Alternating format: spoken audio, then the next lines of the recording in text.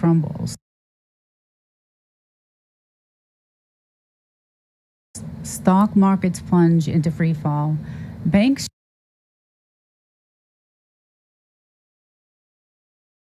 shut their doors overnight. Governments scramble printing money that buys nothing but panic. Our jobs are vanishing like smoke.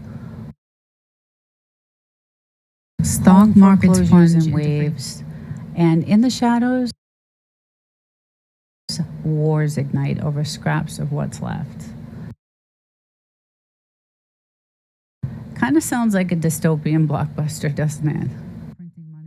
But it's not. It's the prediction of one man who has nailed it before, actually twice. And if history is any guide, 2026 could be the year the global financial system finally breaks. Welcome back to the channel. Today I will discover the forces shaping our future and diving deep into the chilling forecast that's got economists whispering and investors sweating, and that is the global collapse of 2026 as foretold by Fred Harrison. Who is Fred Harrison? Well, stick around because you will find out who Fred Harrison is, and by the end of this video you'll know exactly how to protect yourself, or at least spot the signs before it's too late. Okay, so who is Fred Harrison? He's not your typical suit and tie pundit. He's a British economist, a journalist, and a land reform advocate, and he spent decades dissecting the hidden rhythms of the economy. Let's cut to a clip of Fred Harrison. Fred, you famously, in article in the popular press, especially the Daily Mail for some reason, are famed as the man who predicted the last two recessions. Now, according to your theory, that means the next recession is here. It's about to come next year.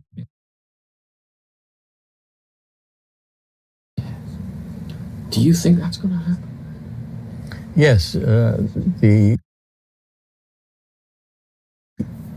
we're talking about a pattern, a cycle that's been going on for hundreds of years, with deviations only if there's a world war.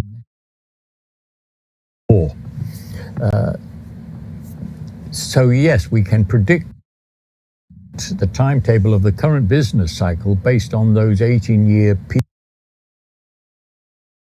periodicities. This current cycle did suffer a traumatic effect, which was the pandemic. But what that did was to bring forward the peak in house prices that we would otherwise be experiencing today in 2025 and in 2026. So we've banked the increase in house prices, and we're careering towards the end of the cycle with the politicians doing everything they can to make it happen. They are boosting the housing market as best they can because they think that's the way to curry favor with the home buyers. They are adding taxes to burden the workers because they're desperate about not balancing their books.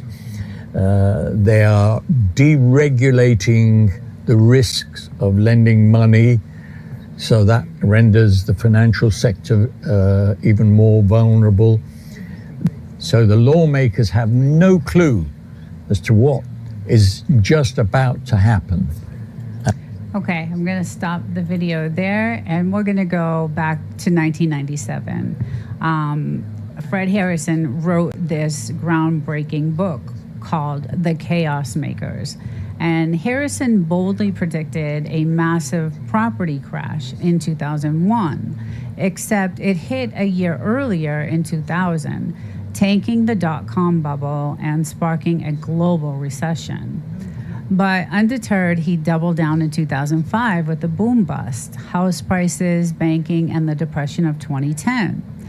And the world laughed until 2008, when subprime mortgages imploded, banks teetered on the brink, and the Great Recession swallowed trillions. Harrison wasn't guessing. He was reading the tea leaves of a pattern most ignore, the 18-year property cycle. Let's cut back into that video. And that's the trauma that we're now in. We are locked into a peak behavior which will result in the termination of house prices over the next 12 to 18 months, sometimes earlier, as is happening in America. It's already begun extensively. And then when one precipitating event happens, it might not be in the housing market to start with. It might be that, the rents that we were expecting to get out of investment in AI companies are not being generated. Goodness, we poured hundreds of billions into sponsoring artificial intelligence and we've wasted our money. Bingo. That brings everything to a halt. But it will actually be because of the growth of privatized rents from all sectors, from housing to artificial intelligence and other ways to reap those unearned incomes, that will cause the end of the cycle. And the fallout will be far worse than what we experienced between 2008 and 2010. Okay, we'll stop the video right there. So here's the genius and also the terror of Harrison's theory. He says in his book that land isn't just dirt, it's the golden goose of modern capitalism. Every 18 years, like clockwork, property values surge in a euphoric boom. Investors pile in, speculators frenzy, governments juice the pot with easy credit, and then prices skyrocketing, creating illusionary wealth that props up stocks and jobs and everything. But it's a bubble that's built on sand. Inevitably, the mania peaks, credit tightens, and the bust crashes down, wiping out that fake prosperity and dragging the whole economy into the abyss. Kind of sounds like what's happening right now. So we're going to fast forward to right now, and Harrison's clock is ticking louder than ever. In that interview in September of 2025, he reaffirms the peak hits in 2026, but the actual crash doesn't happen until 2027. But he also says that this one is different, it's bigger, it's badder, and it's also global. The pandemic threw a wrench in the works, for sure, he says. That mid-cycle dip, it came right on schedule in 2019. Then, boom, pandemics, trillions in stimulus, wars in Ukraine and the Middle East, governments funneled cash straight into housing, deregulating lending for first-time buyers who could borrow, listen to this, up to 6 times their income, like smoke, home foreclosures in waves, and in the shadows, wars ignite over scraps of what's left. Kind of sounds like a dystopian blockbuster, doesn't it? But it's not. It's the prediction of one man who has nailed it before, actually twice. And if history is any guide, 2026 could be the year the global financial system finally breaks. Welcome back to the channel. Today I will discover the forces shaping our future and diving deep into the chilling forecast that's got economists whispering and investors sweating. And that is the global collapse of 2026 as foretold by Fred Harrison. Who is Fred Harrison? Well, stick around because you will find out who Fred Harrison is, and by the end of this video, you'll know exactly how to protect yourself or at least spot the signs before it's too late. Okay, so who is Fred Harrison?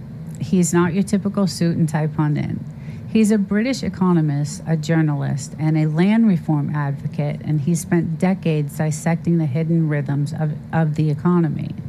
Let's cut to a clip of Fred Harrison. Fred, you famously, in article in the popular press, especially the Daily Mail for some reason, are famed as the man who predicted the last two recessions. Now, according to your theory, that means the next recession is here. It's about to come next year. Do you think that's going to happen? Yes, we're talking about a pattern, a cycle that's been going on for hundreds of years, with deviations only if there's a world war.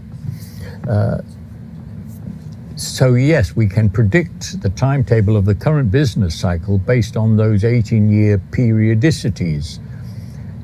This current cycle did suffer a traumatic effect, which was the pandemic.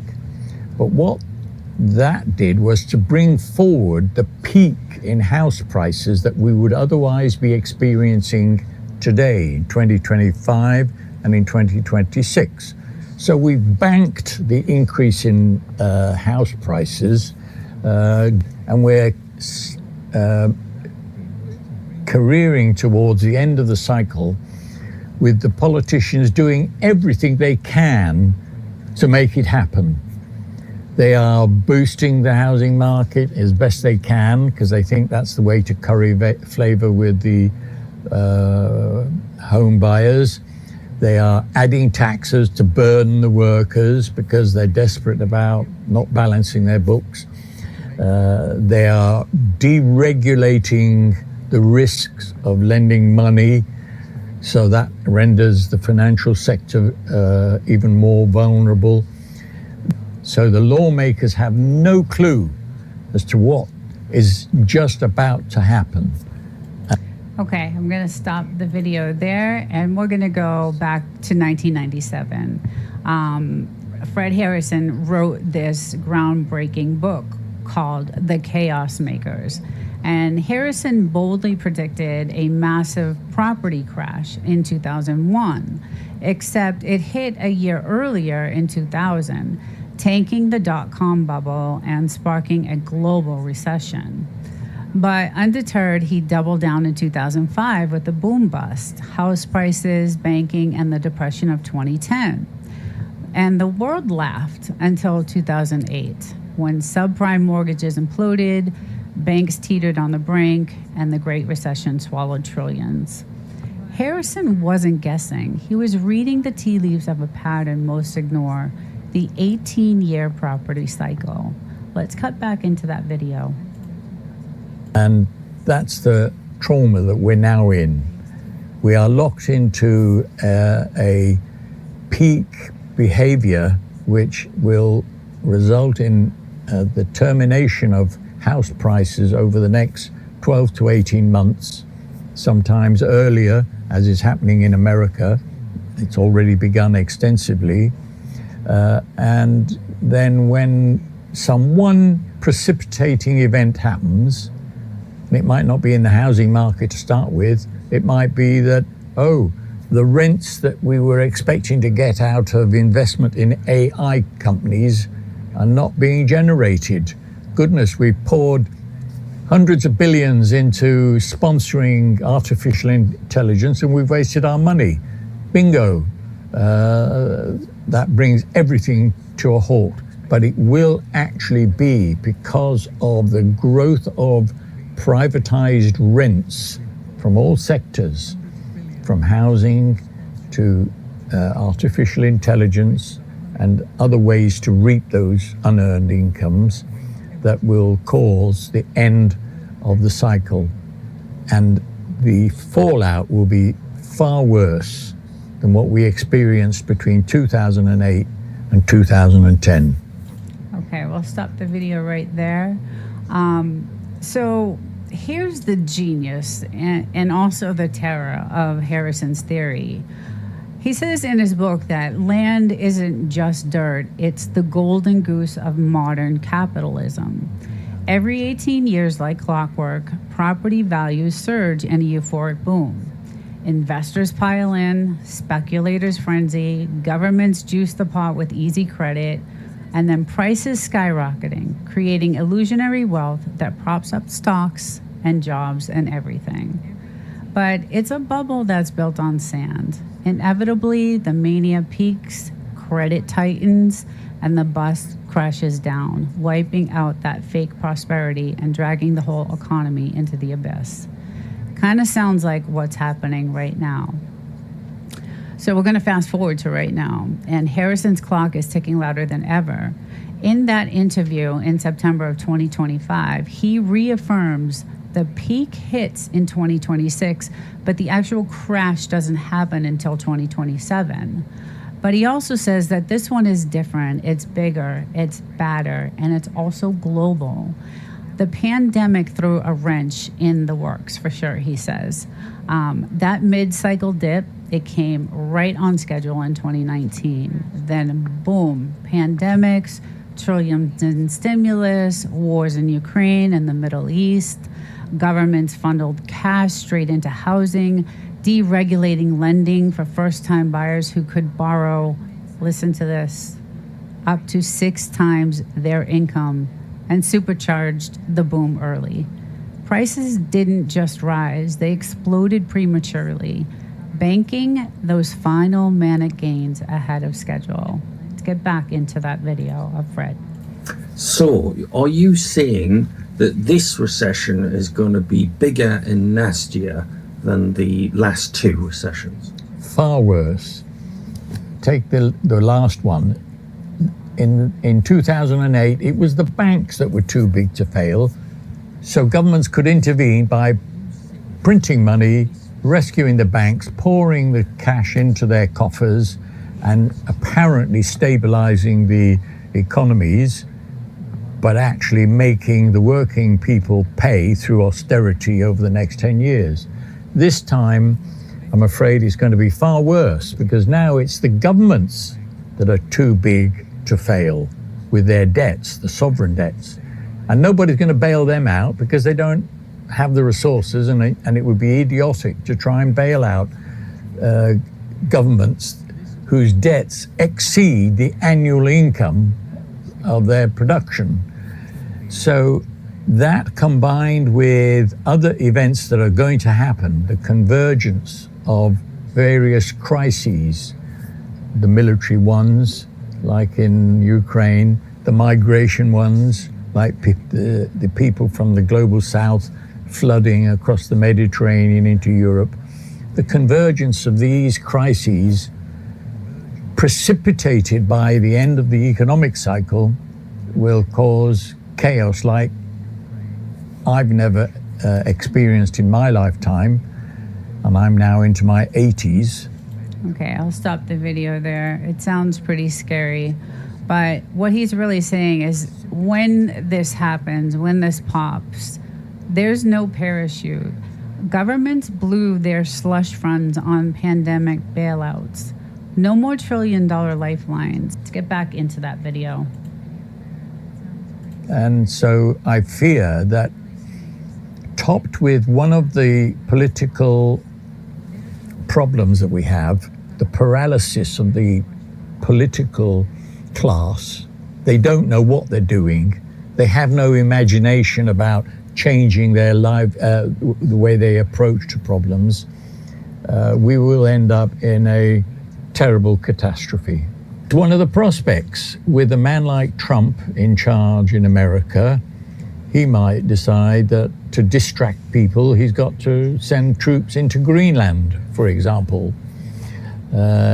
He might get more aggressive with Mexico. He's already sending a warship down to deal with the drug peddlers in Latin America.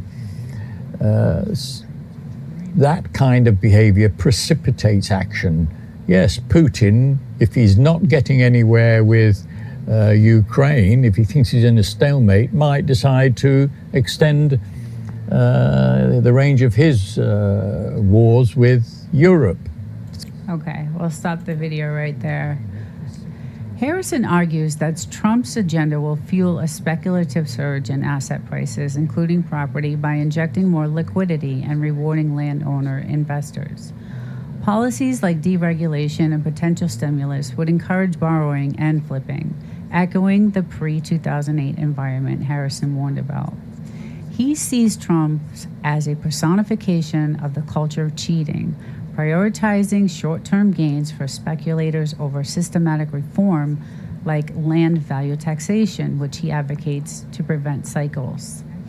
Harrison warns of Trump's tariffs, but by late 2026, he predicts the governments will be bankrupt. They'll be completely bankrupt. They'll be overwhelmed by bailouts for crashing banks and property funds, and with Trump's fiscal expansion worsening this. I will leave the link to that video of Fred Harrison. It goes into detail of what he predicts for 2026. There's a lot of information in that video, but it's really a wake-up call. So in that full video, he'll break down the warning signs that are flashing right now and what it means for your wallet and Harrison's radical fix. Hit the like button if you like this video and subscribe for more unfiltered truth. Drop your comments below and I'll see you in the next video. Thanks for watching. Where I got the information from. It's good to promote those channels. Some of those channels are super cute and have really cute, videos of their dogs. And so I do have notes on Saturdays. The plus of a teleprompter is that you're forced to look at the camera. That's the other thing that's good about a teleprompter is that you are, like I'm looking over here at the chat when I should actually be looking here at you guys. It forces you to, it does force you to, look at the camera and have that eye contact with the people, because that's what people come to see, right? They come to see you, they come to see your message. You're doing a lot of things right, for sure. Just keep doing what you're doing and you'll get where you want to be. Thank you, Belt Loop. I really hope so. I should use notes more. Most of the time I just stumble through a one take and try to weave it all together, but I'm not against notes or teleprompters, etc. Yeah, well, Real Thoughts, you don't need anything. You're really a really good speaker. You're just really good. I tend to say I do a lot of ums, and I have to actually physically think. I have a little ADHD. I take medication for that. I just have a lot of issues. So I tend to have to really think. And that's why when I do the AI videos, I use the teleprompter, but it is written from all the research that I do. I do not go to scripts. I don't like scripts. Half the time the scripts are incorrect. The information's not correct. So I would probably forget things, possibly make up some things, and then be wait a minute, that really happened, or did I dream it? That's true, Wild Child. That's one of the reasons why I tend to use a teleprompter when I'm doing my AI, and that's pretty much the only time I use it. I don't I want to make sure, like I said, and Bell Loop, you forget stuff too, so I just want to make sure that I get the message out the right way. And like I said, if I'm writing, when I write my script, my own script, some of the times I don't, it doesn't come out correctly. So I'll go to the AI and I'll say, can you rephrase this in this type of way to get my point across in that video? And then that's when I'll use AI just to reword things and make sure it's coming out and the information is correct, and things like that. But I found, if you go back to my very first video, AI took our jobs, that was from a script, and it was horrible. It was horrible. I was not myself. And I think I said this on the source. You could totally tell that was my very first video. I was just the worst. And it's called AI Took Our Jobs. I used a thumbnail from South Park. And that was a totally scripted absolutely 100% script from, I believe it was either Gemini that did the script. I had AI do it because it was my very first time. I had no idea what I was doing. And that video is horrific. And I said after that, no, I just can't do it. I could see using a script if you were doing a voiceover. I know I do. I live in a glass house, LOL. I do use to. I'm working. I'm getting better.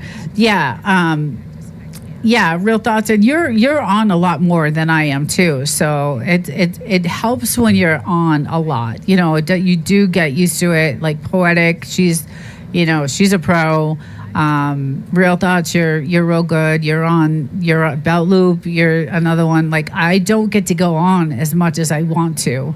So I do the 2 lives on the weekends. Those are my 2 lives that I do. And then I try to do, 1 video during the week. One AI video, which takes a lot of research, and every now and again I'll do a live on. Like tonight was not prepared. I was not prepared to do a live tonight. I just said, you know what? I'm bored. I want to just talk about stuff, and I'm just going to go live and see what happens. And it ended up being a really good live, and I'm having a great time, and I'm glad everybody joined, and I love everybody in this chat, and I've met so many good people, and this was not prepared. So sometimes I'll do a live during the week if I don't have any other research or anything else that I have to do. But I do love doing this. I absolutely love it. I absolutely love doing this. It's fun. I like doing the research. I like meeting people. At a business conference, I counted the filler words, yes, of the speakers. The higher in title they went, the less filler words they used.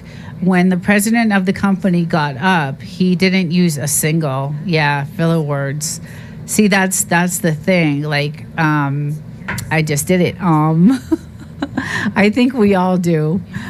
So I tend to have to, sit there and think about what I'm going to say. So that's why I have the teleprompter from my AI videos, so that I don't have to say, and this and that, and because I tend to do that a lot. So that's the other thing that I need to work on really bad on these, on my videos.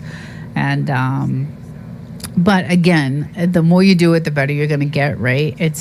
I've been doing this for like 6 months now. So, I think we all do it. Interesting observation. Your original jobs video on YouTube was redone. So if people see it, it's not the original. Oh, okay. Oh, you re-edited it? Okay, so if JK is my husband, everybody. So your original jobs video on YouTube was redone. So if people see it, it's not the original. Okay, I didn't know that. I thought it was the real one. It's been a great live stream. Yes, it has. And it's actually been a long live stream. So it's been about 2.5 hours, and it's way past my bedtime. I'm probably going to end this live stream. I really appreciate you guys. I thank you so much for joining in and having conversation. This was really, really fun.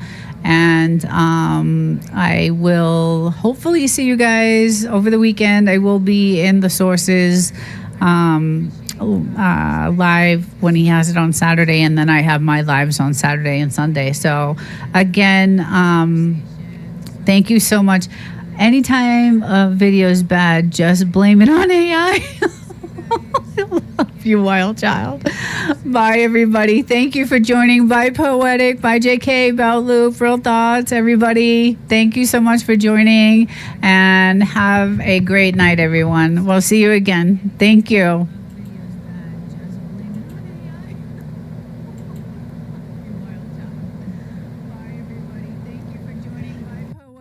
It seems to be okay for me. Okay, good. Okay. And bulldogs and okay, cool, awesome. It may get better. I'm not sure. They should be done. Like, I think they finish at 5. I don't know what's going to happen after that. But so yes, the topic tonight is content creators are noticing that their sub watch hours are dropping off. Their watch hours, their likes, everything is falling off. And we believe that YouTube may have a formula that assigns a weight or a scale of significance in the form of a timer, which is specific to every user type. So, for instance, does an unverified user who views, likes, subscribes have the same impact as a verified or monetized account? We don't think so. I highly doubt it. I just don't think so. So using analytics, my team believes that there are timers. We don't know the precise formula, but we are certain there are. And it's likely associated with participation. So an example is an unverified account hits the like button. A timer may be associated with that event, say a 30-day timer. If the user then returns on the 29th day, does it reset? Does the timer reset? And this is something that we're looking into. But what if a well-established monetized account gives a thumbs up? Does that last 30 days or 365 days? Or what if they don't return to the channel again at all? This is what my team has been working on to try to figure out. We don't know that. We don't know what it is. So we've done, this over the past week, we've, done some experiments. But so there is another potential issue, and it's rewatching content. And we believe everyone gets a one-time view in a certain allotted amount of time. Again, a timer. And we're fairly certain that YouTube has a verification process. So you may see your hours in your analytics, only then to drop off, just like subs. They're here today and they're gone tomorrow. Could be because of the account type. It could be rewatched content, or it could be a timer. YouTube is well aware of bot farms. So some would agree the drop-off is due to the rolling 365-day timer.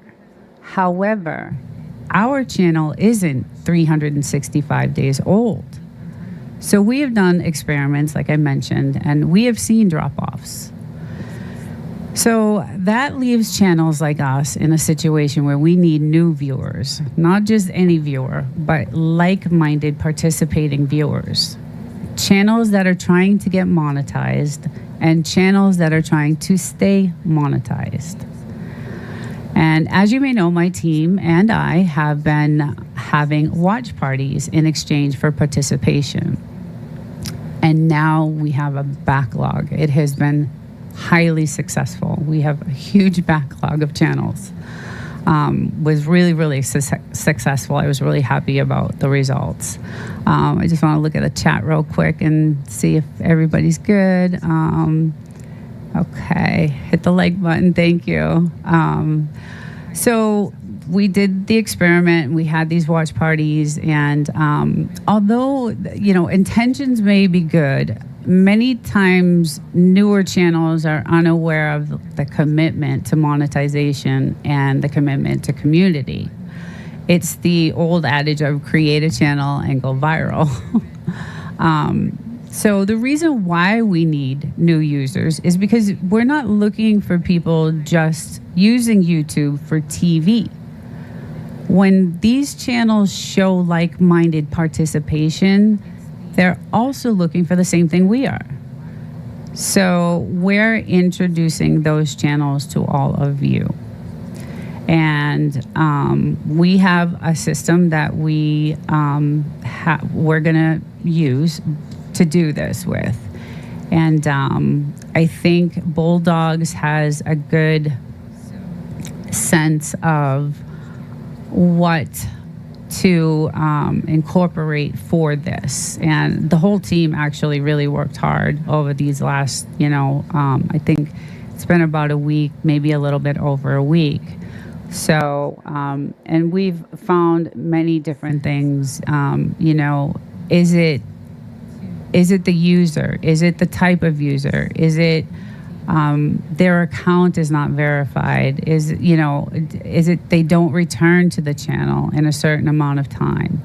So we think that it's definitely something to do, like I said, with a weight or a scale of significance in the form of a timer. And it's really specific to every user. And does an unverified user who views and likes, subscribe have the same impact as a verified monetized account? We seem to think that it's not the case. We highly doubt it. So what do you guys think about that? Do you guys think that, an unverified user who subscribes and likes has the same impact as a channel that's been out there for 10 years maybe? I don't think that is the case. And then so we incorporated some analytics, and we did some experiments, which were really cool. And like I said, we don't know the formula. We're not certain of what it is, but we think it's likely associated with participation. And we found that to be true. Nope. We know it doesn't. Okay. Yeah. We did a lot. It was so successful what we did over the last couple of, like I said, maybe a little bit over a week, that we have channels just coming to us. We're like in a backlog of, exchanging and watching playlists and exchanging watch hours. And it was super. I did really well. My channel did really well with hours. So how do you know who is verified? That's a really good question. So a verified account, I believe, is... okay, so I was in a chat the other day, and there was someone who said that they can't get subs. There was an issue where they had a channel, and I went to the channel, and they had like 214 subscribers. And Bulldogs, if you know anything about this, we don't, but we know who subs most of the. Oh, we know who subs most of the live. But what I was going to say is that when I was in this live, this person wasn't able to get subscribers, which I didn't understand. I never heard of anything like that, because I went to his channel and he had 214 subscribers. So YouTube has a verification process, and maybe some of these channels are not verified. Like maybe something was wrong with his channel. There could have been like, a score against him or something that YouTube doesn't allow him to get subscribers, and he was not a verified account. But Bulldogs, we don't, but we know who subs most of the lives, and that's what kind of we went by. I have a check mark, and that means my channel is verified. You have a check mark, and that means the channel is. I've never seen the check mark, but I see it on your channel now. We have used unverified to run experiments, right? And we ran old content that doesn't have an action. So that's one of the experiments we did was we ran some content on our channel, and we got the hours. But it dropped off like 48 hours later. It was the hours were gone.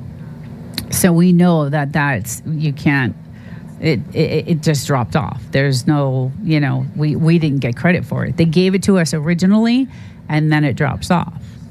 So we know it has something to do with this timer and, YouTube's formula. Whether it's we don't know the timing, but by the experiment that we have done, let's see, the check mark is for any channels that had over 100K. Okay, so does that mean that no one is verified unless it has a check mark? I didn't think that was the case. I think, let's see. Well, that is why we haven't seen it much, right? Because we deal with the smaller channels. And that's why it's been so successful, is because we're gearing this towards people who are like us, small. We're gearing this to people who are trying to get monetized, and people who have channels that are monetized but haven't had, action on their channel. That is right. Yeah. So that's how we've seen, and now these small channels are coming to us, and my hours are staying. Like I said, we don't know what that timing is. It could be, someone comes to your channel in 30 days, okay? And then 30 days they come back, or 29 days they come back, and they just go to a video and watch a couple minutes of it and hit the like. That may reset the timer and keep that, and keep it, and keep your hours and your views and your subs, and it may have something to do with that. We think after the experiments that we have done, and we've done so many experiments and we've ran so many analytics. Okay, hold on, I can't see. We've treaded water with lives that have lots of subs from non-content creators, and they drop off, right? And we've seen that. I mean, we have done so many different things, and what it came down to is a timing thing. It was something, there's some sort of formula. Lots of subs.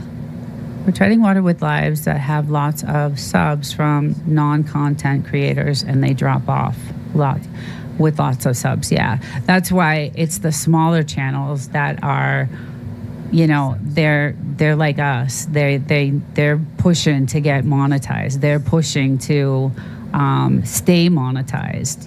They don't have the flow coming back to their channels. So, now these smaller channels we're backlogged with, watching these watching training watch hours, and it worked out so well for me. Like, it just worked out really well. But the thing is how do I keep that, right? How do I keep those? And we think there's a timer involved in this, in YouTube's formula. What that is, we're not sure. But I would say I thought it could be a 30-day. That's what I thought. Now, some argue it's this 365-day rolling, period of time. But so I don't see any of what you are I don't see any of what you were talking about. You don't see any of that on your channel because you are over 100,000. We're seeing this with I keep growing and get lots of views. Okay. How often do you go live?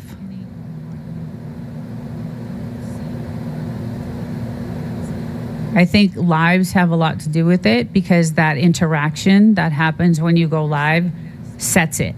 Like it actually has something to do with that timer. So we also think that may, have something to do with that.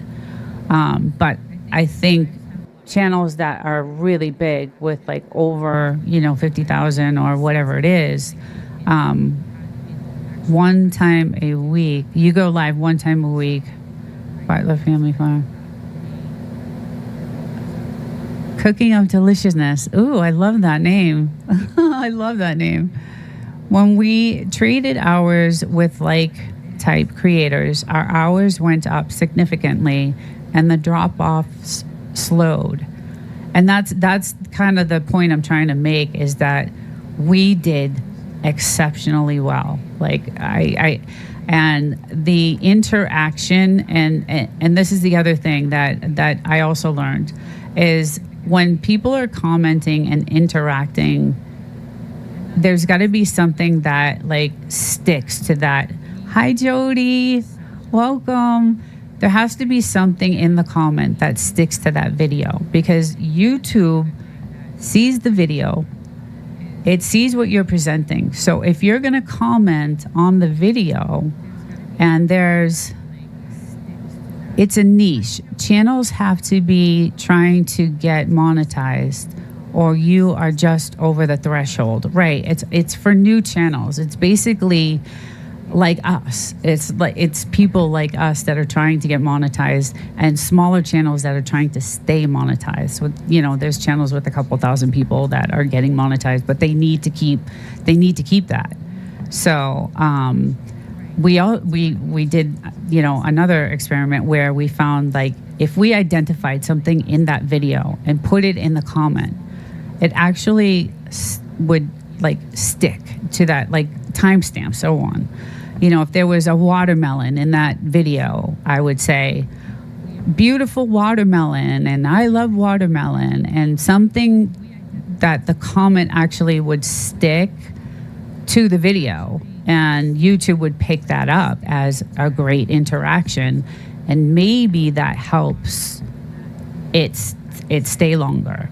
Like I said, we don't know what that is, but we know it has something to do with timing. We think that the formula has something to do with timing. Let's see, Jody, I just want to let you know, I watched your Monday show and it was really good. It was really, really good. I enjoyed it a lot. It was excellent. You did a great job. I love the stories like that. Larger channels have a rotation. Little channels that have 20 or 30 subs a week see the drop off. Yes. Okay. So that's another thing we found, that the larger channels, they have a rotation, and the little channels that have 20 or 30 subs a week see the drop off. And that's what it is. It's all about like the smaller channels. And I think that timing has to do with something with that. Maybe large channels are less likely to use bot farms. And that's another thing. I was watching a video of someone explaining this, and he had a couple 100,000 people on his channel, and he said, I'm not like you guys. I don't have to deal with, you know, trying to get, you know, monetized and trying to keep, because he had, you know, 300,000 people. So he was like, I don't have to deal with any of that stuff. YouTube may scrutinize. Can you elaborate on that?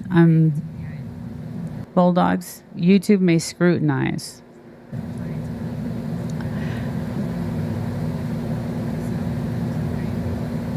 Scrutinize the larger channels, or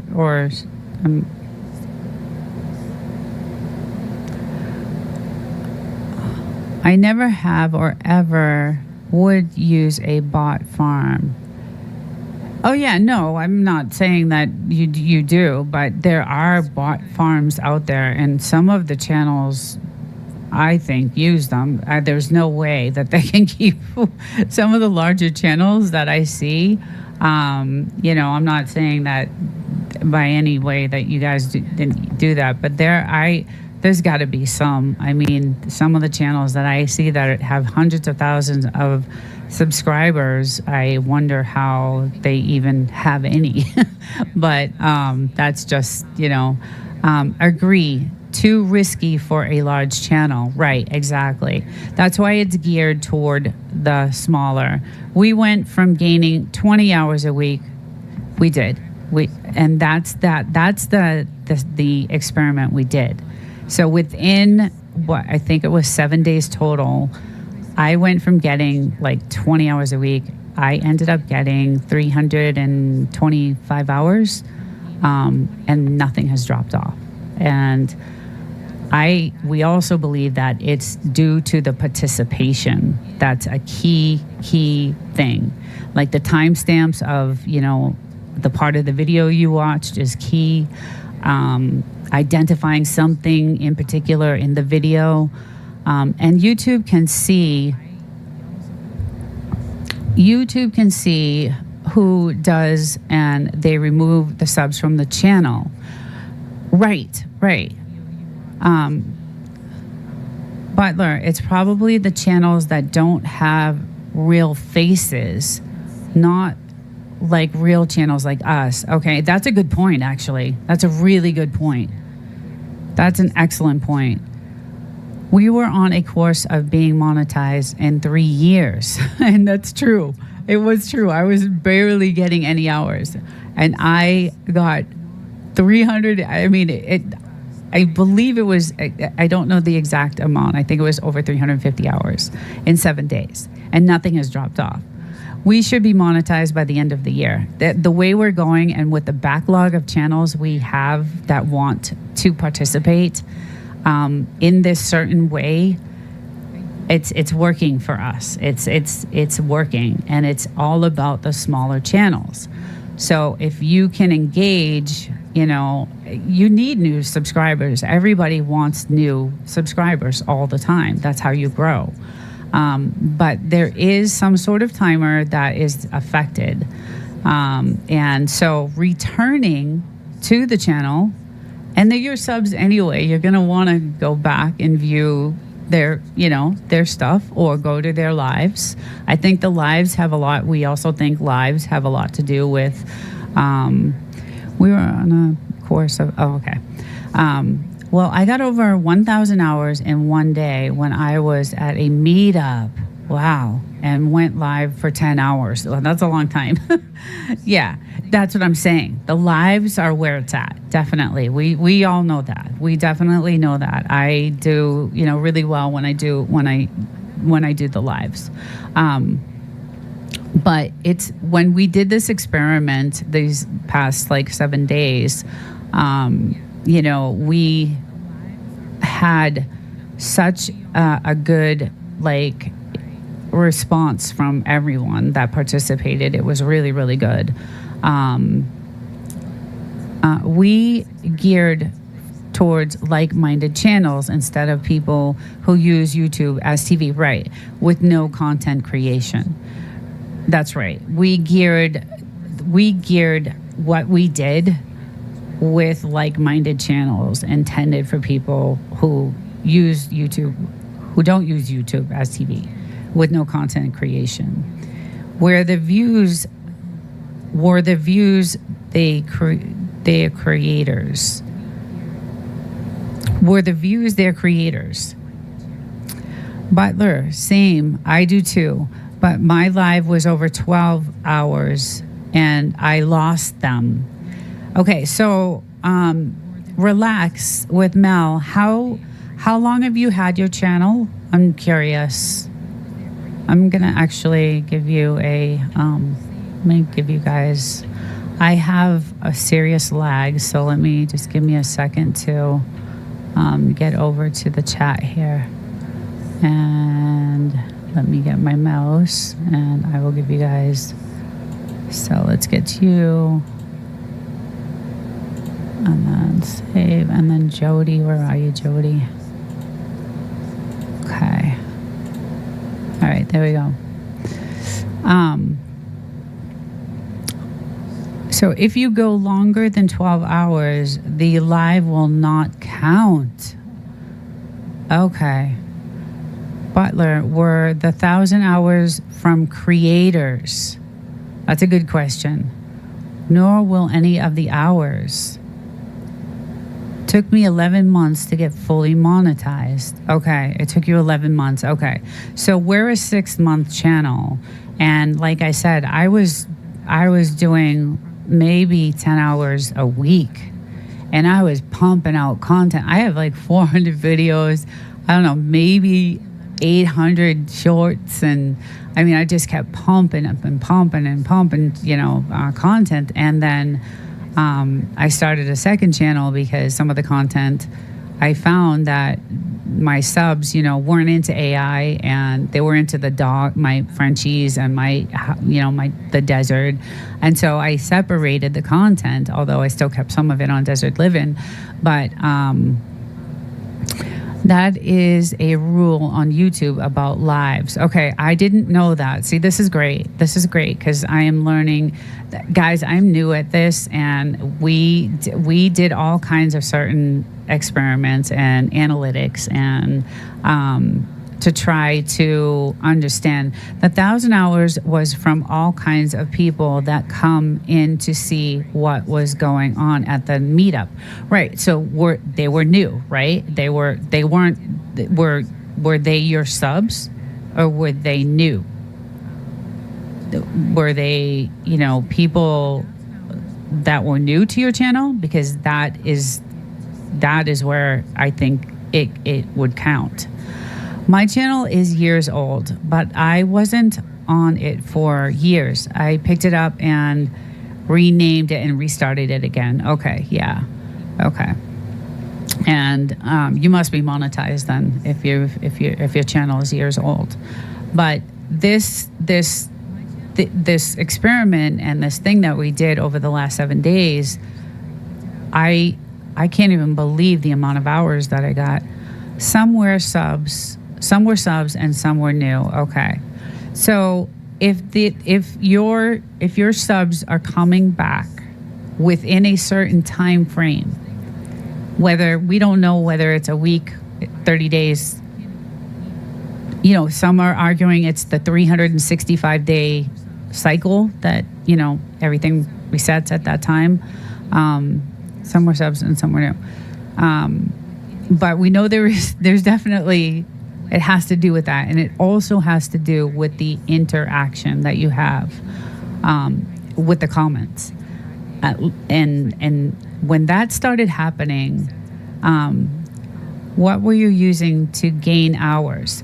So Jody, what we did is we started asking others because it just so happened I was in a chat and someone came to me and said, hey, do you want to swap playlists or swap watch hours? And it was the first time I was asked. I didn't even know why they were asking. And then after I figured it out. Oh, this is to gain hours. So I and others use EVMux as a streaming tool, and you can't go longer than 6 hours on that streaming tool. I'm going to be using that, Butler family. I am sold on that. I talked to Bout Loop and Devil Dog and Ed, and we had a long conversation about that. And I'm going to be going from OBS to EVMux. I love it. I think it's amazing. I can't wait to use it. I wanted to use it tonight, but I didn't, because of what's going on. I was like, I'm not going to mess up anything. It wasn't monetized previously. I lost a lot of subs when I rebranded it. Basically, I was starting over 1 year ago. When I got my 1,000 hours, I did not do and that about the comments, nor did I type in the chat at all. And they stuck those hours. There was no drop off on that. We have people that didn't return to the channel, sometimes between 30 to 45 days, and they dropped off. Right. How do you spell that? Okay, I got my 1,000 hours, and I didn't do that in the comments, nor did I type in the chat at all. And you still got the credit for the hours. Nothing dropped off on your analytics. No drop off at all. So there was no time frame that you noticed any hours dropping off. You kept, everything was kept. Maybe because you're such a large family. How many years ago was the 1,000 hours? Because YouTube changed in February. They changed their policy in February, right? So new content creators don't have to get 1,000 subscribers. It's 500 now, right? So they did change. They did change that. So maybe that has something to do with it too. So we're trying all these different types of experiments, and we're trying to figure out. We know it has something to do with the timing. We definitely know. We think we're pretty sure that there's some sort of weight system or scaling system, but it also has to do with the user itself, and it also has to do with interaction. These are channels out there that proved it. Those videos are out there. I find it strange that YouTube are removing subs. I'm still subscribed to channels I subbed to 10 years ago, even though I'm not watching them. 3 years ago, okay, Butler family, 3 years ago when you had to have 4,000 hours and 1,000 subs. Okay, yeah, that was, yeah, right. That's a lot to kind of get to in 365 days in a year. I mean, you would have to be on YouTube 24/7. Right. You are a creator. Right, exactly. And that's another thing. They are the creators. So if you're not getting, so I guess, are these people still on your channel? Like, hi Webs Web. Hi, how are you? Welcome in. We're getting into the nitty gritty here of watch hours and all the testing we did this past few days, and all the experiments that we did, and how well we actually made out with hours. I mean, it would have taken me months to get 350, 60 hours. It would have taken me months to get that. And I got that in 7 days. So and now we have a backlog of people, smaller channels like us, that want to get to monetization, that want to stay monetized. And some of the channels are, they have 2,000 subscribers. So, oh no, buffering back. Okay. Yeah, darn it. I see it here on YouTube. I see it. Yes, I am a creator. I work at YouTube. Hey, Rob. Oh no, buffering back. Hey, Jerry. You guys. Yeah, it's really bad buffering. Let's see. Oh God, my luck, right? Hopefully it'll stop. He decided today, for anybody who's new in the chat, to install internet in everyone's apartment today. So they're messing around with the internet, and of course it had to be on the day where I'm doing it live. My luck.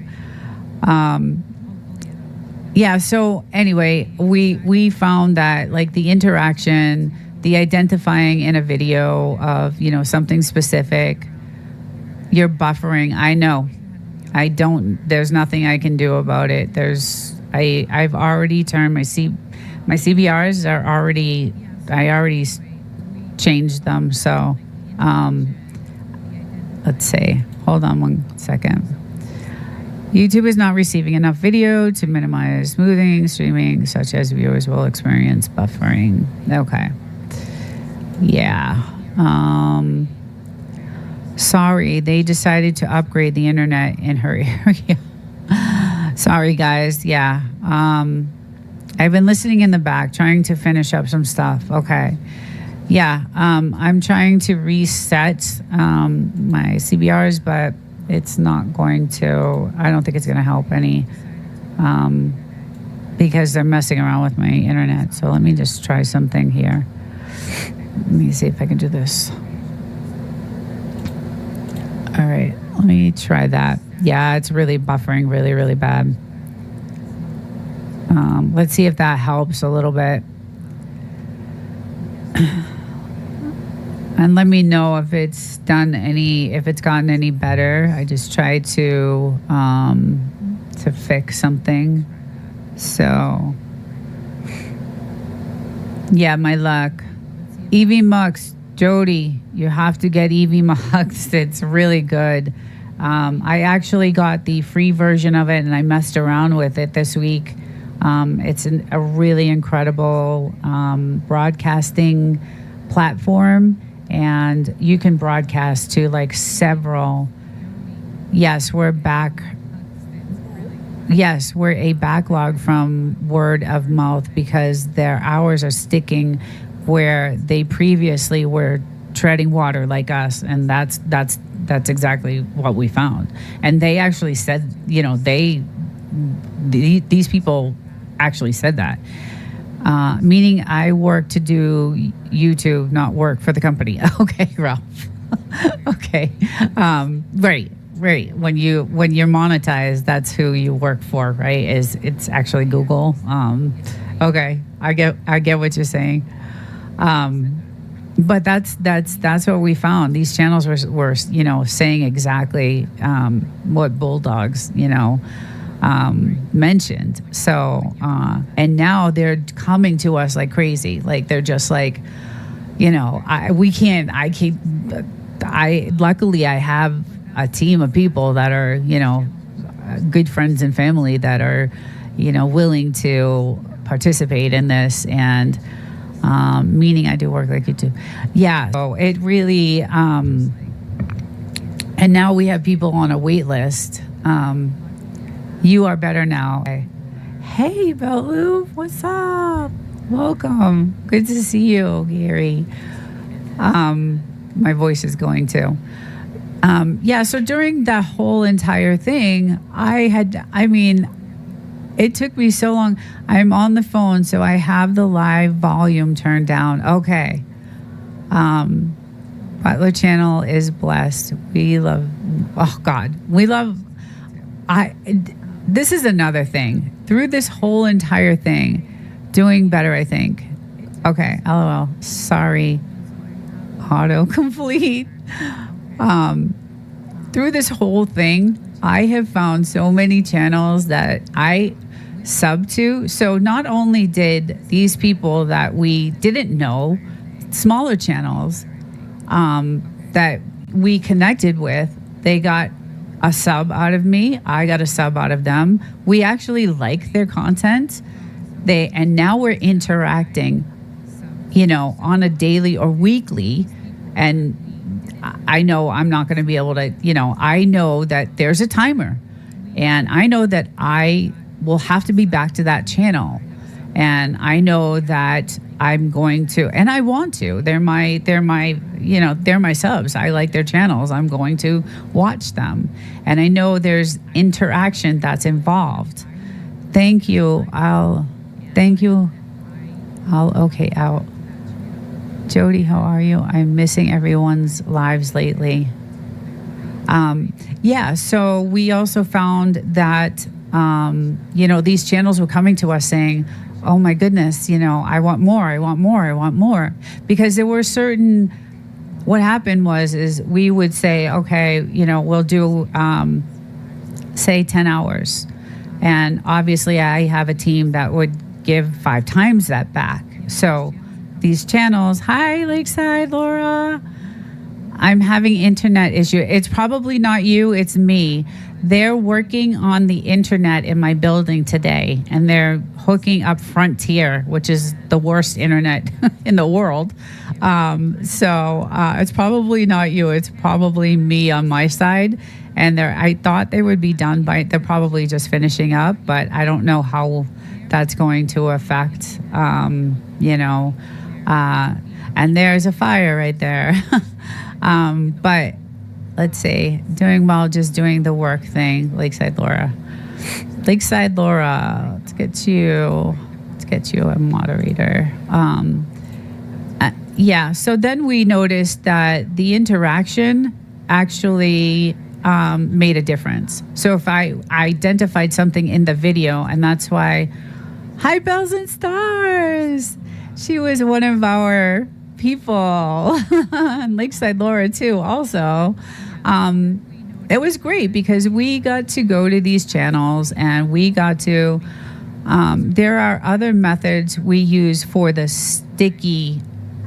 Again, it's for little channels right around monetization, exactly. And that's what this is all about. It's not about, can it work for the bigger channels? I maybe, if people are coming back every 20 days or every 30 days, or maybe, we don't know what that timer is. We don't know, but we know what we do know is that if you are,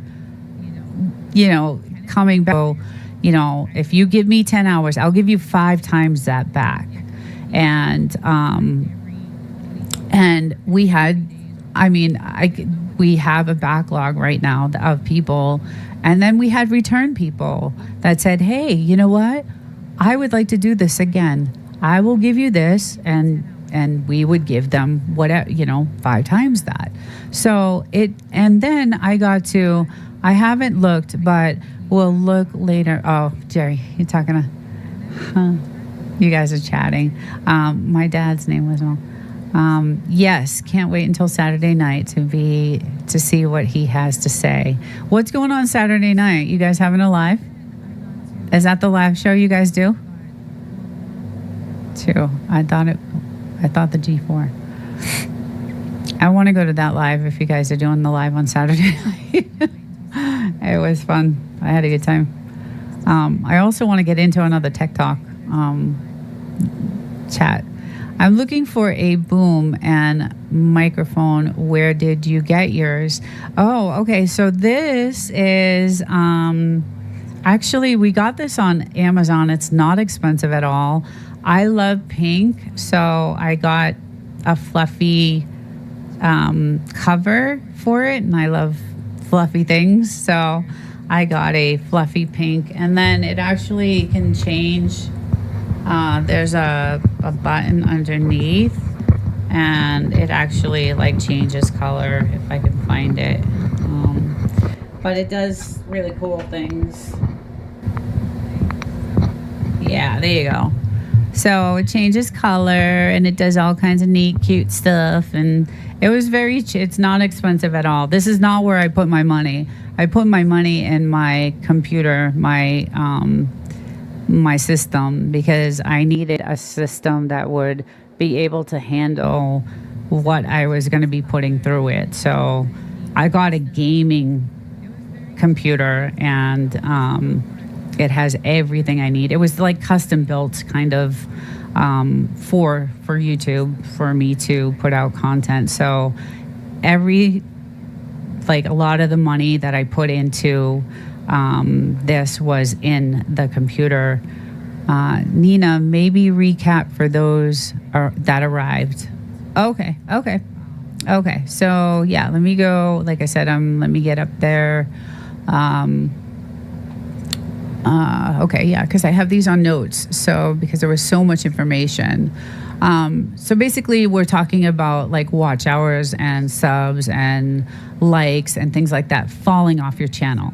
That's the topic of this this live that I'm doing, and we believe that there's a formula that's assigned, or a weight scale, a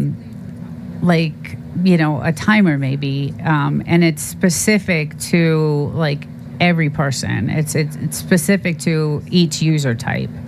And so the question was, does an unverified user who views and likes and subscribes have the same impact as a verified or monetized account? And after we did this whole experiment over these last few days, we don't think that that's the case. We using the analytics, that my team has analytics, and we have these different programs that we use. We believe that there's definitely timers. That's part of YouTube's formula, but and we also think that those timers have the participation has something to do with that formula also. So when you're commenting, identifying something specific in the video and things like that. So if an example is an unverified account that hits the like button A timer may be associated. So if an unverified account comes to your channel and they hit the like button, a timer is set. It clicks on, something clicks when that interaction happens. And then the person returns back to the site within that 29 days or 30 days or whatever that timer is. Does it reset? Does it actually reset, or what happens? It will be interesting. Butler Family Farm and Devil Dog and Belt Loop does their live every Saturday night starting at 7. Okay, yes, I will be at that. I have been looking everywhere. I guess I will tell the ball and chain. We got it on Amazon. That's where I bought it, and I forget the name of it, but it was very cheap. It wasn't cheap at all. If you get something cheap like this, I think it was like $40. When you're broadcasting, you're going to have to mess with your dB levels on your broadcasting program. So, because I found that when I first started using this, it was really bad. Like, it was really, really bad. It wasn't clear. It wasn't. So I went in and started messing around with, the dBs and finding the right clarity that I need. And then I, let's see here. I got someone actually hitting me up here. Okay. Okay, so I am being asked by my team, redo the intro. Yes. Okay, I will start this over. Okay, so the topic is content creators are noticing that their subs and their watch hours and their likes are falling off. Now, we are discussing this. And we believe that YouTube may have a formula that assigns a weight or a scale of significance in a form of a timer, which is specific to every user type. And the question is, does an unverified user who views, likes, and subscribes have the same impact as a verified or monetized account? And after what we did, we don't think so. We highly doubt it. And so using our analytics, my team and my friends and family, who is my team, believe that there are timers, but we don't know the precise formula. We're not certain what that is. But we know that it's likely associated with participation from what we experienced in these last 7 days that we have been doing this. And so an example is an unverified account hits the like button. A timer may be associated with that event, say a 30-day timer. If the user returns on the channel and within that 30 days, say 29 days, does it reset? Does that reset it? And what if a well-established, like Butler Family is a well-established, what if a well-established monetized account gives a thumbs up? Does it last 30 days? Does it last 365 days? Or what if they don't return to the channel again? This is what my team has been working on to figure out. We don't know yet. We're still doing, like I said, we have a backlog of people. No doubt he has a channel that is going viral. No doubt he has a channel that is going viral. She started, 2 months ago? 2 months ago. This is another channel that I just love this channel. It's an amazing channel. Sorry, I'm going off topic. Let me finish the, so, and then there's another potential issue, and it's rewatching content. We believe everyone gets a one-time view in a certain allotted amount of time. Again, there's that timer. And we're fairly certain that YouTube has a verification process. I think we all know that. So you may see your hours in your analytics only to drop off, just like subs. They're here today and they're gone tomorrow. And it could be because of the type of account, the rewatched content, or the timer. And YouTube is well aware of bot farms, so they're on top of that. They're well aware. And then, some would say or argue that the drop off is due to the rolling 365-day timer, because that's what that is. When people say 365, that's a timer. However, our channel is not 365 days old. And we have done experiments and have seen drop-offs. So that leaves channels like us, the smaller channels, in a situation where we need new viewers. Not just any viewer, but like-minded participating viewers. Channels that are trying to get monetized and channels that are trying to stay monetized. It's pretty much for the smaller channels. The larger channels don't have to deal with anything like this. Let me just see what's going on. Just sub, no doubty. I'll get into her. Let me just finish this one last few sentences. Because I'm getting into the watch. This affects actually Laura and Bells and the people that we actually connected with. And so, as you may know, my team has been having these watch parties in exchange for participation. And because of that, we have a huge backlog. It's been very successful, highly successful. And I have gotten over 350 hours in 7 days. Like, I could have never I was getting 20 hours, 30 hours a week. But because of this system, this like-minded small channel, people trying to get to where they're trying to get, what does AI say about this topic? Verified with, okay, so I don't use AI for any type of information. I will not trust AI for any type of information. I just, I may go to AI and ask, because I do coding, I do VBA coding during the day. I may say, hey, I'm having issues with this code, help me out here. And that's what I'll use AI for. But other than that, I don't trust AI. I have several videos about AI and what I think about AI. I think it's dangerous. I don't ask it any type of informational, is it great for content creating? Absolutely. AI is a fun thing to use if you're trying, cartoons and music and all that stuff. It's great.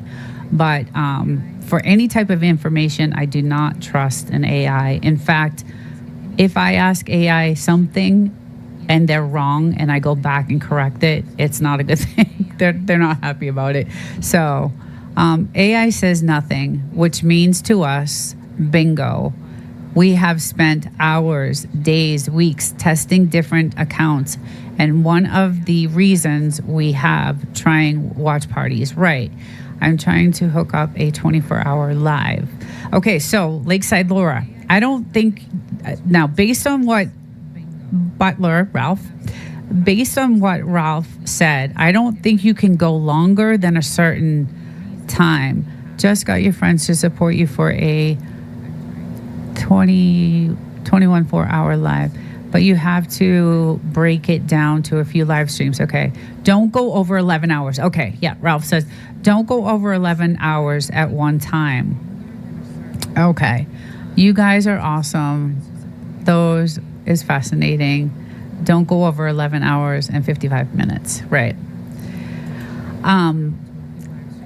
So getting back into the meat of this, we found that, although intentions were good with many new channels, they're unaware of the commitment to monetization and community. And we're talking about tiny channels with like 100 people. So, although when we agreed to do swapping of hours, the intentions were good, but many times the newer channels were unaware of what it meant, what the commitment was to monetization and to community, right? You guys have a huge community. Artler Farm, Devil Dog, Belt Loop, and all you guys, Jerry, and I mean, you guys. I love that. I just love your community. I love it. I just love being a part of that, and it's awesome.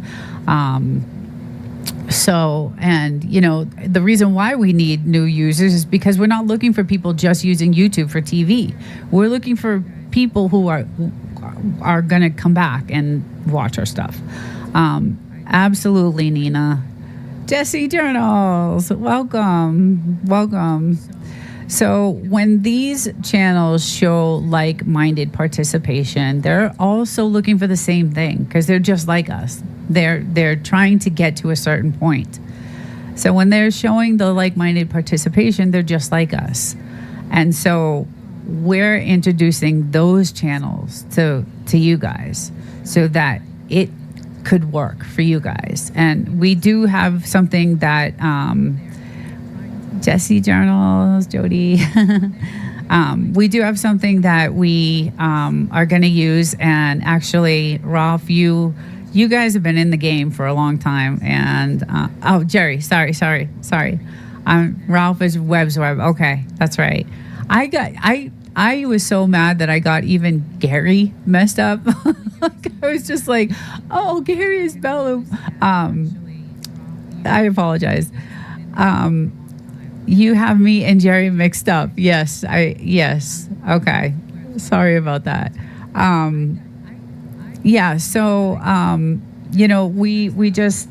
I did amazingly well. Hi, Real Thoughts. Welcome to the chat. We're talking about watch hours and subs falling off and hours falling off and likes falling off and things falling off your channel. And we're talking about maybe that YouTube might have a timing system for when you actually return to the channel and, your participation in the channel that may help that from dropping off. It may help your channel from, having that drop off that everybody see. I can't tell you how many videos I've seen on YouTube about this topic of drop off. Now, it could be YouTube is cleaning house, right? So back in the day, YouTube, when they first started, they were, giving. I mean, they were just building and they were just giving. So it could be that YouTube is cleaning up right now, right? They're getting their, it's saturated. YouTube is saturated. And that's why we've geared toward the smaller channels that are like-minded like us, that are trying to get monetized, and it's working. It's actually working. And then we also found that if you participate in a certain way, that YouTube sees that and it picks it up, like identifying something specific in the video. Like I said, there's a channel that I sub to, and during this whole thing, I found a bunch of great channels, and there's a channel I sub to, and she has lemons and apples, and she does this little cute things with lemon. So when I comment on that specific lemon and apple, and that makes that stick to that video. YouTube sees the lemon and apple, and then it sees the comment of you identifying something in the video, and it makes it stick. And that's what we think is helping, that could be helping that. So there's a bunch of stuff that we're still running through. There's a bunch of analytics that we're still running. Like I said, we have a backlog of people that we're still doing this with. So this is going to be an ongoing thing for us. I'm trying to get monetized, so this has worked out extremely well for me. And I've also met so many great people and subbed to a lot of channels, and I've gotten subs, and just it's been a really, really good JK, of course. Love Eddie like a brother. Yeah, you guys have a tight group. I admire that. It's great. Bunch of smart dudes, you guys. you've been, in YouTube for a long time. But we were going to roll out a system that would allow these smaller channels to kind of connect, but Butler Family Farm and you guys already have something like that. And so I was like, wow, they, of course I should have known. Should have known.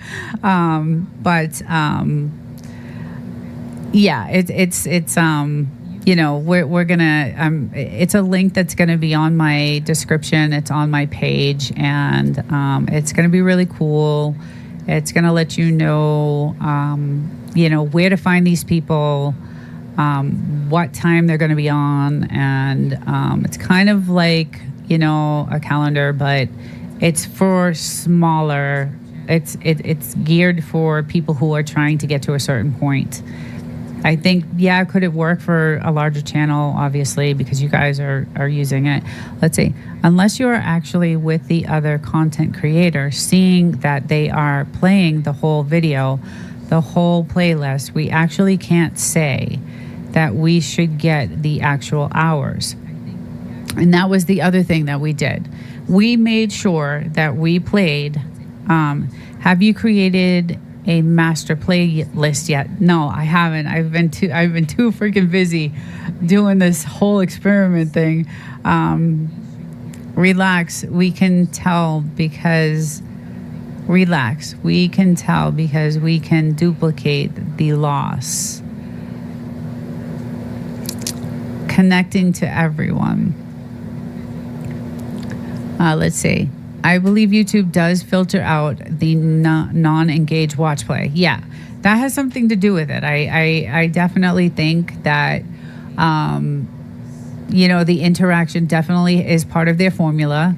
I think the timer, obviously, because they actually say 365 days is their timer. But I think through this, what we had done, we think it's different.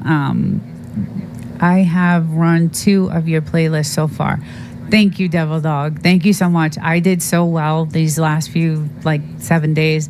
They have their own ecosystem. Right, they have their own ecosystem. So that's why I'm saying it's really geared for the smaller channels who are trying to get to a certain point. When you get a master, let me know. Okay, I will.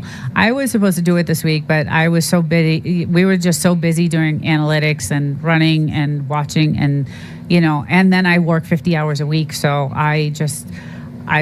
we really wanted to target in on this experiment that we were doing, and we were really focused. A bunch of us were just, so focused on, doing this and trying to get the data, and they are just trying to weed out bot views, etc. And that's what I just said. YouTube is probably cleaning house right now, because all I see on YouTube are channels that are, saying my subs are dropping off and my this is dropping off. And then I think, let's see, they are just trying to weed out. It is easier to just run a master instead of trying to remember. Right. And you guys told me that last weekend when I did the live with you guys last weekend, and I had meant to do that, because it is much easier. It's definitely much easier when you have that one, playlist to go to instead of jumping. But we were just so focused on the analytics and running these experiments. And, we did honestly watch these videos, and we did. You could tell by the comments. I mean, we're hammering, and I can't believe how well I did. Double Roses Twins, hello, how are you? Thank you for joining. You look like a podcaster. That's my goal. That is my goal. And Real Thoughts is the one that I want to have that podcast with, actually. So we kind of I think I would love to do that. I would absolutely love to do that. I love to engage in debating and talking.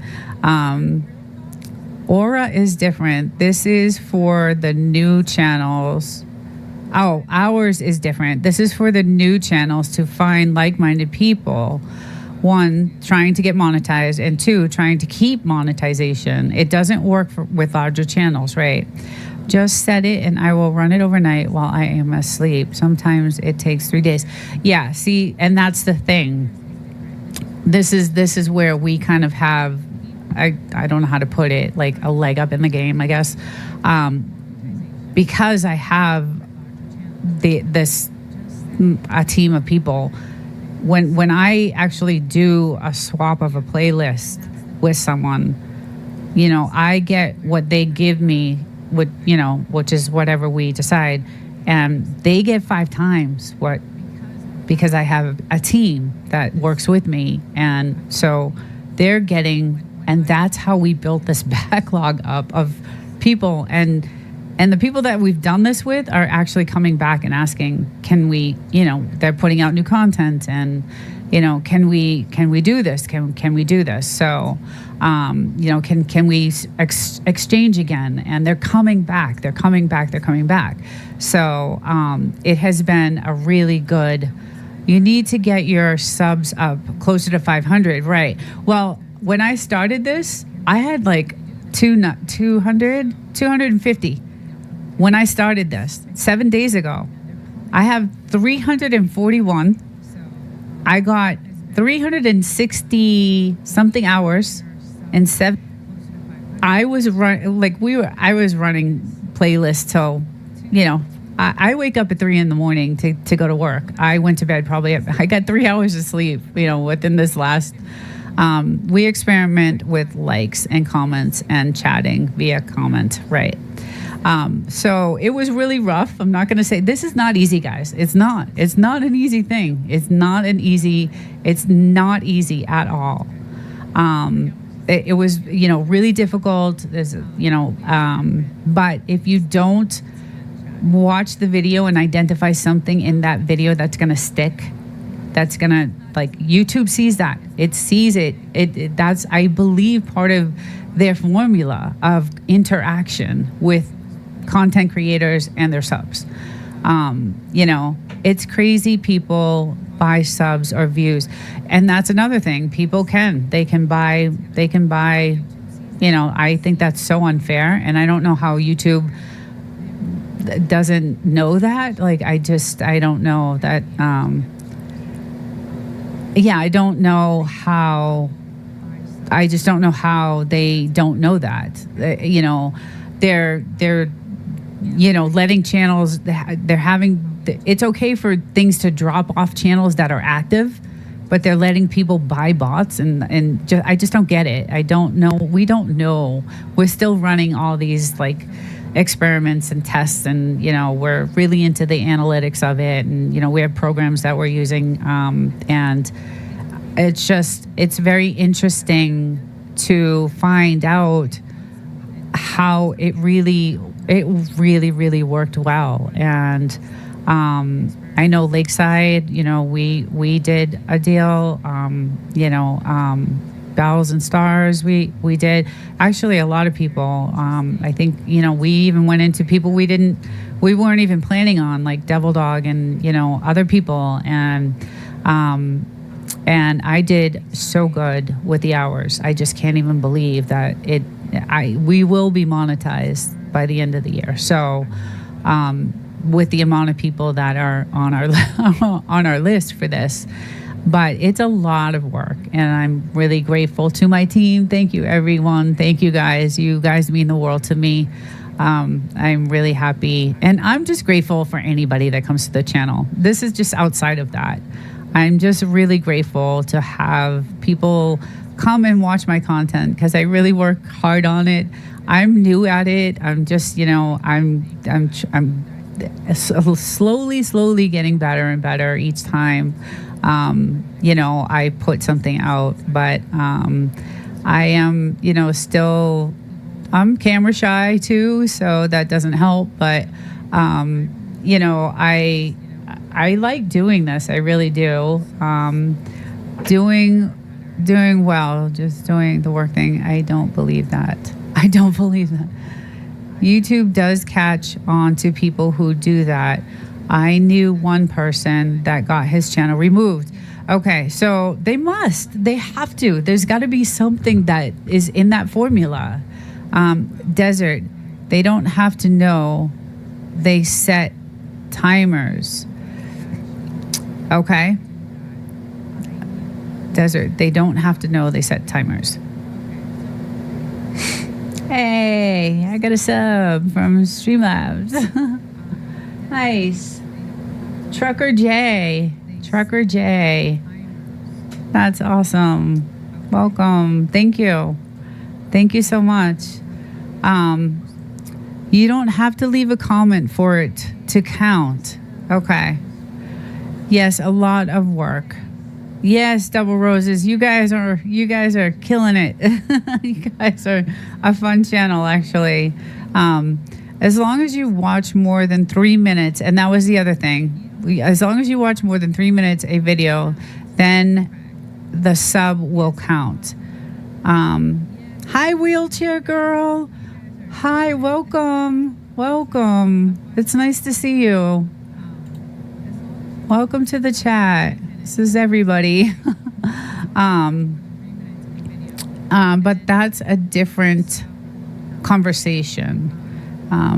You are doing well, Nina. Thank you so much.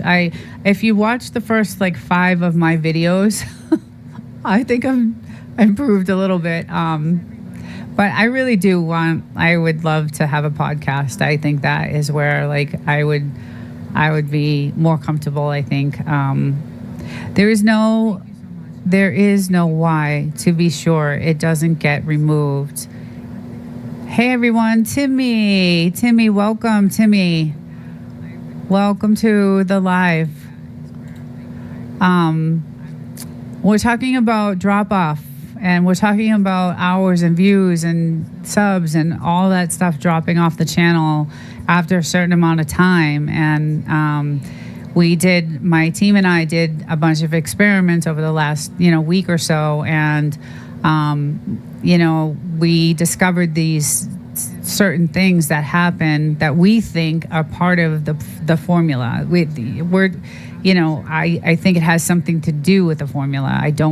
We don't know for sure what the timing is on that, but let's see. I had to sub to Devil Dog 7 times in 1 week, and I am a member of his channel. How doing? Why was that? And you know what? That's weird, because Real Thoughts, I know I subbed to you. I know I did. But when I went to go look at your video today, it said subscribe. And I was like, wait a second. I know I subbed. Okay, hold on. And so I resubscribed, by the way. And I think I told you. Okay, so Bulldogs. Right. It counts, but for how long? Right. So we're talking about the drop off. How long does it stay? How long does that get taken away? How long is that? I'm doing well. I'm just working on my race car. Ooh. No, Tony, we were just talking about you. Oh my God. Hi. Welcome. We're talking about how amazing you are and your channel, how you got monetized within, I don't know, man, was it a couple weeks? Just, it's crazy, but you have a really good, you did it right. I love watching your stuff, and we kind of have the same, you have this property, and it's just interesting to see what's going to happen next, and then the desert, and it's interesting to watch. I need you, Nina, to go live with me. I'm too scared. What? You? Oh my God, no, Dowdy, I can't stop watching you. I'll go live with you. I will. I'll definitely go live with you. You can come on. I'm gonna be getting this new. It's called Emux, and it's a new broadcasting platform that I'm gonna be getting, because with OBS this platform doesn't allow me to have a guest on. I don't know why. Maybe it's a plugin or something that I missed, or I'm not sure, but I would love to. We will definitely connect. I will definitely go live with you. We'll definitely chat it out. Maybe YouTube doesn't want me to talk about the things I've been talking about. LOL. I love your conversations, and that's why I'm like, I got a podcast with this guy. I think we would have something really, really cool. For me, it was all part. I got monetized, and once I did, I quit watching subs.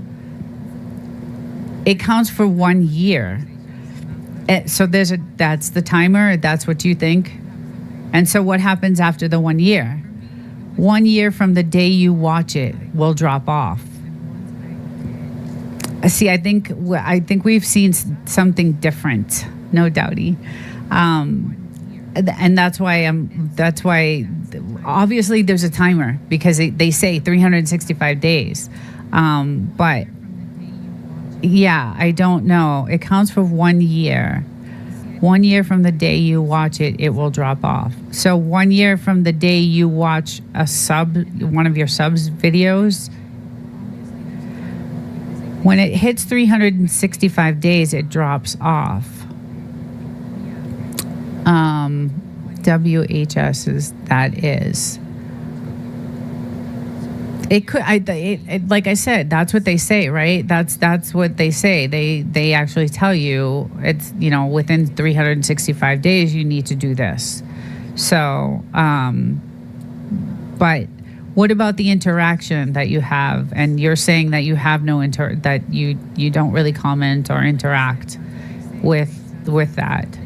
I think when we ran, this testing, that we found that it boosted some of the channels, and YouTube saw that interaction, and they actually saw the specific interaction.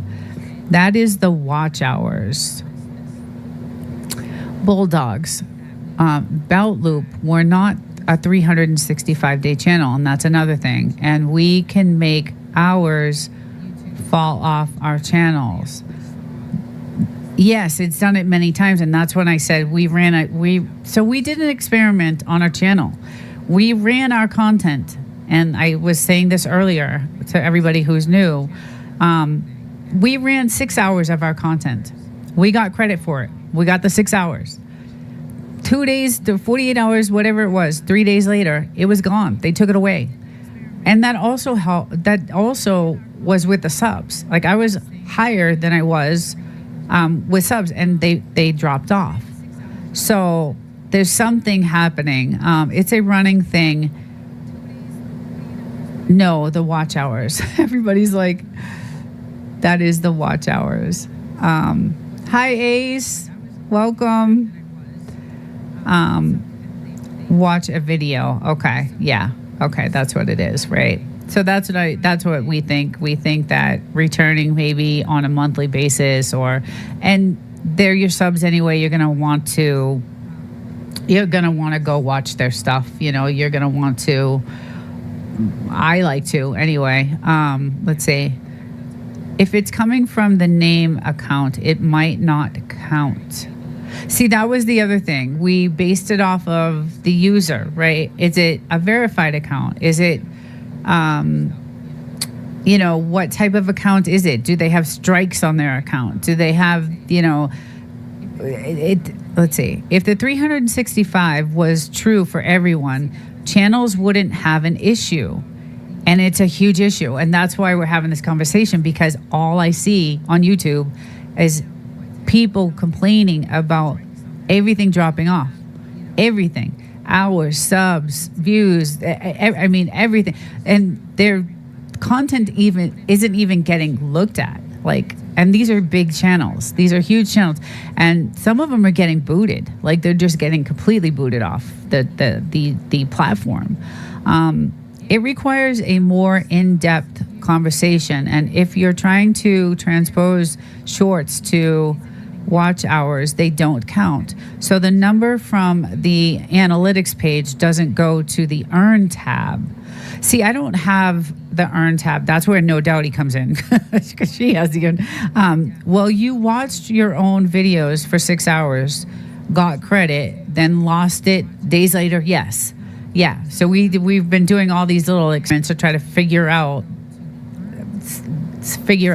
We went from losing 30% of subs and views to about 5%, and that's true.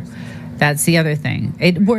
What we did worked out amazing for me and the channel. And now it won't stop. We have this like massive amount of people and channels that are like-minded, like us, small, tiny, 100 subscribers, 200, 300, 400. Some of them have a couple thousand, but because they want to keep their monetization. So let's see. I hear you, Belt Loop, on the phone, and I can ask. I'm on the phone and I can't ask the right questions. We went from you have the earn tab, all channels. Yes, but I don't have the analytics for the earn tab because I don't earn. I don't get monetized. So when you guys was showing me, when I was on your live last Saturday, and you guys was showing me the analytics from your earn, I don't have that. I don't have that page. Because I don't get monetized. So I wanted to say, look, can I look at that a little bit longer? But I have the earn tab, but I don't earn anything. So I don't have those. YouTube tells me they won't count views if one person watches the video multiple times in a row from the same IP, and that's probably true. You can't, and that's another thing we discussed is rewatching. That it definitely doesn't count. Bulldogs or you should join me and Jerry on a crunching the numbers. I would love to. I would definitely take you up on that. You can't watch your own videos and think it's going to count for you unless you are watching under a different name and email address. I'm not talking about what you earn. Okay. You're just talking about the analytics page itself. Let's see. Everybody gets watch time if they watch their own video, but it doesn't count on earned watch hours. Okay, yeah. That's what I was getting at No Doubty. Oh. Bulldog sounds good. Yeah, I would love to collaborate with you guys. You guys know what's up, and I know that from just talking with you guys. And even if the random person watching the video on repeat, it won't count. Right, of course. Yeah, the YouTube knows that. They see that. It's just, this is, I'm just kind of saying what we actually found and what we discovered doing, what we did and how it worked for me, and how we get, and like I said earlier, we get one view per our own video. Rewatching content will drop off. And I said that earlier. I know you guys are in here later, but I did say that's one view per video. That's all you get. And then it'll drop off. We will be doing an episode on that following Eddie's Tech Talk. I want to get into that Eddie's Tech Talk. I don't know if that's a set time. Is that a set time that you guys do that every week? Is it like an every Tuesday thing? Because the last time I was in that was the Da Vinci one, which was really cool. I just watched the Emux one a couple of days ago, because after talking to you, Belt Loop, I did get the free version, but it does nothing. You don't get anything. You get nothing. Yeah, it's like the basic bare minimum, and I I want the full thing. So I did go and watch the emooks on Tech Talks. I think it's Web's Web that it was on. I don't watch my own stuff normally. My stuff. I love your stuff. I love your stuff. I'm glad the two watches. Relax. I'll try it. Okay, there's another. Write that down. Write that down, team. Write that down. There's another experiment that we can definitely. I agree, Gary. Okay. LOL. You suck too. Yeah, I definitely I like those videos. Thanks, Gary. So I want to get into the next Tech Talk. Eddie does Tech Talk once a month. Okay, that's why. Okay. And it's Eddie and Ralph, right? That do that belt loop. It's always on the first Saturday of the month. Okay, first Saturday of the month. Yes. If I'm running playlists for others, I will only play it twice, but weeks apart. Okay. So that's the thing that we offer. And that's why I think we have such a backlog, is because when we actually say, okay, I'm going to trade, whatever it is we decide to trade, we're giving you 5 times the hours that you're giving me.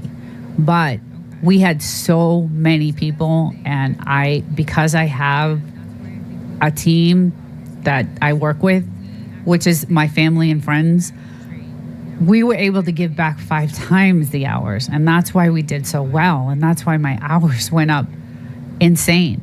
But it was no small task. I'm telling you, Jerry and I decided that we will be doing a show the same week Eddie does Tech Talk. Every first of the month on Saturday night. Okay, at 7. Okay. Weave the calendar. Yeah, weave the calendar. Okay, yeah. So, let me see if I can. There we go. So this is how we keep track of everything, and you guys had already thought this up, and I think it's great.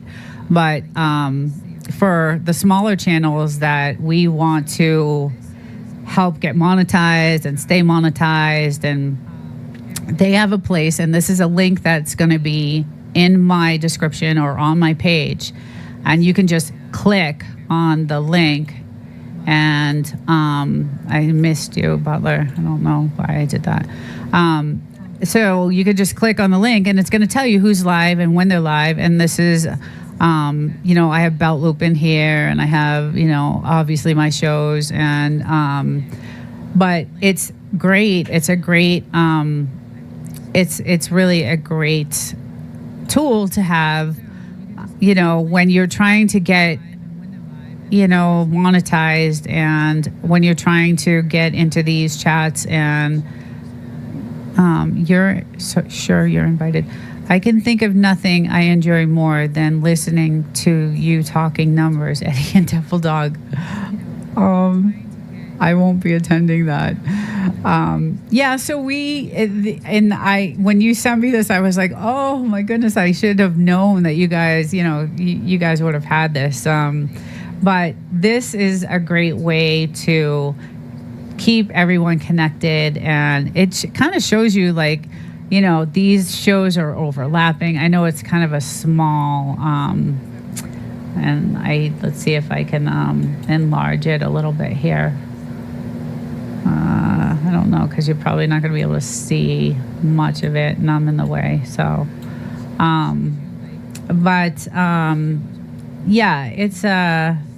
it's definitely something that, will help the smaller channels stay connected.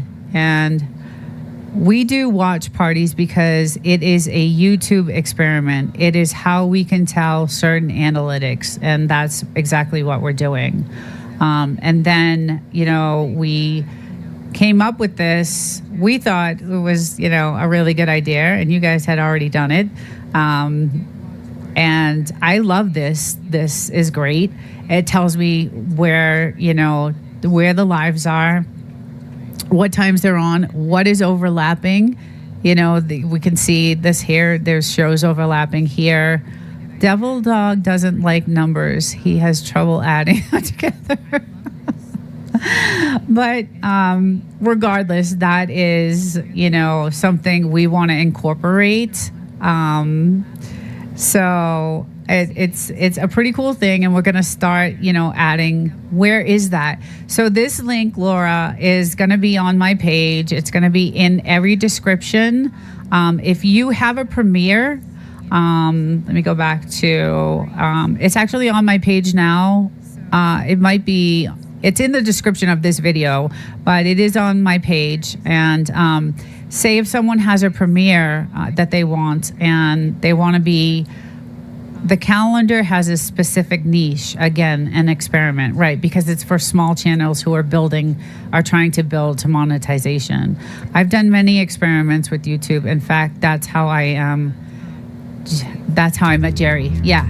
Well, that's how I met you guys. I mean, we just, got into talking analytics and YouTube, and I'm very interested in that stuff. And I'm grateful for the job that I have, because it helps me, I do some coding, and I do a lot of formulating, and, I'm pretty good with that stuff. So, Real Thoughts, interesting. We have tabs on those. We have exchanged hours. We have specifics of analytics that we recorded through this whole entire thing.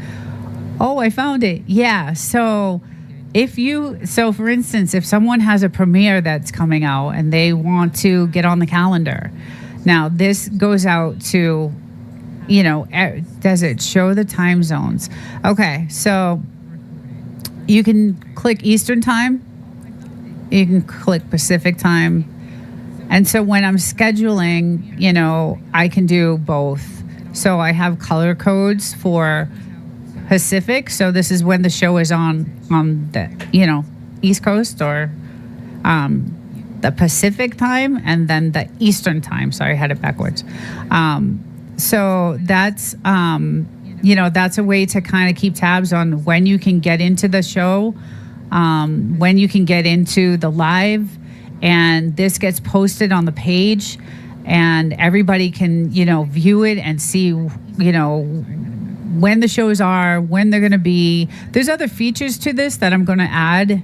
Hi, cooking with the Munchie Mafia. I love it. So yes, I will be, adding this. And then, if you wanted to premiere something and you wanted it on the calendar, you just, email, and we stick it on, the calendar, and then you have the link that you can put in your description or even put on your page, and everybody knows and everybody can see it. And then you can filter by the people. Like, you can filter, there's filters here where, if you're looking for a specific, because eventually this will get filled up. And so there are different filters and different functions that this can do.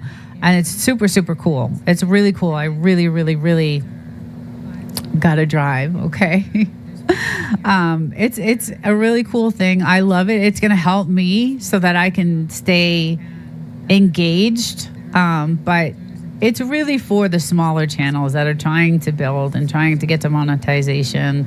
It's for them to get involved, maybe join a community, maybe become a member of your community, maybe become a member of your channel. It's a way to make some, money, because they have a visualization of, where it is. And I just think it's a really good tool. Hey, you don't have the real time that is CST. I think we don't have that filter. I think we have it, but it's not set. We didn't set it to it, but it is there. It's somewhere here. Let's see. Again, I haven't. Let's see. The calendar requires no software or apps or updates, right? There is one, though. I haven't played around with it enough to, my team knows this calendar like the back of the hand. but because I work so much, they've done a lot of this work. I'm so grateful for you guys. So I've been, slowly, because I work so much, I just been slowly getting into it. The calendar requires no soft. So this is another thing that you can add to your phone too. You can add the app, the Team Up app to your phone. And Nina, you need to check this out. HTTP. Okay. You know what? Hold on. Let me just get a quick, give me 1 second here. Let me see if this pops up for me. Let's see. I want to get a snapshot. I want the snapshot of this. I think if I click on this, it's going to redirect me. Can you email me that? I know you have my email. If you can email me that. Because I have so much going on, I have so many things running. Some of my functions are not my snip tool. I wanted to take a snip of that. But if you could email me that would be great. Butler, we do have it. It's amazing. Okay. Yes, right. We do have it. Yeah. I just, like I said, I work so much that I get to this, but my team knows, they could do this with their eyes closed. I have a really good base team. They're awesome. They're really, really smart. And I'm fortunate enough that they're all retired and they're all, they all have, really good skills. So we didn't do Central Time. Right. We didn't do Central Time. But it does have it. I know it does.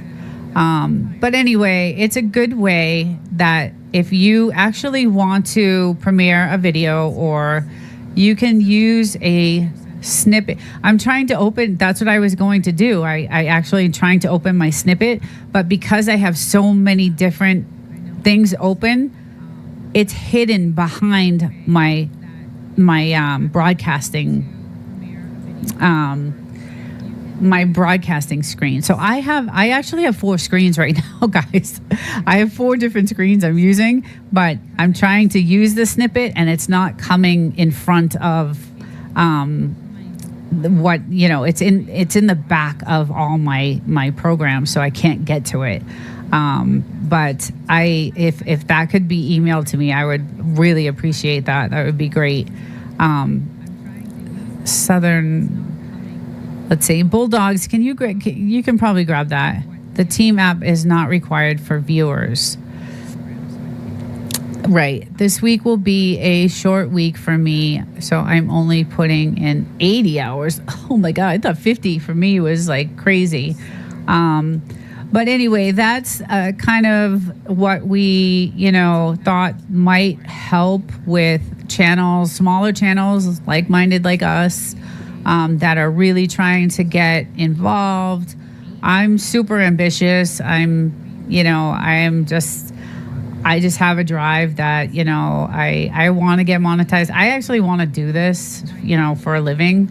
And I would love to have a podcast at some time. I think that would be just something that I'm, focusing on trying to do. But I can't, it's really hard. It's super hard too. I was getting nowhere. I was getting 20 hours a week, and in 7 days I got 360 something hours, and it blew me away. And the people we reciprocated to got 5 times what, I got. So it worked out well. The experiment worked out well. We found out a lot of different things, and we discovered a lot of different things. Everyone else is just behind us or in front of us. Never heard of it.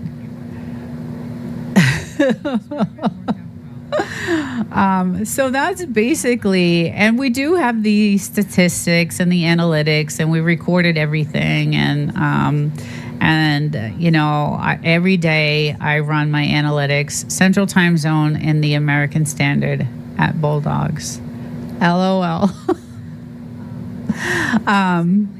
So, and I keep an eye on that. That's one thing. Like I said, I get up super, super early. Sometimes, guys, these last like 7 days, I'm exhausted. It's been fun though. It has been fun, but it's been a lot of work. The interaction, the specific interaction, the watching, the real, true watching, the whole just watching. Like not the sound, everything, really, truly watching everything. The dedication of these guys are just, I just love them. And I appreciate the everything they did because my channel spiked. Like it just spiked. I gained 100 subscribers. I gained hundreds of hours. And that was just a little amount of time that it took. So I should also mention that some people mess up other people by paying to have bots on their channel. Yeah, and that's what I think someone was saying. Melissa, Relax with Melissa. I think she was saying that, or someone was saying that. Maybe it was Laura. Then those get taken off. Yes. And and Bulldogs, let's see. I'll tell you what, Butler, if you would like to be on the calendar, we'd be honored. I'd make a central time for you. Yeah, I actually have Relax with Mel. You are doing great. Keep it up. Thank you. I actually have Belt Loop here. So Belt Loop is here. Just as, I had him as, I love his lives. You guys are you're just fun. You're just fun. I have, some of my members, some of my subs have premieres. So Poetic Tears, she does some premieres. And then I have another sub, Raw Footage. She does premieres. So I have her here. It's not a show. It's a premiere. And, these are my shows. This is Thursday night. And then I do a Saturday and Sunday. I have Whistle Stop. I have Whistle Stop here on Sunday. And these are just examples of, just examples. It's, the timing might not be, it may not be 2, it may be 3, but it's just, I know he's Sunday. And so I just asked my team, and then Whistle Stop, I guess we have Whistle Stop here too. But anyway, this is just like, let me go back. Yeah, so like I have the Belt Loop is here, Whistle Stop is here. We have Whistle Stop here. These are my shows on Thursday and the Saturdays and Sundays. These are my shows. And then I guess we have Whistle Stop here too. So I just asked them to, key in, just as this is just an example of what we are trying to roll out. It's nothing set in stone. And it's really nice because it's something that people, smaller channels, are trying to get connected, and they're trying to get subs, and they're trying to get hours. And I know, if they have an easy way to do it and stay connected, we thought that this, would be a great idea. And I know you guys already, have something like this. So, but I think it was a, really good key thing to have. Let's see. Tuber Chat is a community building channel. Belt Loop and Butler from and Jess. Yes, and I'm actually part of the Belt Loop and that whole community, that homestead, the Whistle Stop, and all of those guys. I love those guys. They're great. If you like, you can put it on the calendar, but if you're going to put one on, put the YouTube police. Okay. The source and their viewers just joined. Say hello. Hi, everyone. Hi. Oh, my goodness. How's everybody doing? Well, we're chatting about drop-off hours, and Nina, you will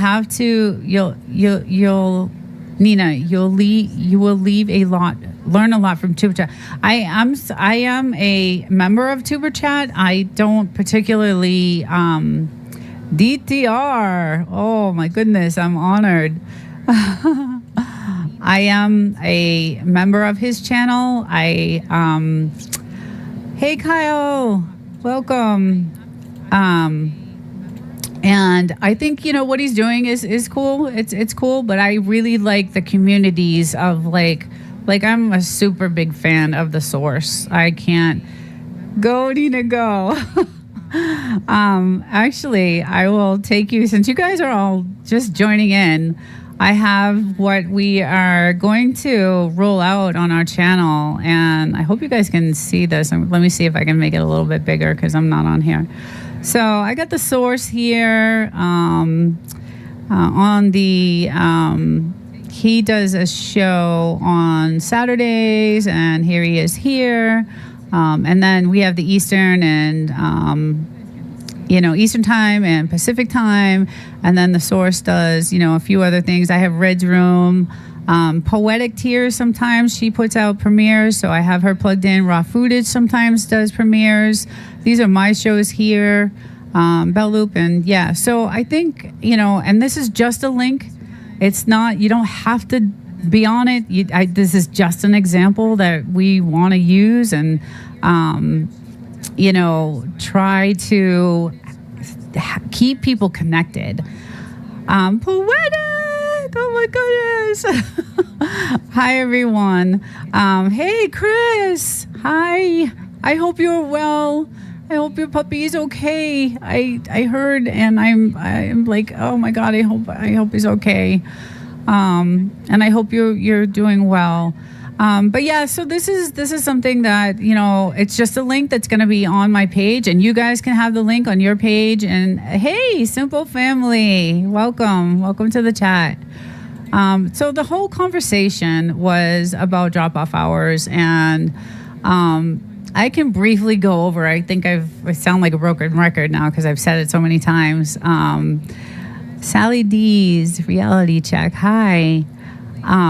But we were talking about YouTube and what their formula is for, like, we think that YouTube may have a formula that assigns a weight or a scale significance in the form of a timer, which is specific to every user, right? So we did a bunch of experiments last week with watch time and watch hours, and we discovered a few things in our analytics, and we discovered a few things that worked really well, and I did amazing. So I appreciate everybody that participated and did this with me, because I ended up getting 360 hours, I think, in 7 days, and I gained 100 subs. Hey, Deb. And now we have a backlog of people that want to do this with us. And I'm really, really excited about it. And it's just worked out so well. Desert, maybe you can get Source up to speed with intro. Okay. And Bulldogs is part of my team. I have a great team that's helping me roll this whole thing out. So again, Source, we're I saw that our team was watching. I saw you get that 1,000, and we have an idea. But anyway, I was so happy. I was like, oh my God, he got 1,000 views. That's so awesome. Yeah, so, what we're talking about is YouTube hours and likes and subs dropping from your channel. Like, what is that time frame that it happens? So we believe that YouTube, and I'm reading my notes because there was so much information and so much analytics that we did over these last 7 days with what we did with these people that we traded, traded time or watch hours or whatever it is. And so we believe that YouTube has a formula that assigns a weight or a scale of significance in a form of a timer, which is specific to a user type.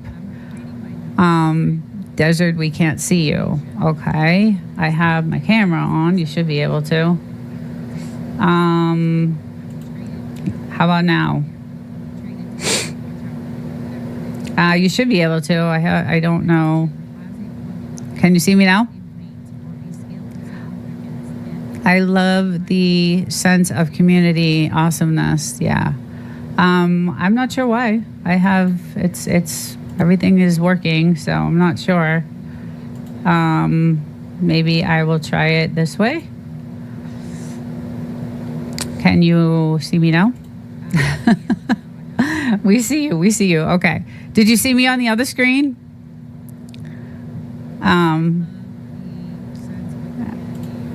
Yeah, so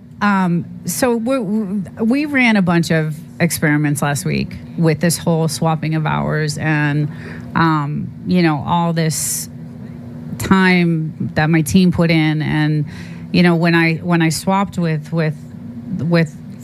channels, I had a team that could give back 5 times the amount that I got, and by doing that, it benefited me. Like I said,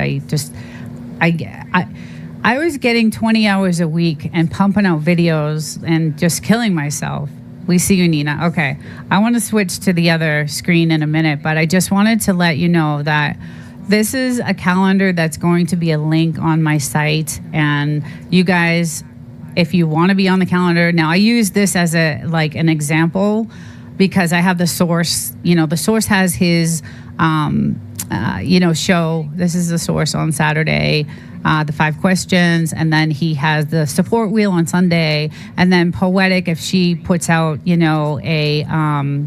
a premiere, this is maybe her time she wants, and maybe Raw Footage wants to put out a premiere and she can stick it on this, these are my shows here.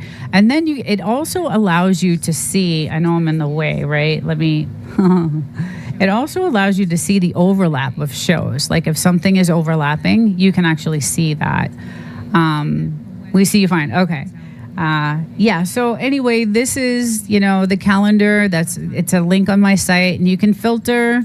There's a bunch of things you can filter. We left it kind of empty right now to give people the opportunity if they want to participate in this. And it's, like I said, and it has a bunch of filters up here where you can filter out the person. You can filter out by color. You can filter out by Eastern time. Anything. There's a bunch of different functions that this does, it really just allows people to stay connected, right? It allows it allows people to stay connected, know when the shows are on. And I know you guys, we have to, when we go on YouTube, we hit the notification and it notifies us of the video. But this is actually something that you can put on your page. It's a link, and there's no program to it. There's no, Nina, you are on it. I'm so into this. It's crazy. It's just crazy. And it's the source's fault. But I just thought, what a great idea to let people stay connected. And I know Chris, I want to put her, I would love to put her show. She's got that late night, and she's just getting that started. And I think that would be just great for everyone just to stay connected. And it's really geared from what we did from experimenting last week, that it's really geared for the smaller channels that are growing. And I know a bunch of us are starting second channels, right? So it would be really beneficial to actually have this on your channel and be able to, just have it there. And when people come to your channel, you don't have to rely on YouTube anymore to, notify me and whatever. It's on your channel. So, and this is an app you can put on your phone. So it also, I just downloaded it a couple days ago on my phone. It is the coolest thing ever. And I want to be on the calendar. Okay. Yeah. So my email is on my page. And if anybody actually, we're just getting this started. We haven't, really done. Yeah, I created a calendar a while back with everyone's regular live. Did it work? How did it go? I think that's a great idea. I'm constantly looking, even though, even though I'm trained because I know when you're on the source, and I know when Red's room is on, and I know when Chris is on, and I know, but it's great for new people, like smaller channels that are looking to be part of a community. And we want new people. We want new people. We want more, right? We all want more. So, we want the 1,000 views on our lives, and we want that. Everybody wants that. So I was just like, this might be Nina, we want to help you go full-time on YouTube. I would love that. Yes, that's what I said. Keep track. Yes, Chris. I just YouTube police. He switched. It can be hard to find email channels. YouTube doesn't promote them.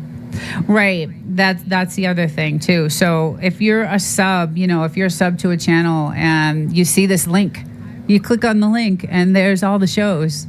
And, eventually, you'll be able to just, add your show. At some point, we're going to give, administration, whatever. But I know that if, Poetic has a premiere coming out and she wants to be, on the calendar, then I just get an email and there she is. There's her premiere, and this is just an example. And say Raw Footage has a premiere, or someone has something special coming out, and you can just get added to the calendar. And I know Chris is starting her late night, and when you're starting new channels like that, like I said, this is geared for the smaller channels. They don't need this kind of stuff. Large channels don't need this kind of stuff. They're covered. They have they have what they need. So, but I thought it was a really good thing, and the source, I just put it there for a few months. It's written cut on my support spin wheel description. Oh, okay. It's a written cutout on my support wheel description. Ah, I see. I will share it again. Yeah. I think Desert, can you explain the two types of channels? So, yes, I can. So it's geared for two types of channels, and I think I said this a couple of times. It's geared for channels who are close to monetization. They're close. They want to get there, and they want to stay connected. They're similar to us. They're just like us. We're driven. We're trying to get to this certain monetization. That's the first type. The second type is for people who are monetized and want to keep their monetization. They want it to stop falling off. They want this. You want new. I want to say blood, but you want new people. This is for those two types. It's for people who are close to monetization, small channels. It's geared to small channels, and then people who are at monetization and don't want the drop off. And it allows people to keep coming back, right? Because we think that there's a formula that YouTube has that has to do with a timer. And we think that if people are regularly coming back, or once a month or once a week, whatever it is, we don't know that yet because we're still experimenting. We're still running the analytics. We're still doing this whole thing. We have a backlog of channels that we are running. I haven't, and it's true watch. We are truly watching, and we are. The other part of this is the specific commenting. That find something in that video that we're calling this a sticky method. That's what we call it. My team and I, and these guys are my friends and family, and they have the time. We're calling it a sticky method because we're finding something specific in that video when we're commenting. And I don't know if a lot of you guys know the timestamp is one of them, right? That's going to stick. You're going to comment. You're going to say, at this time, I saw this. That's one. With lemon time. And I think the poetic tears. I loved the woman in the blue dress walking through the red flowers, and things like that are gonna stick to that video, and it may not drop off as fast, as it may give it more time.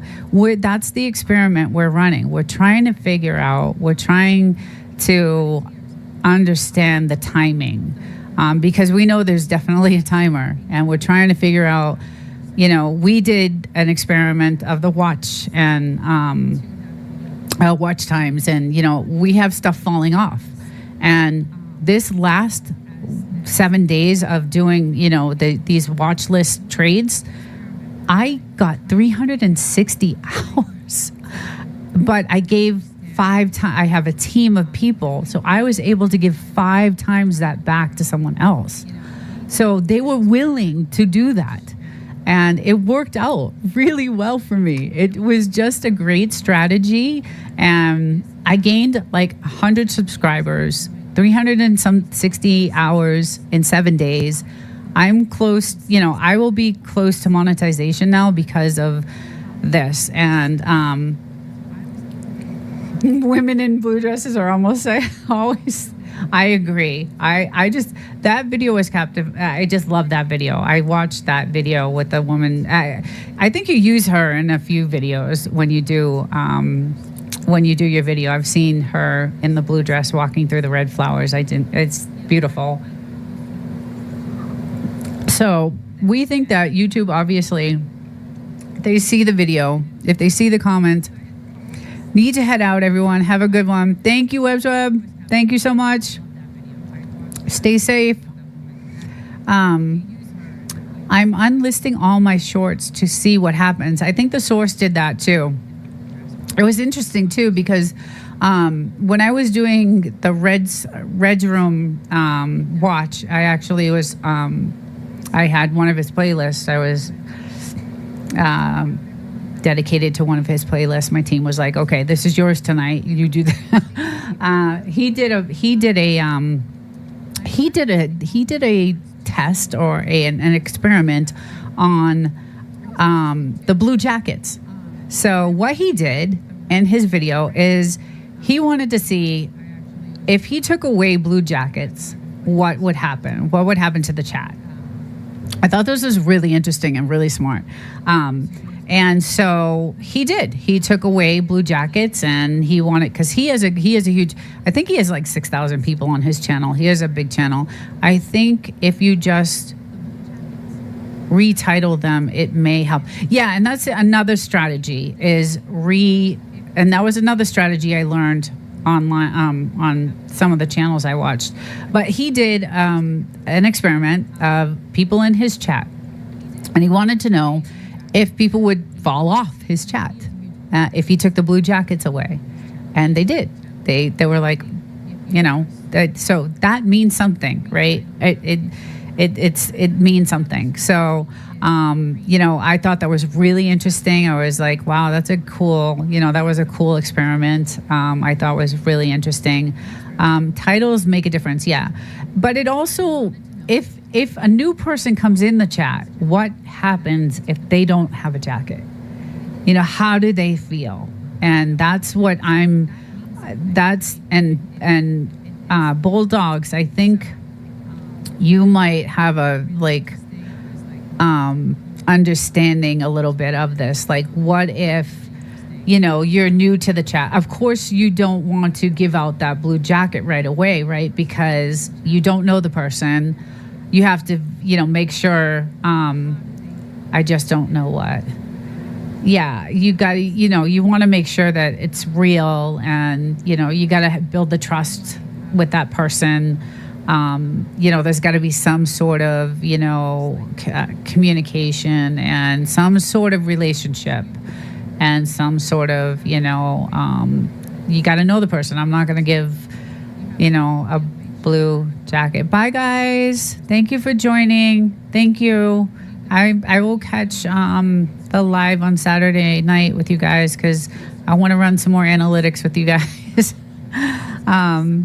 anyway, I that's why I'm doing a lot of changes on my channel, and that's why I wanted to do Doobie, the dinosaur, because I know that's a new channel for you, and we covered you, I think, really well. And you know, it was Nina, even if you have 5,000 hours, you can get monetized if you don't have the subs. Oh, I didn't know that. So you don't have to have the 500 subs or the 1,000 subs. You just have to have the 5,000 hours. Nina, if you have 5,000 hours, you can get monetized if you don't have the subs.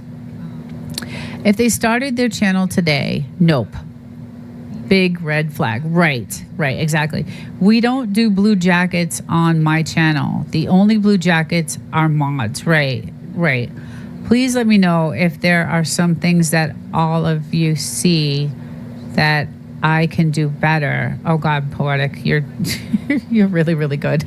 I don't think you need to. I mean, you're just, and I love how you're helping local. Local has grown so much within this last, like, Poetic, the things you've I think you've inspired like a lot of people. Local is another one that we helped with ours, and they helped me, and it was a really, really good, and we're still going. Like, this is still an ongoing thing. So if people are interested, in getting hours and swapping, we do have a lot of people on the list. But Nina, email me when you can. Okay. Where is your email on your site? Because I will definitely do that. My email is on. No, he forgot the not, I think. My email is on my site. It's desertliving@desertworld.com. At gmail.com. And but if it's, I can email you definitely. So this is, what we found in our experiment of drop-offs, and yes, Local is doing awesome. Yeah, you did. He has done so many shout outs for everyone. And that's the other thing I love about this whole thing. Like, everybody's supporting everybody. And I love it. I'm like addicted to it.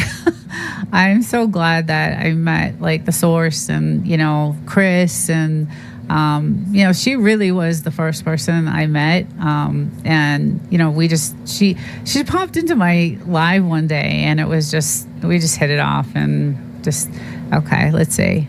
Yes, you do need 500 subs for partial monetization, and 3,000 hours full monetization is 1,000 subs and 4,000 hours. Okay, so I thought it was 500 subs and 3,000 hours. It's in the description. Okay. Butler family, sorry, you can't get monetized if you don't have the subs, right? Okay, that's what I thought. They work hand in hand. Okay, I will email you. Yes, my email's there, so definitely. I always wanted to connect with you anyway, so absolutely email me. Sorry, typing in the dark. Oh God.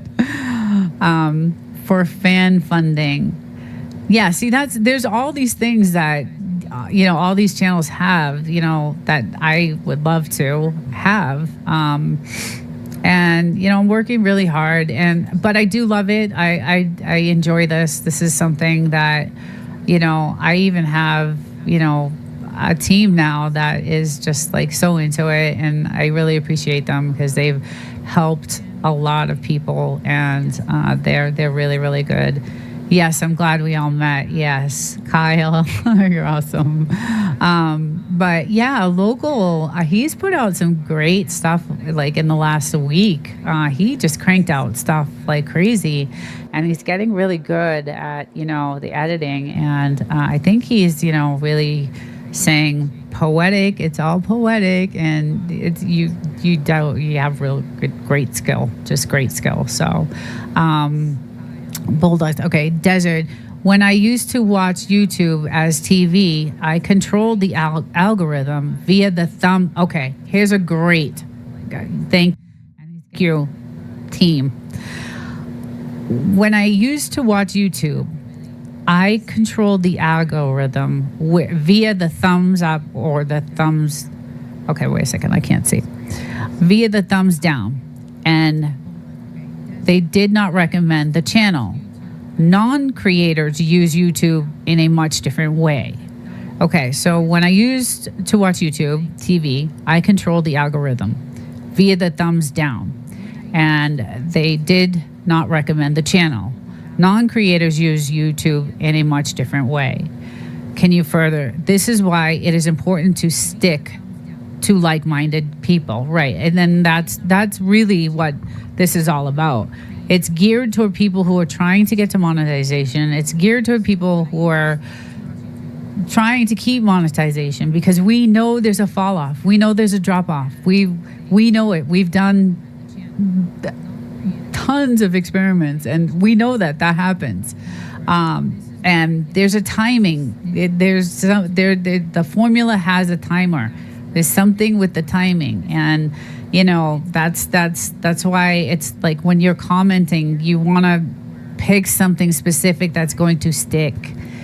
And YouTube sees that. They see that Lemantine and Appleton, and they see that video, and you're gonna comment, I love lemons, or I love whatever, and that comment's gonna stick, or the timestamp is gonna stick. Okay, let's see. And Bulldogs is right. So you can control the algorithm via the thumbs down, and do not recommend the channel. Non-creators use YouTube in a much different way, and that is true. This is why it's important to stick to like-minded people, and that's exactly what this is basically about. It's about channels like that are trying to keep what they have, right? Everybody wants to keep what they want. No one wants the drop off. But all I see on YouTube right now are channels that are getting either eliminated completely. There may be a reason for it, I'm not sure. But they're complaining about the drop off. There's drop off of subs and hours and just all kinds of things that are happening to their channel. And I know YouTube is cleaning house right now. They're trying to clean up their mess, basically. Let's see. I always leave 2 comments on people's stuff because sometimes some of my comments don't even appear sometimes. Yeah. Local encouraged me by telling me I am a good coach. Yes, you are. I told him I don't think of myself as a coach, just a person trying to help. And that's what's so sweet about you. Whistle stop. Whistle stop. Thank you for joining. I'm so glad you're here. Thank you for coming in. You missed the whole entire we're just talking about drop-offs, and but I'm going to catch you over the weekend. I will be chatting with you guys, and I appreciate the emails. Ralph emailed me, and I just, the whole analytics I'm really into, and trying to oh, you're still at work? Okay. Well, thank you. I'm glad you came in, still at work. I'm trying to get to 6,300 subs or hours. Yes, my channel gets hit weekly on drop-offs. Yeah, see, that's Drive Safe Ed with that's what this is all about. It's about the drop-off, and we know that happens, and we're trying to, with what we did last week is, it was all small channels that we worked with. It was all like-minded channels that we worked with. And, I have some videos that have over 3,000 thumbs up, and it doesn't not push out any more than some that have 100 thumbs up. Yeah, I think we don't want you losing your chicks, Ed. That's why I think there's a specific interaction. We discovered that. There is a specific interaction. And if you noticed some of the people that we did this with, there were specifics in the comments because it sticks to that video, and YouTube sees it. They see They see that what you're showing, and they see the interaction between the person, and they see the comments, and it can, yes, does a thumbs up work? Does it get you? Yes, but how long does that stick? How long does that stay? What is the timing of that? I'm not getting any drop-offs. I just went over 12,000 today. Okay, so in the time whistle stop that you have had your channel, in the time period, you've had no drop-offs, which means that you have continuing people, same people, coming back. And that's what I think lives do. Okay, so that's one thing we think is the lives. Eddie, I am at the hatchery unloading my truck. I see my hours all over the place as well as subs. It can be discouraging, yes, and that's why we did this whole thing, and we're still doing it because we're still interested on what we're gonna find. We're still really interested, and I'm curious about what that timing period is, because YouTube gives you a time. They say 365 days. So we know that, but what about, Ed, how do you know if you gained 600 and lost 100 to equal a gain of 500?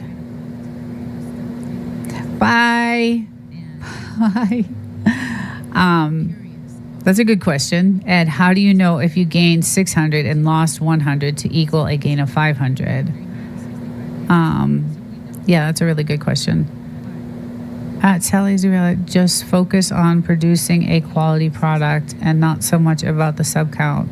Right, and that's the whole thing that I like doing. I like doing content. I really do. I like recording. I love doing research. I'm a big geek, and I just love research. I love it. I love just diving into something and really, I don't pay attention to what I lose. I pay attention to what I gain. So how do you know then there's got to be a difference, right? There has to be a difference if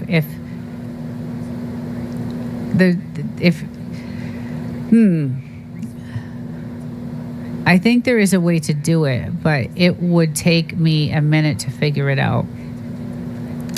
Yeah, there's got to be a way to, because I know it's happened to me. I have drop off, and but I know that this thing that we did within the last 7 days, I went from a 30% drop off to a 5% drop off, and I went from gaining 100 subs, and right. Desert has an intro that sums that up. Okay, so let me go back up here. Okay, let me go back to my notes. Okay, so the beginning of it is the content creators are noticing that subs and watch hours and likes are falling off. And we believe YouTube may have a formula that assigns a weight or a scale of significance in the form of a timer, which is specific to the user type. So the question is, does an unverified user who views, likes, and subscribe have the same impact as a verified or monetized account? And from what we saw, we don't think so. We don't think that that's the case. So by using our analytics, my team believes that there are timers. We don't know the precise formula, but we're certain that there are. And it's likely associated with participation. And that's where I was saying, if you identify the timestamp and, things like that. So an example is an unverified account. If an unverified account hits the like button, a timer is associated with that. A timer is associated with that event. Say a 30-day timer. If the user returns in 29 days, if they return in 29 days, does that reset? Does that reset it? And what if a well-established monetized channel gives a thumbs up Does it last 30 days? Does it last 365 days? And what if they don't return to the channel? And so this is what my team and I have been doing over, this last 7-8 days or whatever it is. And then we also think there's another potential issue, and that's rewatching content. And we talked about this. We believe everyone gets one-time view and a certain allowed amount of time. Again, the timer comes into play. We're fairly certain that YouTube has a verification process. I think we all know that. So you may see your hours in your analytics, which I did, but they drop off, just like your subs drop off. They're here today and then they're gone tomorrow. So could it be because of the type of account? Could it be rewatched content? Could it be the timer? We know YouTube is well aware of like bot farms and things like that. And so the argument is, some argue that the drop off is due to the rolling 365-day timer. But however, our channel is not 365 days old. So that's what prompted us to do a bunch of experiments, and we have seen the drop-offs. And so that leaves the channels like us, like-minded. Our method is for two types of channels. And yes, I've said that many times. It is for, hi, model. Hi, welcome to the chat. We are talking about analytics and drop-off hours and times and things like that. So it basically is for the smaller channels who are trying to get monetized, and it's basically for the channels that have a couple thousand, viewers, smaller channels that want to stay monetized. And and then that's where the calendar would come into play, where these are like-minded. Well, not all of them, but this is where this comes into play, because you get to actually see when these guys are on and have participation. And if someone wants to put their premiere on the calendar, here's Poetic Tears. She's going to be, this is just an example, Poetic. She's going to come out with a premiere, and that's when it's going to, and you can filter it by Eastern time. There's all types of filters on this. And this is a link that is dropped into your channel, into your video, into your description, whatever it is that you want to do with it, which will keep it stuck, everybody stuck, and keeps drawing in new. It helps to draw in new people if they're on your channel and they see this, and you don't have to really rely on going to YouTube to have to look for the lives and all that stuff. It's your subs are going to your channel, so they're gonna see this link and they're gonna be like, wow, this is okay, I know when this person's on. We can manipulate our channel to lose hours, and usually we know what subs drop off, and we do. We know. We know. We've done that experiment. We're so curious. We're so curious that we have done all kinds of things. Like, we've come up with all kinds of different things. And I've seen, just ideas from other channels. Like Red's Room he did a little test, a little experiment on the blue jacket thing. I think I just said, he's like, I want to do something. I'm going to try something.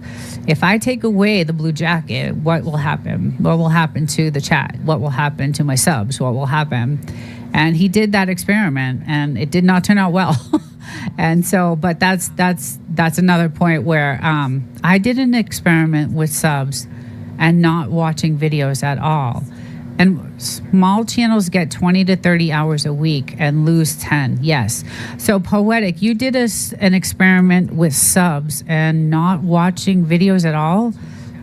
And what happened? So we feel the impact, and that's why we did this. That's why we did this whole, when someone came to me and said, do you want to exchange, playlists? I was new. I'm like, I'd never heard of that before. And when I said, yeah, sure, I ended up seeing that I got hours. So I said, I had a mastermind that said, hey, we have a bunch of people that we can develop and we can give back 5 times the hours that we get. So that's how that happened. That whole thing developed where I have, a really good friends and family and a team that is, and they're true watch. They are true watch. And what happened with that is I actually liked a lot of the channels and I subbed. And so these people got subs. They got the hours because they were true watch hours. They were sticky comments that were specific in that video. And it just worked. Like I said, I got 360. I'm gonna look tonight actually and see what it's at now. I got 100 subs. I even got subs on my second channel that I didn't even promote, and that's, it's a tiny channel. It only has, it only had 30 subs on it. Now it has, I think, 37. But I wasn't even expecting, anything there. So, Bulldogs, we stopped making content for new viewers and focus on the like-minded channels. The growth is explosive. Yeah, and that's one thing I do miss. I've spent so much time, in this program that we have and this, this experiment that I haven't had time to even put out videos, and I miss it. I do miss all that. But we did an experiment where I subbed and watched no videos. I even got them to sub to me and not watch my videos. We were still connected months later. Okay, so I know you guys are taking notes on the back of all what's going, like some of these experiments. Like these are some of the ideas that my team, like, I know you guys are, taking these notes. These are some of the things I'd like to try. Right, police, because your channels don't fall into our to right, because that's why I'm saying it's geared for the smaller channels, the people who are trying to get monetized, the people who have a second channel that are trying to get monetized, or channels that are monetized and they want to stay monetized. It's for it probably won't work for, maybe it would work for larger channels. Gary,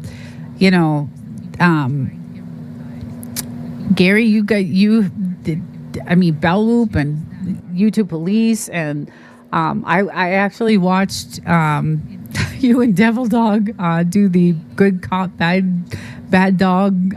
I watched all. I had a blast. Really, that was Gary and Jerry. Okay, I keep getting you guys all mixed up. Oh, next time I'm in your chat, I'm gonna have to like get this down. But I watched some of those, and those were really good.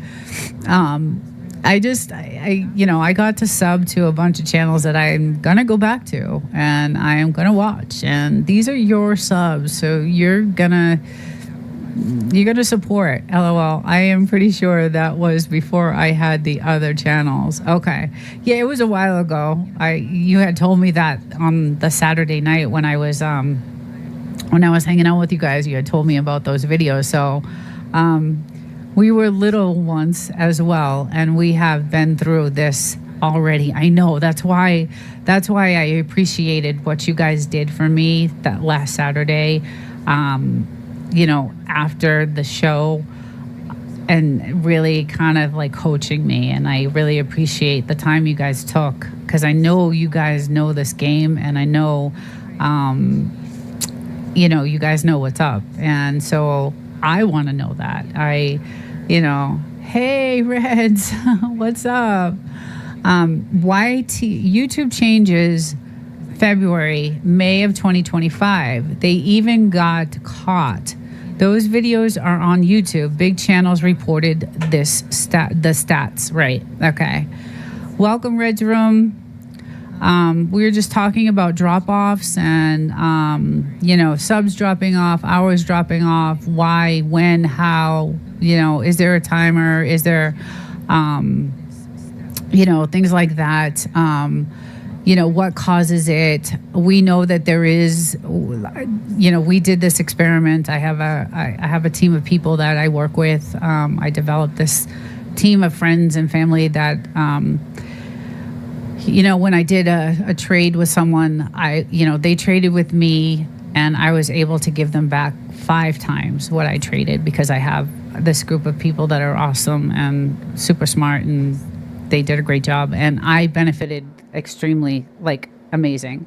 And then, we decided to keep that going, to keep the subs, to keep people connected. And I know other people have maybe developed something like this, but this is a watch calendar basically, and Red's room is, maybe this is his time.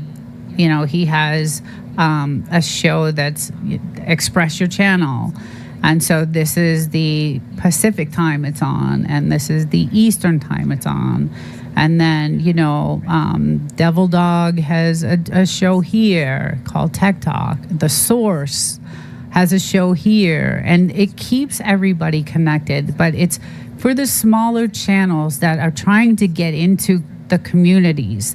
They're trying to get connected. They're trying to, find, and we want that. Where everybody wants new people. Everybody, and it's a link that is just, I send you post it on your channel. You email me and say, hey, I want this time, or you don't participate at all. You can still put the link for other people, other people you support. It's just something that we thought that would be, and I know some of the older channels, they've done this. They, you guys have used this, and I just thought it was a really good idea to, highlight the channels, and it's a link that's on your page or on your description, and you don't have to rely on going through YouTube to find the lives and all that stuff. It's automatically there. It can get emailed to you. It's a really cool awesome live stream. Thank you so much. I was excited about what we found out and what the results were from our experiment over the last 7 Girl Dad Cooking Up with Deliciousness. Oh, I love the name of that. It's we found out a lot of interesting information. We did, and we found out that there is, in the YouTube formula for the drop off, there is some sort of timing. There is definitely, does the person come back to you within 30 days? Do you go back to them? Do you specifically comment? I saw a lot of so each of my team had a specific person they would cover, and I covered Red's room. I did half of it, and another team member did the other half. And I noticed on Red's room that there were specific timestamps, of that sticks to YouTube. They see a timestamp, they see that in the video, they link it together, and we think it might hold that. It might hold that from dropping off. When there's something like that, not much, just working and hanging out with Desert. Oh, you guys are chatting it up. Desert, the 5 times was part of an experiment. The calendar is part of the timing experiment, right? Yes, yeah, exactly. That's one of my my team members is Bulldogs. He's super smart, and I appreciate him. And he's my husband. Is a great guy, and we're really trying hard to grow this channel. What really sucks kind of is that I haven't been able to create any content because we watched, the whole team physically watched everything. and we picked out specifics in the videos and commented, hoping that interesting approach. I want to know, does that help keep? Because everybody on YouTube is complaining about the drop off. I've had it done. It pisses me off when I'm in a chat and someone subs me and then the next day they're gone. Like, it doesn't help the channel. It doesn't help, beside that, there's drop off. There is drop off. I see it happening on my channel and I don't know what, is it a bot that YouTube threw in there and now is taking back? Like, we're trying to figure this out. So we're running all these analytics and we came up with, my team was like, we need hours. Like, my channel, I want to get monetized, and then I want to start making. My goal is to podcast. I want to podcast. I want to team up with a person and have a podcast eventually someday. That's what I think I want to do. I love doing research. I love doing, I love it all. I love the podcasting. I think it's interesting. I watch a ton of them. I just think it's an awesome thing. And like I said, I love to do stuff like that. You're going to have drop off on every single platform you ever do. Well, that's the other thing. Okay. So when we were talking about making comments, Bulldogs, I hear and thank you, Butler. We're just reporting our findings. Not much. Just okay. Oh, okay. I missed something in there. I hear you, Butler, but we're just reporting our findings. So the other thing is when you're actually, sharing, or like Poetic, for instance, I have shared her videos on my other platforms. So X and, Rumble. I've put her videos on my other platform because I think they're amazing. And she's done really well on my platforms. So maybe she's getting subs from that, and YouTube sees that. So that's just another,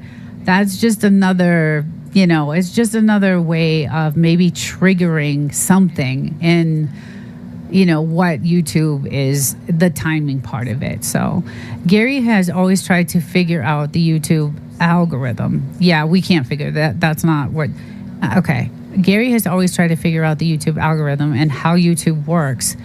And I have come to the conclusion that YouTube don't even know what they're, and that's what we're saying. It's constantly changing. We can't.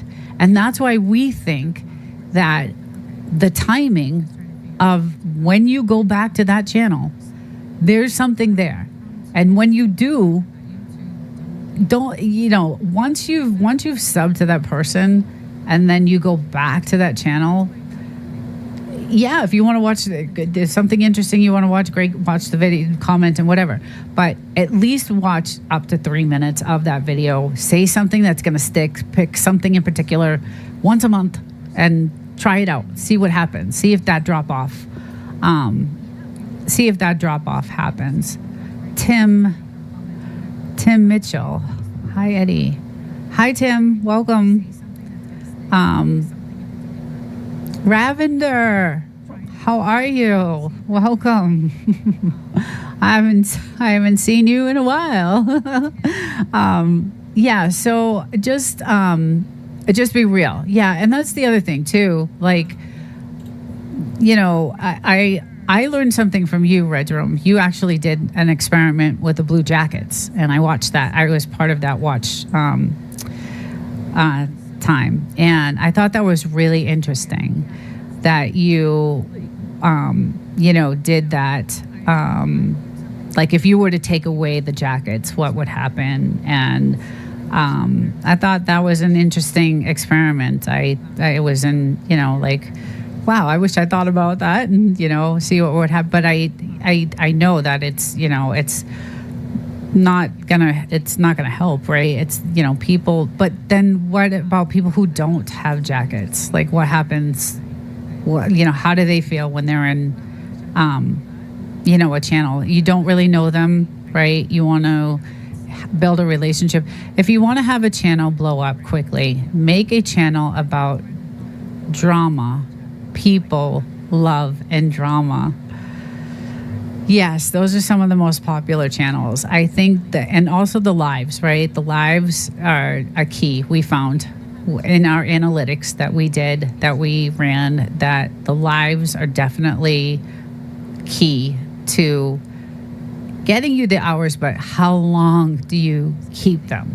How long do you keep those hours? How long do you have those for?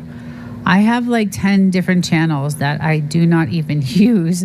I have subbed to channels with them and never watched any of their videos on those channels. I go back months later and I am still subscribed. Right. You'll probably, okay, so you're saying you'll go back and you're still a sub. Yeah, so maybe there's no drop off on that. Maybe it's a time. That's why we're saying it might be a timing thing. It could be. I never had drop off. So, but you're a huge channel, aren't you, Devil Dog? This is, like I said, with the timing method is different. Butler says check your Tim. Okay. All right. Thank you, Tim. I'm gonna get you a jacket. Thank you. Yes. Let's see. All right. Okay. Nina, I'm sorry, but some of the info you were putting out is not right. Okay. Devil Dog and Gary and I have been through all of this before, and you need to talk to us about it. We have been doing this for over 3 years. Okay. All right. I appreciate that. And I'll talk to you guys because you spent some time with me last Saturday night after the live that we had. I'm not saying that we are right. I'm not saying that, it's just something we did, we tested. We know that jackets can hurt a specific type of channel. I appreciate that. So, and I don't, it's not something that, this is just something we tested out. And this is something that we think that it might be a timing thing. I'm not saying that it is. I don't do drama as well. We have more drop off than we have gained, for sure. It is true. We had it went from 30% to 5%. So it definitely has improved. It definitely has improved. I don't know what. I've been on YouTube for 5 years, right? And you have a big channel. Your channel is huge. So that's why I'm saying, good CV. Yeah, I'm not saying that anything that, I'm just saying what I found that I think it might be. I don't know no one can figure this out because it changes constantly. I don't think anybody can. I just want to know what that, there's a drop off for sure for a lot of people. And I don't know why or how or what, but I think, with the interaction and, the things that we've tried over the last, week, it worked out for me. So let's go to the chat. I had a channel member that had to subscribe 7 times in a week. Yes, everyone has a jacket on my channel. Glad to hear you made it. Awesome live stream. Thank you so much. Yeah, this is just not. I'm gonna text him back because it's not something that It's just something I discovered that I think might have something to do with the drop off. It's like I said, we're still running analytics. We have a backlog of channels that we're still doing this with. So, we're still testing out the waters, and we're still trying to figure out. But for me, it has helped, like, my channel. Like I said, I gained 100 subscribers. I gained, I got like 360 hours, and it really did help. So yeah, Gary was the same way. He insisted on trying to figure it out. Yeah, I don't think, like I said, we're not going to be able to figure it out because it changes constantly. It would make for a good experiment. Yes, you're right. I like doing experiments. I like, like testing the waters. I like trying to figure out.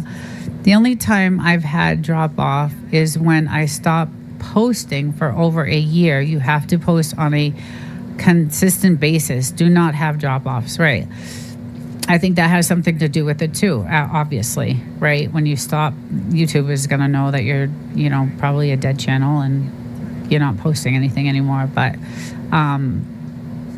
yeah, I'm not trying to give out, bad information. I'm just saying what we did, what we saw, basically. And we're not trying. It's impossible to figure out the algorithm. It's just impossible because it changes constantly. YouTube does whatever they want. I just want to know why it's dropped. Like, people on YouTube, there's video after video after video on YouTube of drop off, and people are wondering, like, why. I can promise you that subs were lost on your channel, Ed. You just have to look at the right spot in the studio. I know it's happening. I see it. People are talking about it. And then YouTube is taking down channels. Like, they're completely taking channels down, and maybe there's a good reason for it. Who knows? Yes, correct. If you don't post weekly or for a month, I don't gain. Yeah.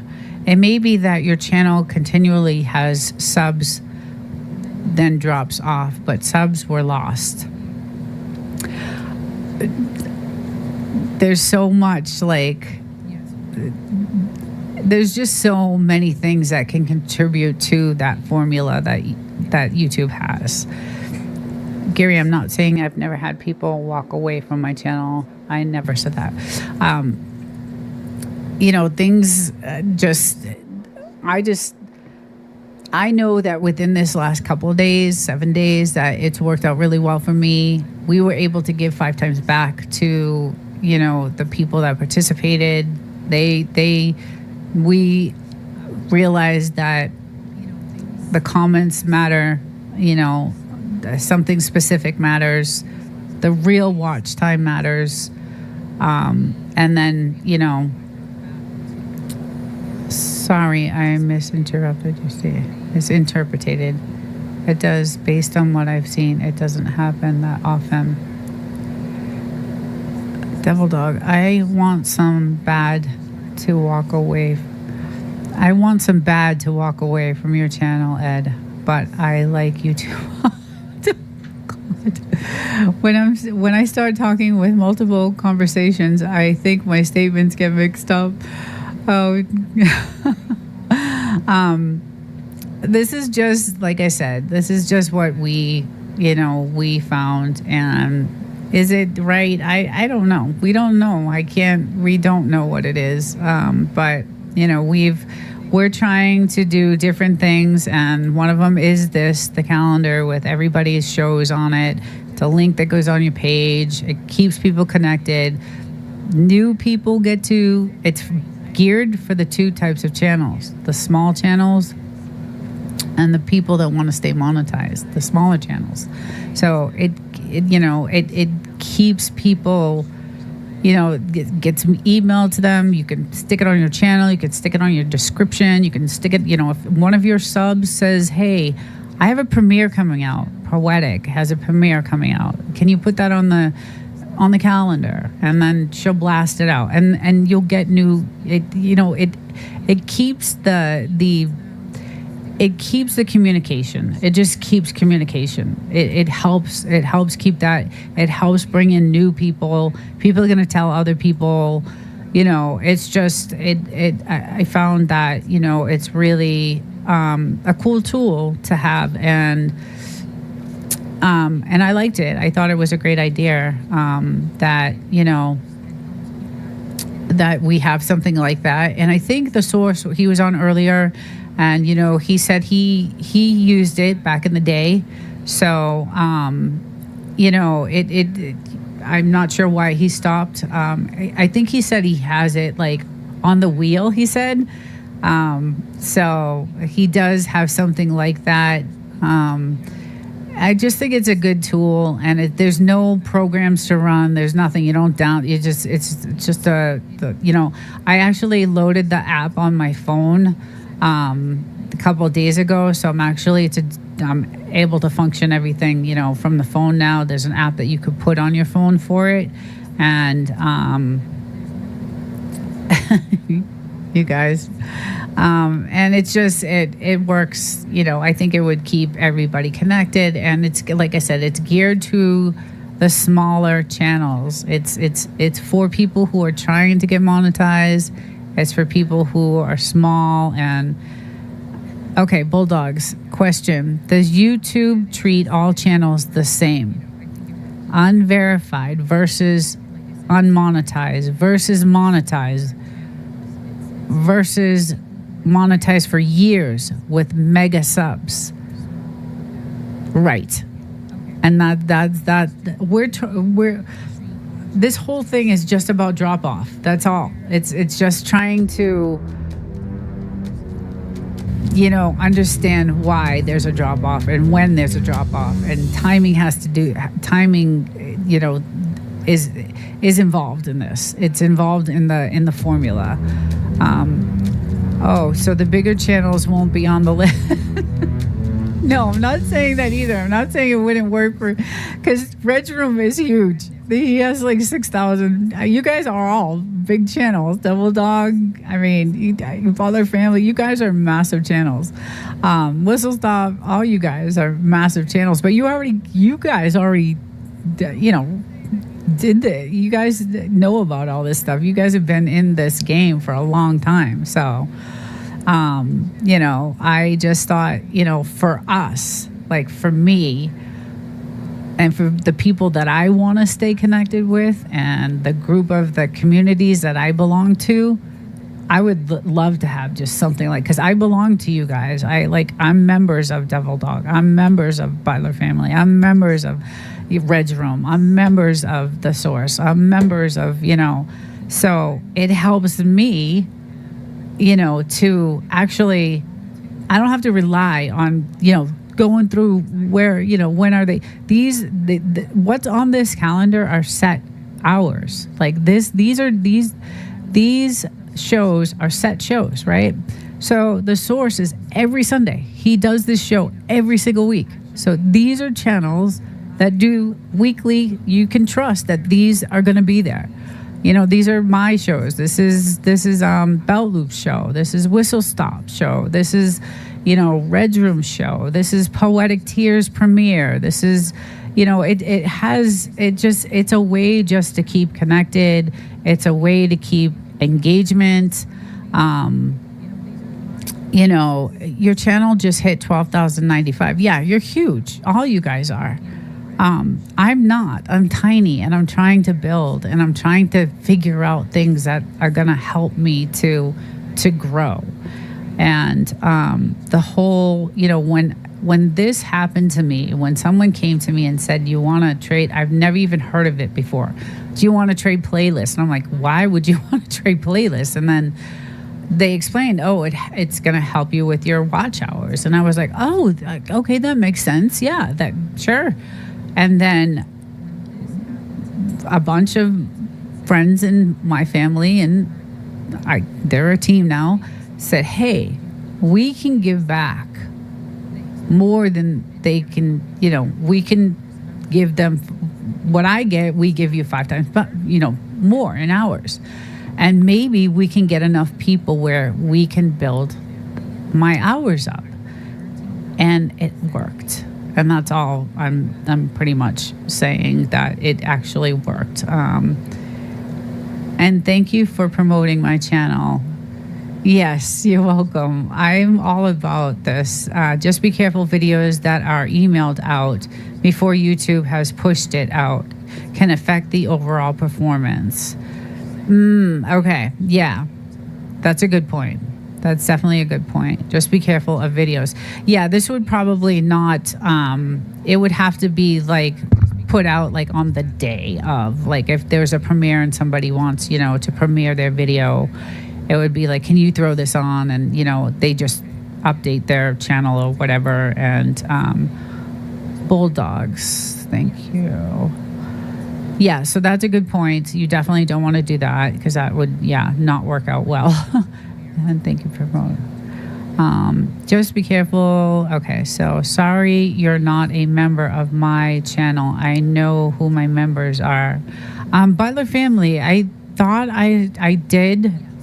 I was a member. Maybe I'll go back and see. I thought I was. I think I joined all you guys, but maybe I did miss you.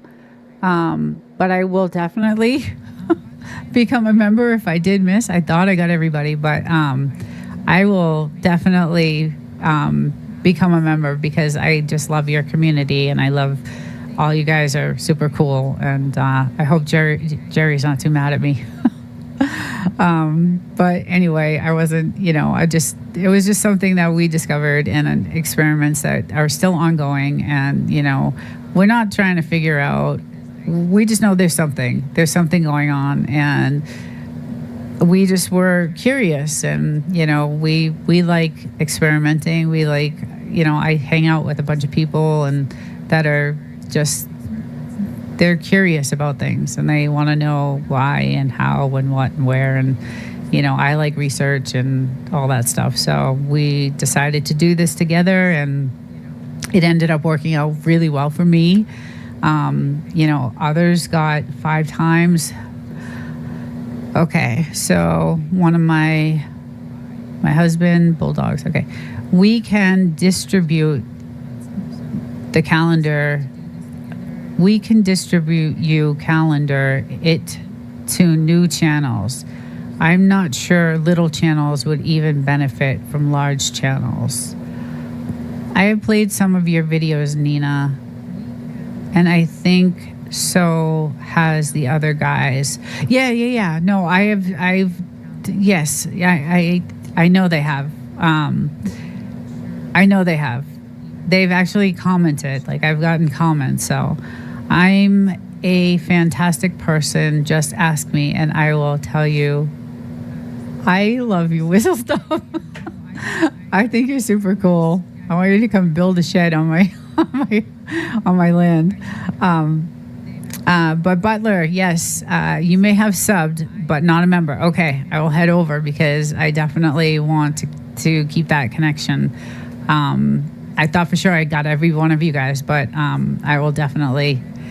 Desert, our calendar has fixed spots. We're not competing with YouTube. That's right. I have enough to do. I know. No, that's not what the calendar's for. We're not competing with YouTube, and that's not what this is all about, and that's not what this is for. It's just a way to keep connected. That's all. Sometimes I tend to focus on those channels that are close to monetization level, right? Desert, I could sure use some help with some random stream elements. Oh, okay. Okay. Yeah, because actually that's how Tim Mitchell just came through, is through my stream elements. So I also have like that helping draw, people. So that's how Tim just came through. Actually, 2 or 3 people tonight came through the stream elements. So it's easy. I can help you. But Red's room, now I told you about OBS, right? and it's what I use as, my platform. But I was in a chat on last Saturday night, and there's a program called EV Mux, and that program is ridiculous. It's a much better than an OBS broadcasting. What's good about OBS is you can do a lot of things with it, right? It's free. It's free. It's a free broadcasting. You can do a lot of things with it. You can, and I've done well with it. But this other program, it costs money, and I'm going to pay it because I want to podcast one day. I want to be able to have all those functions that these guys have. And I don't always leave a comment when playing videos. I had nothing to do with Stream Elements. Oh, it came through. Like, do you see your name up there? I don't know if you see your name at the top of the screen, Tim. But that's how it came through. So that's through Stream Elements. And if you see your name at the top of that's not through, it's not through YouTube, it's through Stream Elements. She doesn't remember me from last week. I just saw it come through, so from last week. I don't remember. I don't remember because it just clicked through just now. So I just saw it through Stream Elements. I just noticed it right now. It just actually clicked, and your name is up there. So that tells me that that's my latest subscriber. So you don't see anything. You don't see anything up at the top of the corner of my screen. Does anybody see that? Yeah. Okay. Yeah. So that tells me who just subscribed. And that's through Stream Elements. And,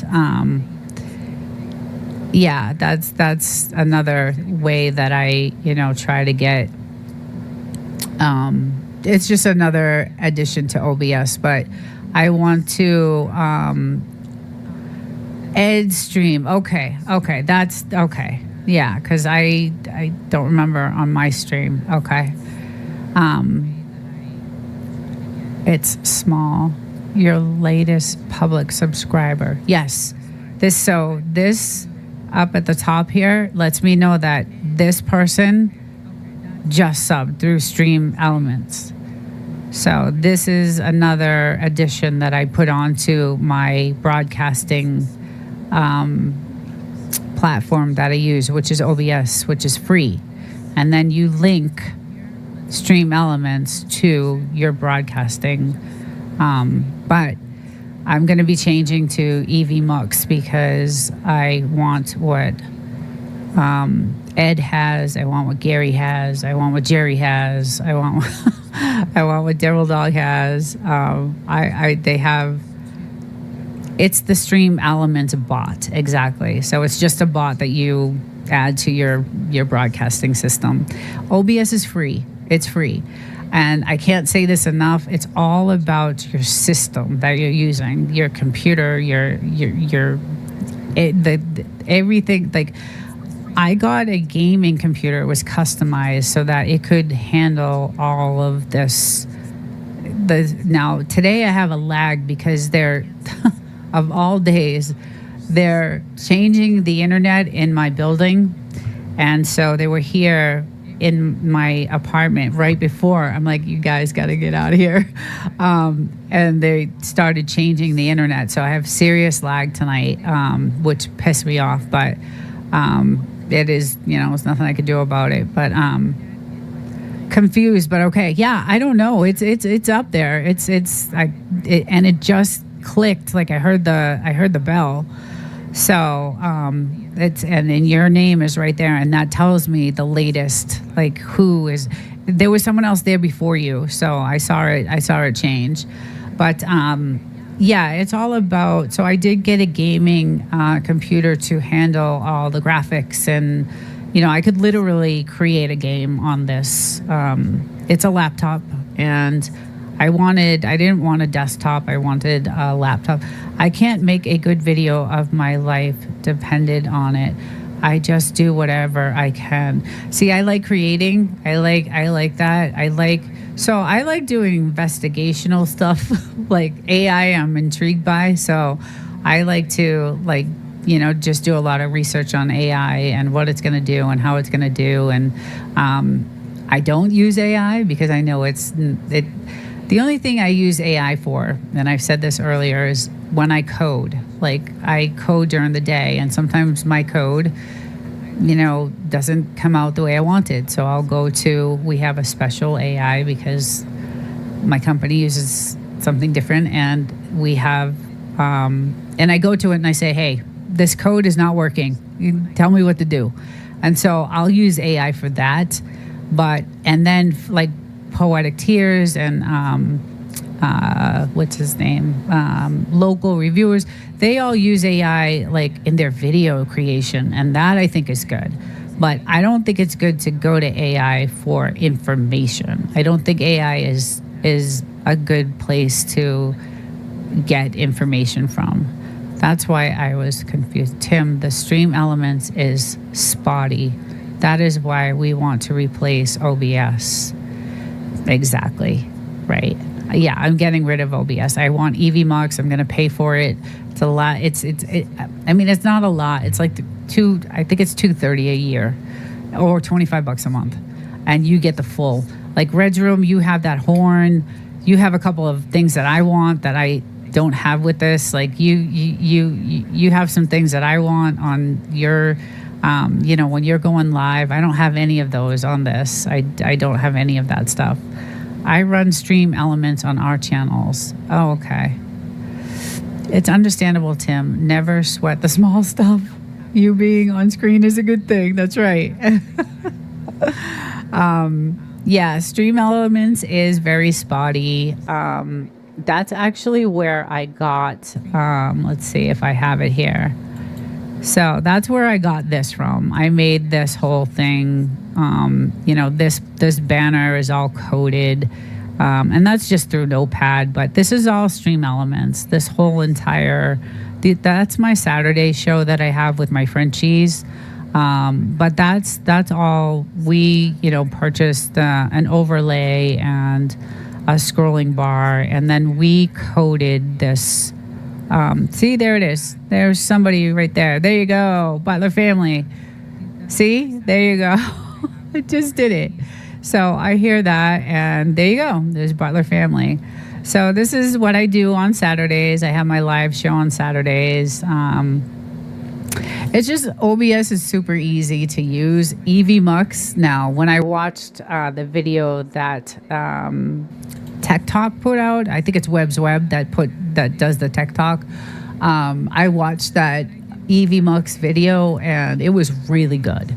It was a good, intuitive video on how to use. And then I dived into it. I actually have it, and I've used the free version, but it gives you nothing. The free version does nothing for you. So, hey, if anybody wants to help me make an intro and an outro for my channel, that would be freaking awesome.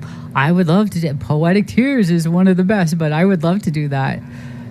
Love the dogs. Oh, yeah. So I do a show on Saturdays, and it's called Silly Frenchies Doing Silly Things. And then this is a picture of my two babies. This is Miss Bluesy, and this is Mr. Hodor. And Miss Bluesy just got bit by the rattlesnake. I talked about it on Sundays, on my Sunday lives. That's the one I almost lost. And they love each other. They're the best. But this show that I do on Saturdays is a fun show. It's all about animals and funny videos that I find. And it's kind of a fun show. It's one of the ones I like to do, my lives that I like to do. Because it's fun to me, because I love them so much and I love animals, and so I have a good time when I'm doing it. But that, Nina, could you post to your community about the EV things? Yes, yes, I will. Yes, I can. So it's Evie Mux, and the channel is Webb's Web, at Webb's Web. Let me see. I'll type it in.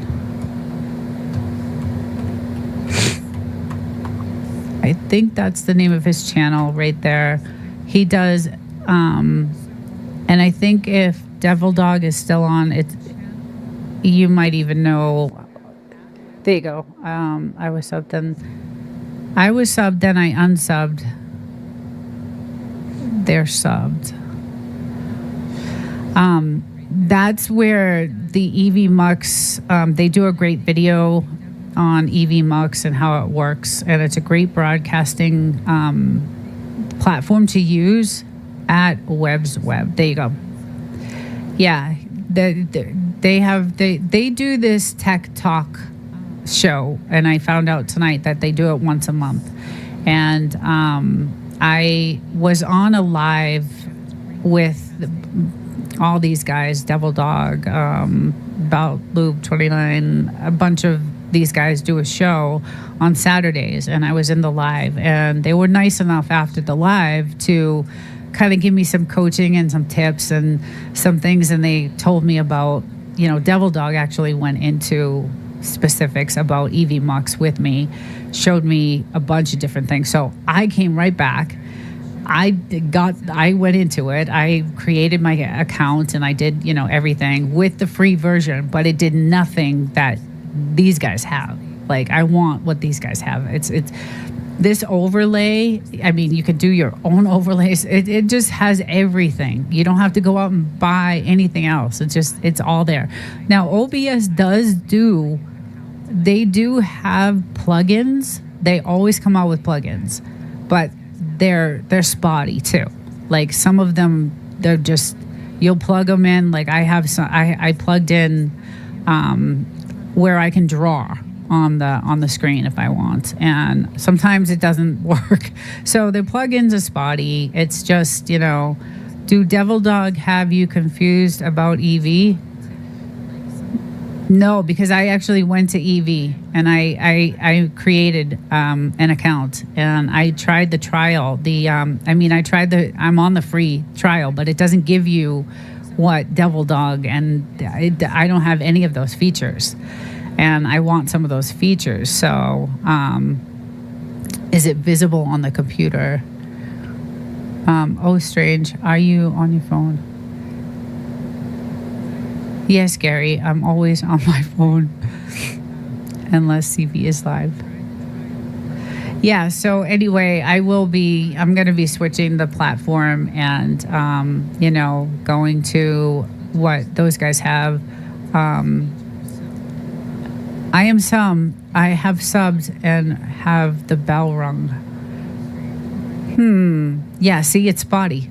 It's spotty. That's why I don't, it comes up, this is the tipping bot, like, in the chat, and it's just spotty. The thing is just spotty. It's set. I hate that too. Like, it's just constantly coming up. I got to change that because it's just, I don't like it coming up every 2 seconds. So there's settings I need to mess around with on Stream Elements. I'm not going to bother because I'm not going to keep it. But I'm learning, guys. I'm learning a lot. I'm curious about this whole YouTube thing. I'm like so invested. And I have a bunch of people who are also, like-minded like me. There's a lot of little channels out there that are trying to grow, and that's what this is all about. It's just trying to share and just stay connected, and it's really all about that. So, cooking with the Munchie Mafia, is that CV?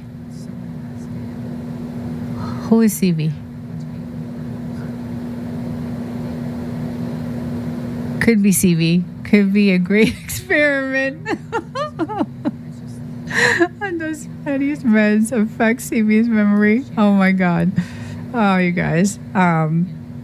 Anyway, that's what tonight's show is about. I do these lives on Thursdays, and usually it's just a whatever chat. CV is cooking with the Monty. Okay. Thank you. I'm learning all these people. Hi, CV. Thank you. I think it's scary confusing you.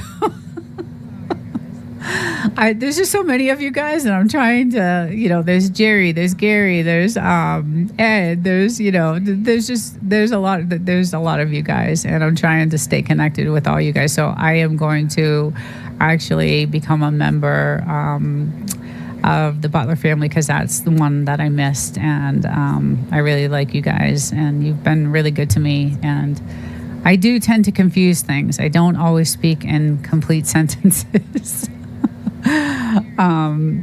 So that's just what we came up with, and I think she is so confused.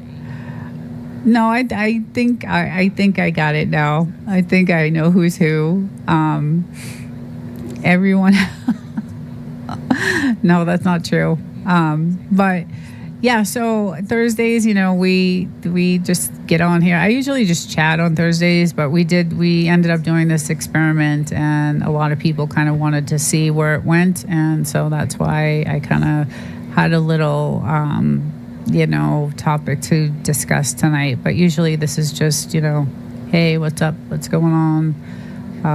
But we ended up finding out a lot of different things, and like I said, it's still ongoing. So updates will be coming, to see what we find, and maybe you guys find out something that, I don't know, and I'm sure you guys know a lot. And tell Jerry not to be mad at me.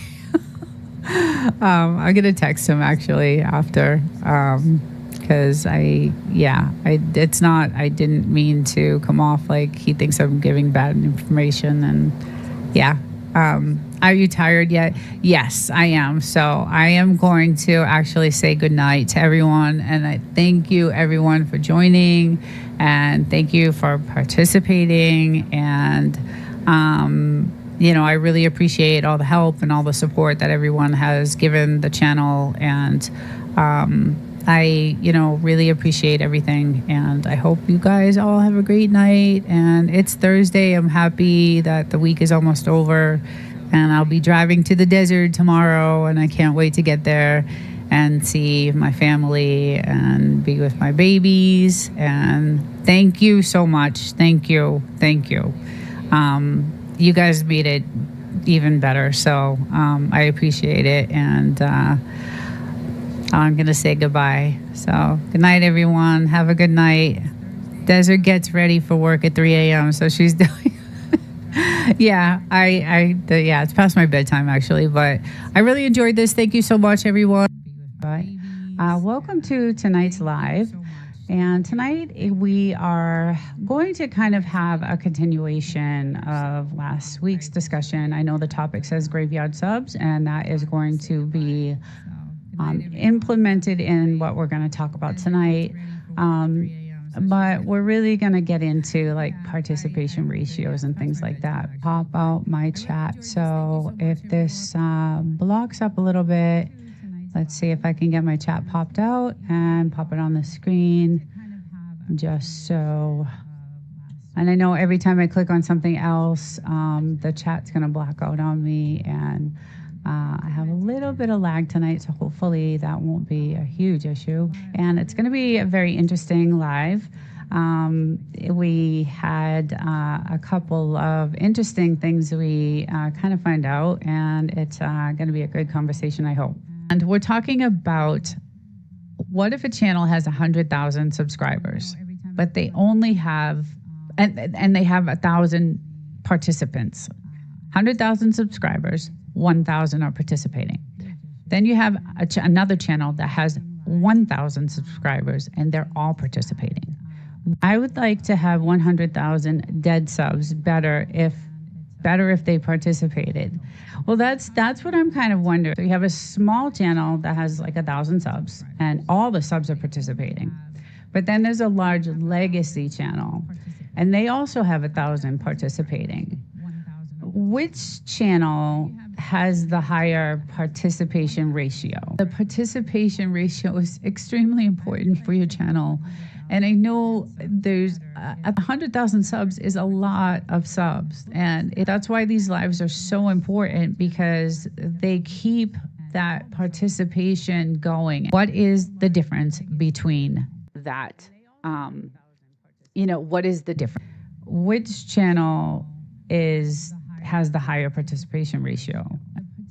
So we're talking about the participation ratio that, like I said, us small content creators are always trying to get to that. I'm glad to hear small channels talking about this, because large channels usually lie about this information.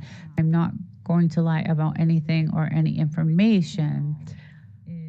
Chicken Express, I don't care how big of a channel I get. I'm not going to lie about anything or any information. And you shouldn't. You should be honest when these surveys are coming around. I mean, obviously, you should be. Now, say YouTube, because of the new implementation this year and their new AI and things like that they implemented, say that they assign a 365-day rolling calendar to your subs. Not to your content, but to the actual subs. So say if your subs, you have this participation ratio, right? We were talking about which channel is more sustainable, playing the long game, which one has a brighter future, and fundamentally or analytically that we would agree that we should be focusing on the participation rate. What if YouTube decides, because it's so saturated and there's so many people on it, what if they decide to, seriously, this all comes down to people turning on notifications. People that are subbed and don't have notifications turned on may hardly ever get notifications. It's about the little creators. I would say it could make the difference between being shown to 100 people or 1,000 people. Hi, local. Community participants means tons to channels like mine. Exactly, Chicken Explorers. And it means a lot to it means a lot to, I think, all of us. We think it is more important to engage the community than to simply pump out content. And that's the other thing, right? I have a friend that went from 1,100 subs to 30,000 in a weekend because he had a front row seat to the deli ship hitting the bridge in Baltimore. Oh, he had a front row seat to the deli ship hitting the bridge in Baltimore. She didn't need to seek subs. When people see you are silencing friends, that may damage your channel. I think my moderator is trying to confirm. He's not familiar with that person, even though most of us may be. So I do trust. And it's all about that because, like Jerry said from Butler Farms, they can ruin your chat and they can ruin your channel. And that is something that I don't want sub farming on my channel. I don't want people coming in saying, I subbed you, and then expecting a sub back. I just don't, to me, that's a type of harassment. And I was just like, I couldn't believe, like that. What happens with, a new channel, like, Chicken Explorers, you just hit monetization and you're always on live. So you have that participation. My subs gained 12.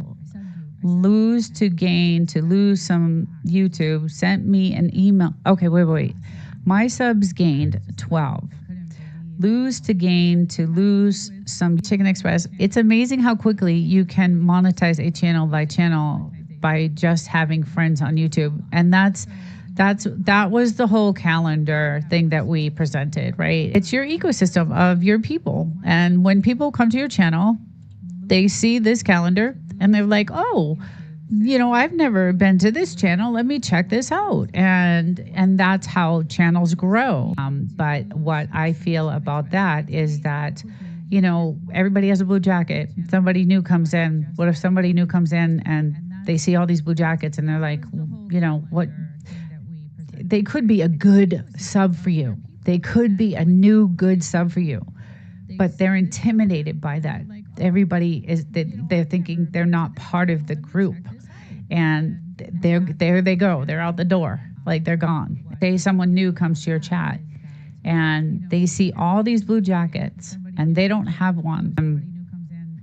Every channel we go to, you know, everybody has a blue jacket.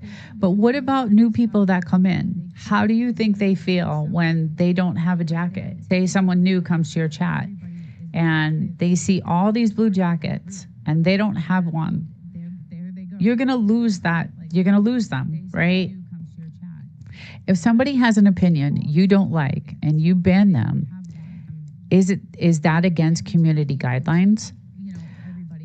I can take or leave YouTube from a content creator standpoint. I created over 500,000 views over the last 28 days with all my channels.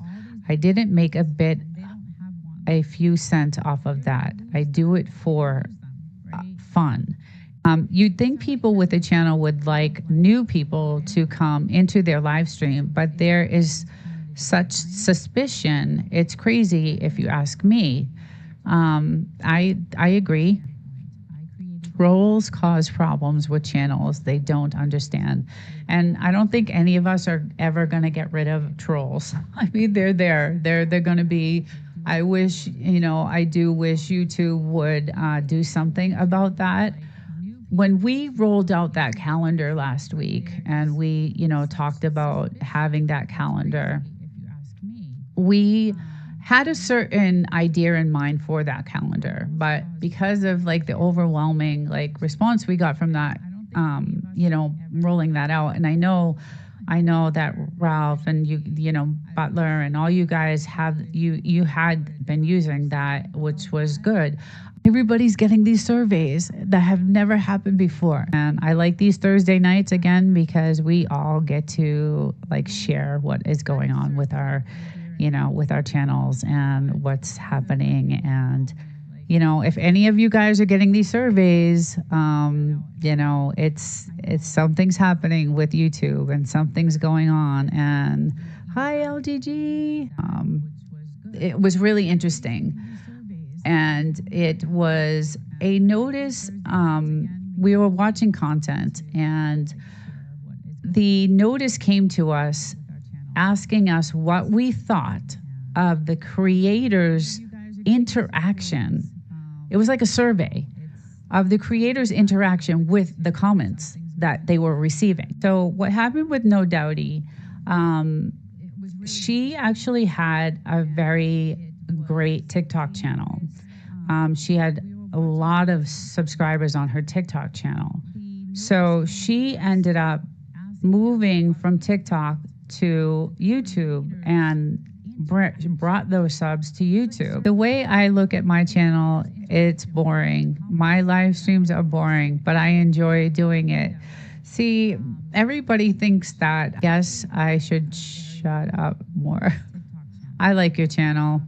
I like watching you do your stuff and build your stuff. And I mean, all you guys that are here, Ed, I really enjoy your channels. You know, I was like, I felt, it was like, I really like the content I put out. It's just, I need to restructure it. I know that, you know, my hook is too far into the video. You know, I get, you know, my team is like, your content is so good. You have a lot of great information. So yeah, so that AI is now picking up the best part of your outdoor live stream and it is making your short for you. And guess what? I got over 1,000 views on some of my outdoor lives and they that AI picked up one of the best parts of my 2-hour live that I did outdoors on Sundays. And every Sunday, it picks the best part of that live. And I couldn't have picked it better. It's amazing. Ed, Opus Clips is one of the best things ever. It's one of the best things ever. It's one of the best programs I've ever used in my life. And it will pump out your short, like in 2 seconds. You just take your link and throw it in there and, wait for it to upload, and then it cuts it into shorts and it tells you, what is good and what's going to work and what's not going to work. And maybe you can get some of the stuff that's lower, like 60% or whatever, to work. And it's just something, we found very useful because I don't have a lot of time. And we're talking. So anyway, I ended up buying EVMux and I really liked it, and I love my setup because I get to keep this setup, and I was able to, import this into the overlays, the background part of it, because you have your banners and you have your streamers and your things like that. It's really good.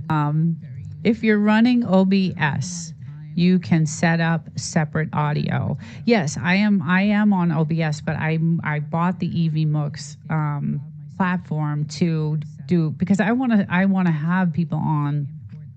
This other project that I have going on is going to require me to be able to have guests, and I'm not able to do that through OBS. Anyway, that was the topic tonight, and I'm glad everybody joined and, shared their opinions, shared their thoughts, because that's what Thursday nights are about. Like, I want, that engagement. I want to know what everybody's, what their thoughts are. It opens our minds. It gives us new ideas. It helps us, become better, learn more. I don't know why that happens. Hey, Bulldogs, how's it going? Every time I try to get my chat onto this side, it blacks out my screen for some reason, but welcome. I was just on DTR had a live, and I just popped in to say hi. I told you everybody tonight has lives. The Source is on right now. Like, there's just so many people that have lives right now, so I'm hoping that we have some people tonight, because there's just, I guess Thursday night is the night to have a live. So but I had a shot in my back tonight, and it's killing me. But anyway, how are you doing, Bulldogs? I can't get my mic to be the way I want it either.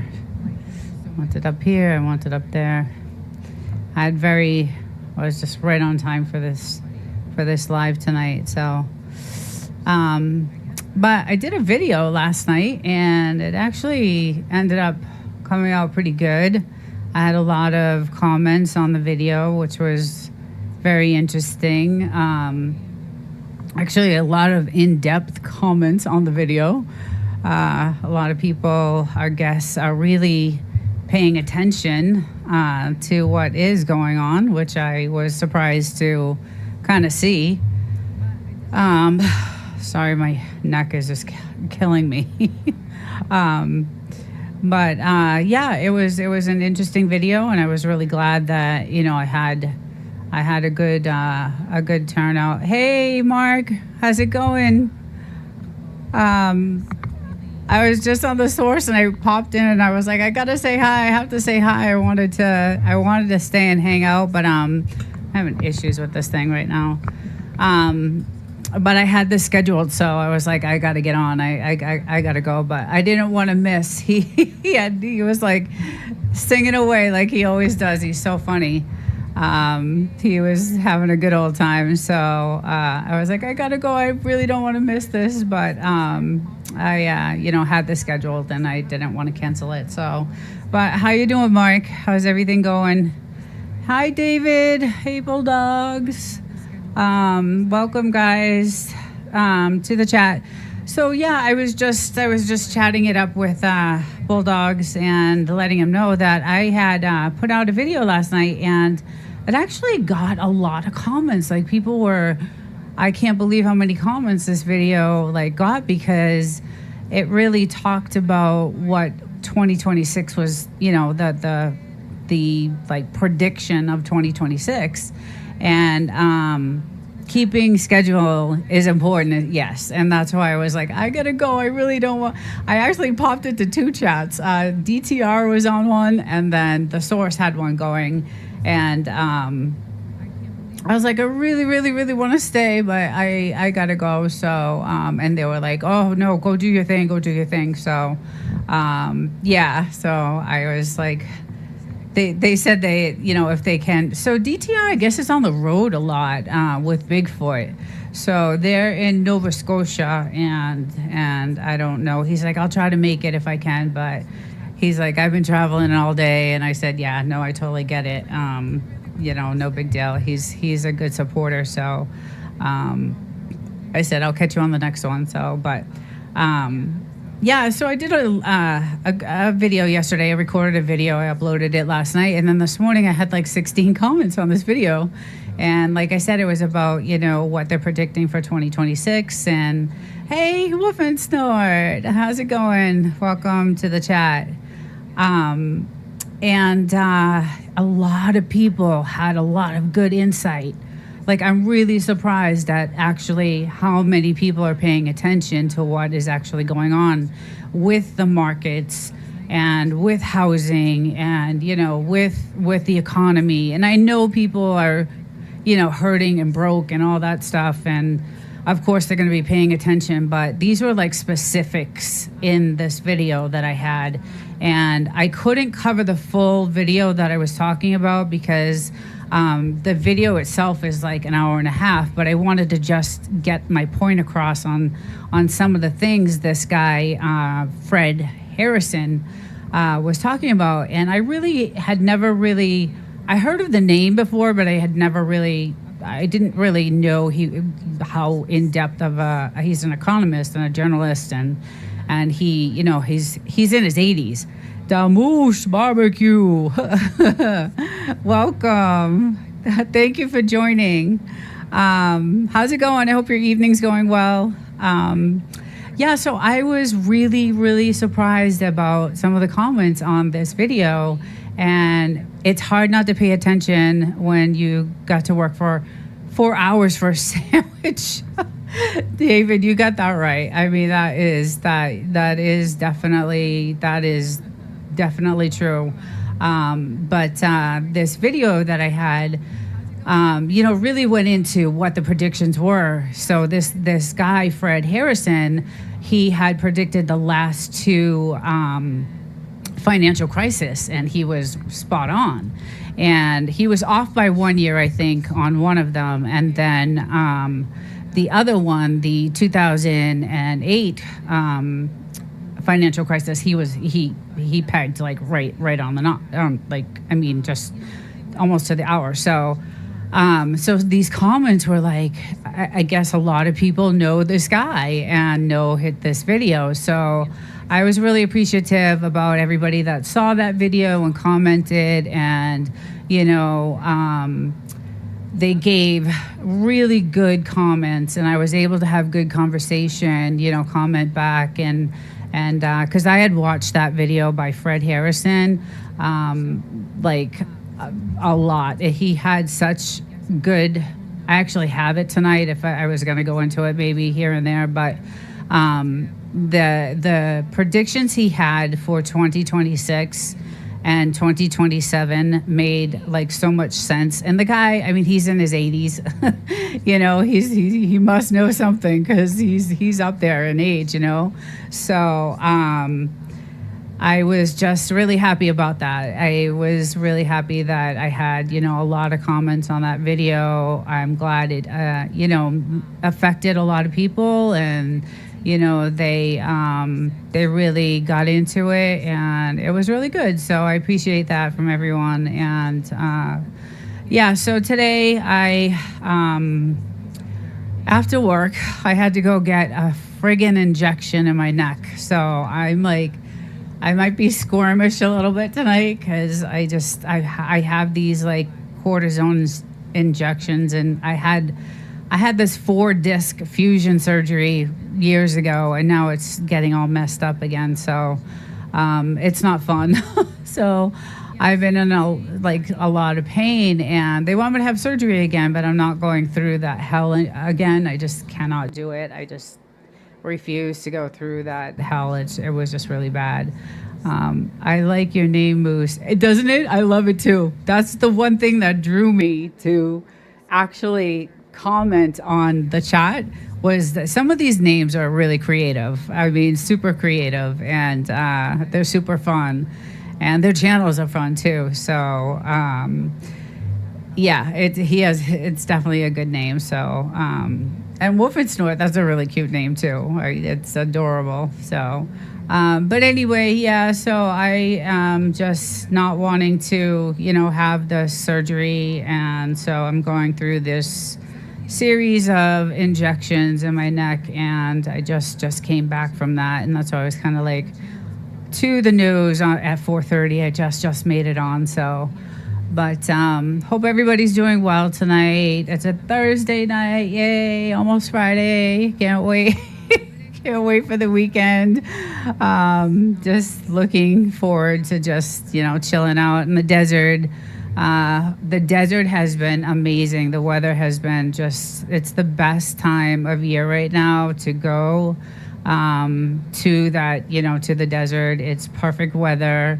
I get to enjoy, the outdoors. It's not too hot. It's not too cold. We got our fires at night, which I'm probably going to do a live. Hey, Jesse, how's it going? Welcome to the chat.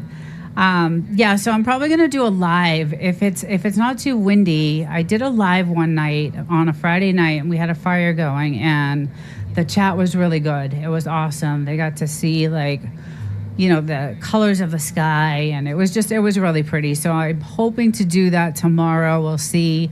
I also have my regular live show on Saturday with my Frenchies, and then I do a live Sunday morning. So, but the hey Bulldogs, but the live shows on Friday nights are really cool because we do have, we have the fire going, we have the dogs out, and it's just the views are beautiful and the sunsets are gorgeous. So, thank you. I'm all right. Thanks you. How are you? The outdoors live.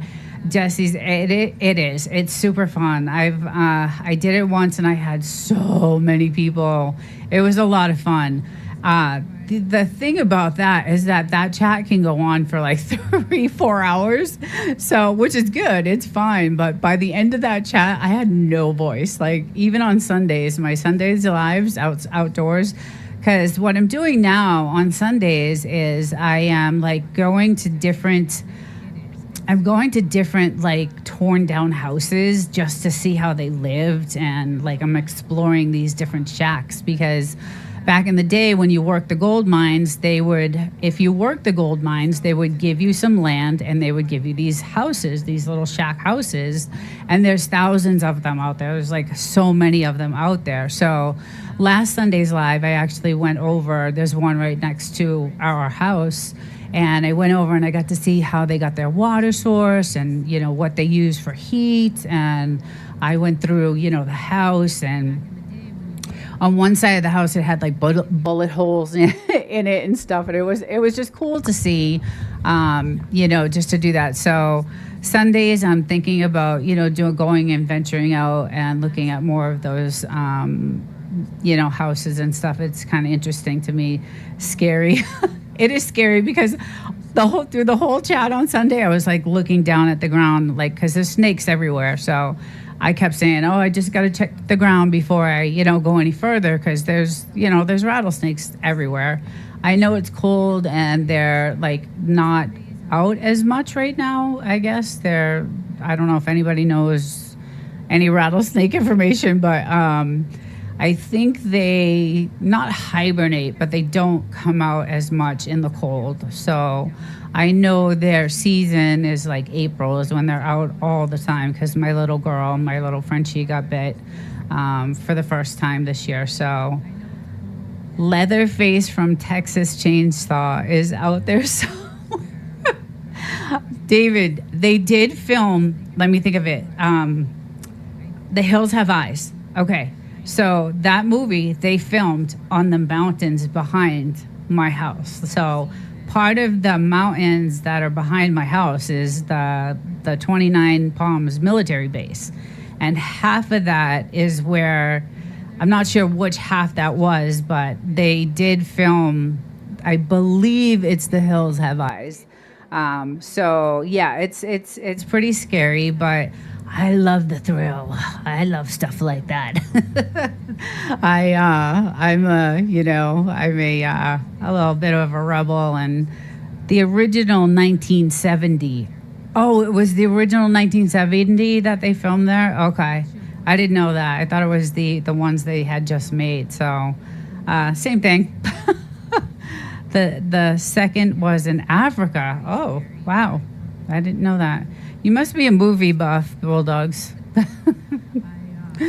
Yeah, so anyway, I think my Sundays are going to be, venturing out off my property and like checking out some of the cool places out there. And then I have some time off at Thanksgiving and at Christmas time. So I'm going to take everybody up to the gold mines.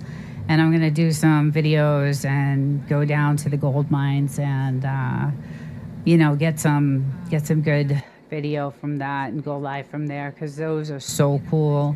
I've been up there a few times, and it's funny because sometimes when I go up there, I still like look around. I wish I had a metal detector, I guess, is what you use, right, to find gold. I'm guessing.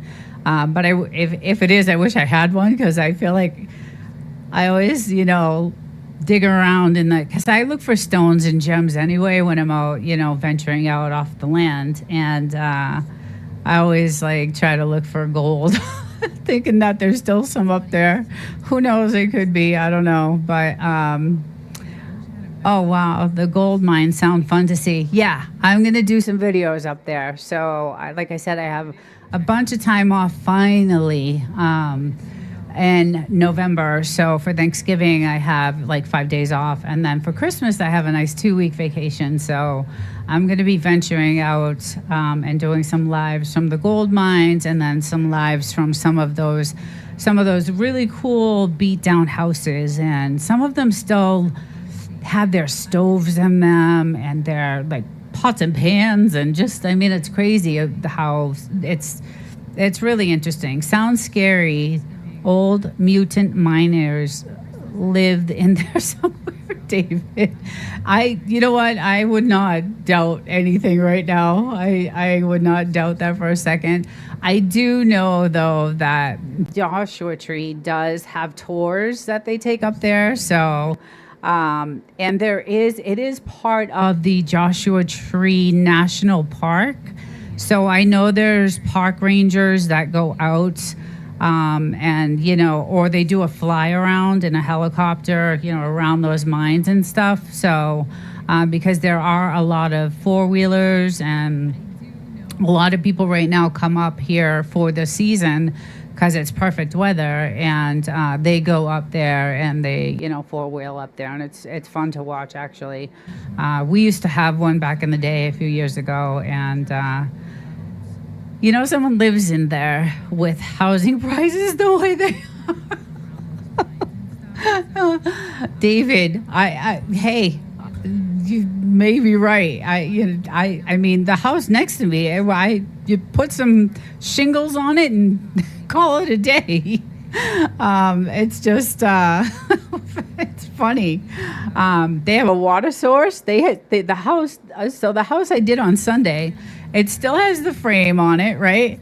It still has the water tank and the water source to go. There's the water hook. It's all hooked up, and it has a gas stove, and it's abandoned. I'm sure somebody still owns it. It's on 5 acres, and I don't know who the owner is or whatever, but I did and that particular property that I did last Sunday, it had a double outhouse. So when we bought our property, we had an outhouse on our property, which obviously we took down, and we built a wild child. How are you, my love? How are you? I'm glad you're here. Welcome. How's the baby? Kisses and hugs. So when we bought our property, we had an outhouse. We took it down, obviously. We, put in two crappers. I love it. And this house next to us that's abandoned, has 2 outhouses. That's the first one I've ever seen with 2 outhouses. So I was really surprised. It must have been a big ass family that lived there. Definitely essential. It was really cool to see. So that's what I did on Sunday. So I am going to, like I said, Thanksgiving week, I'm going to take my camera up there and do some video of the gold mines. There's several of them.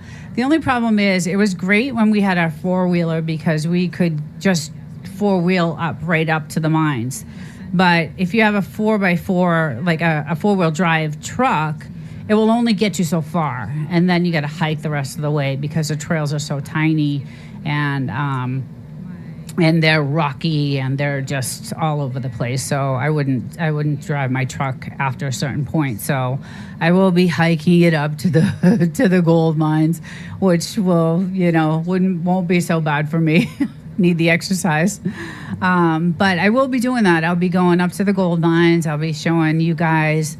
It is insane to see these gold mines and to actually look down into these mines and see how far, you could probably fit my body down the mine. The mines are small, they're tiny. 1 person at a time. It's not big enough for, it's just 1 person at a time up and down. You could still see the pulleys. They still have the wooden, it's amazing. It's pretty cool to see. So, so I'll be doing that, doing some lives from there during Thanksgiving. And there's so many of them that I'll cover some of them. And then I'll probably do some Joshua Tree. I'll go into Joshua Tree and do some videos. Hey, Real Thoughts. What's up? How are you? Thank you for your comment today. I could not believe that video, I had so many good comments on that video that I was really excited about it. Because people had very good, their perspective on what they took out of that video. And maybe they went and watched the rest of the video because I left the link in the description, and maybe they went and watched the rest of it. But the conversation that video struck was just really awesome. So it was good to see your point of view on that, and I responded to you, and it's crazy. It's really crazy. See, things like that, videos like that get me. Like when I'm looking for research, when I'm looking in the description, and maybe they went and watched the rest of it, but the conversation Sarah, hello, tears. Kyle, nice. Bulldogs is watching on his other channel account, YouTube hours. Kyle laughing. Thanks. They hit you with the ones, Kyle. I think you were snoring. I shared your live to my page. Thank you, Sarah. I bet you got some cool followers. To do something, when I'm looking to cover something, and I find something that's super interesting and that it's going to affect my future and the future of America and the future of, Americans, I want to look into it. I want to find out what's going on. And so when I saw that, I was like, oh, wow, this is incredible. And I had heard the name Fred Harrison before. I just didn't know. Yes, cycles have been fasted. Yes, they are. And my husband, I'm not going to say he's a day trader, but he does a lot of trading. So he knows cycles and patterns in the market. And so, when I saw that video, I was like, oh my God, they're talking about, the housing market and the financial, collapse of what's going to happen with not just housing, but, the financial markets and, everything. So, but here in the last few years, I've really been looking at them too. Yeah, it's you have to. I mean, in this day and time right now, the time we live in is just so, it's so crucial to be aware of everything, like everything. You have to be aware of like everything. It's just, we're getting into some rough times right now. Who knows what's going to happen? These wars that are going on and some of the things that are happening, politically with our government, and it's scary. So when I saw this video, like I said, I had heard of him before, but I didn't realize how he's 80 something years old, 83 or 84 years old. So he knows a little bit about what he's been doing. So it was really interesting to cover that. And like I said, I wanted to do more of that video, but it was a really long video, so I just left the link in, and I hope from the comments that I saw, it looks like they actually went in and watched more of the video. So I do have it tonight, but I don't know if anybody had questions about it. I could pull it up, but it was very interesting. I just found it super interesting.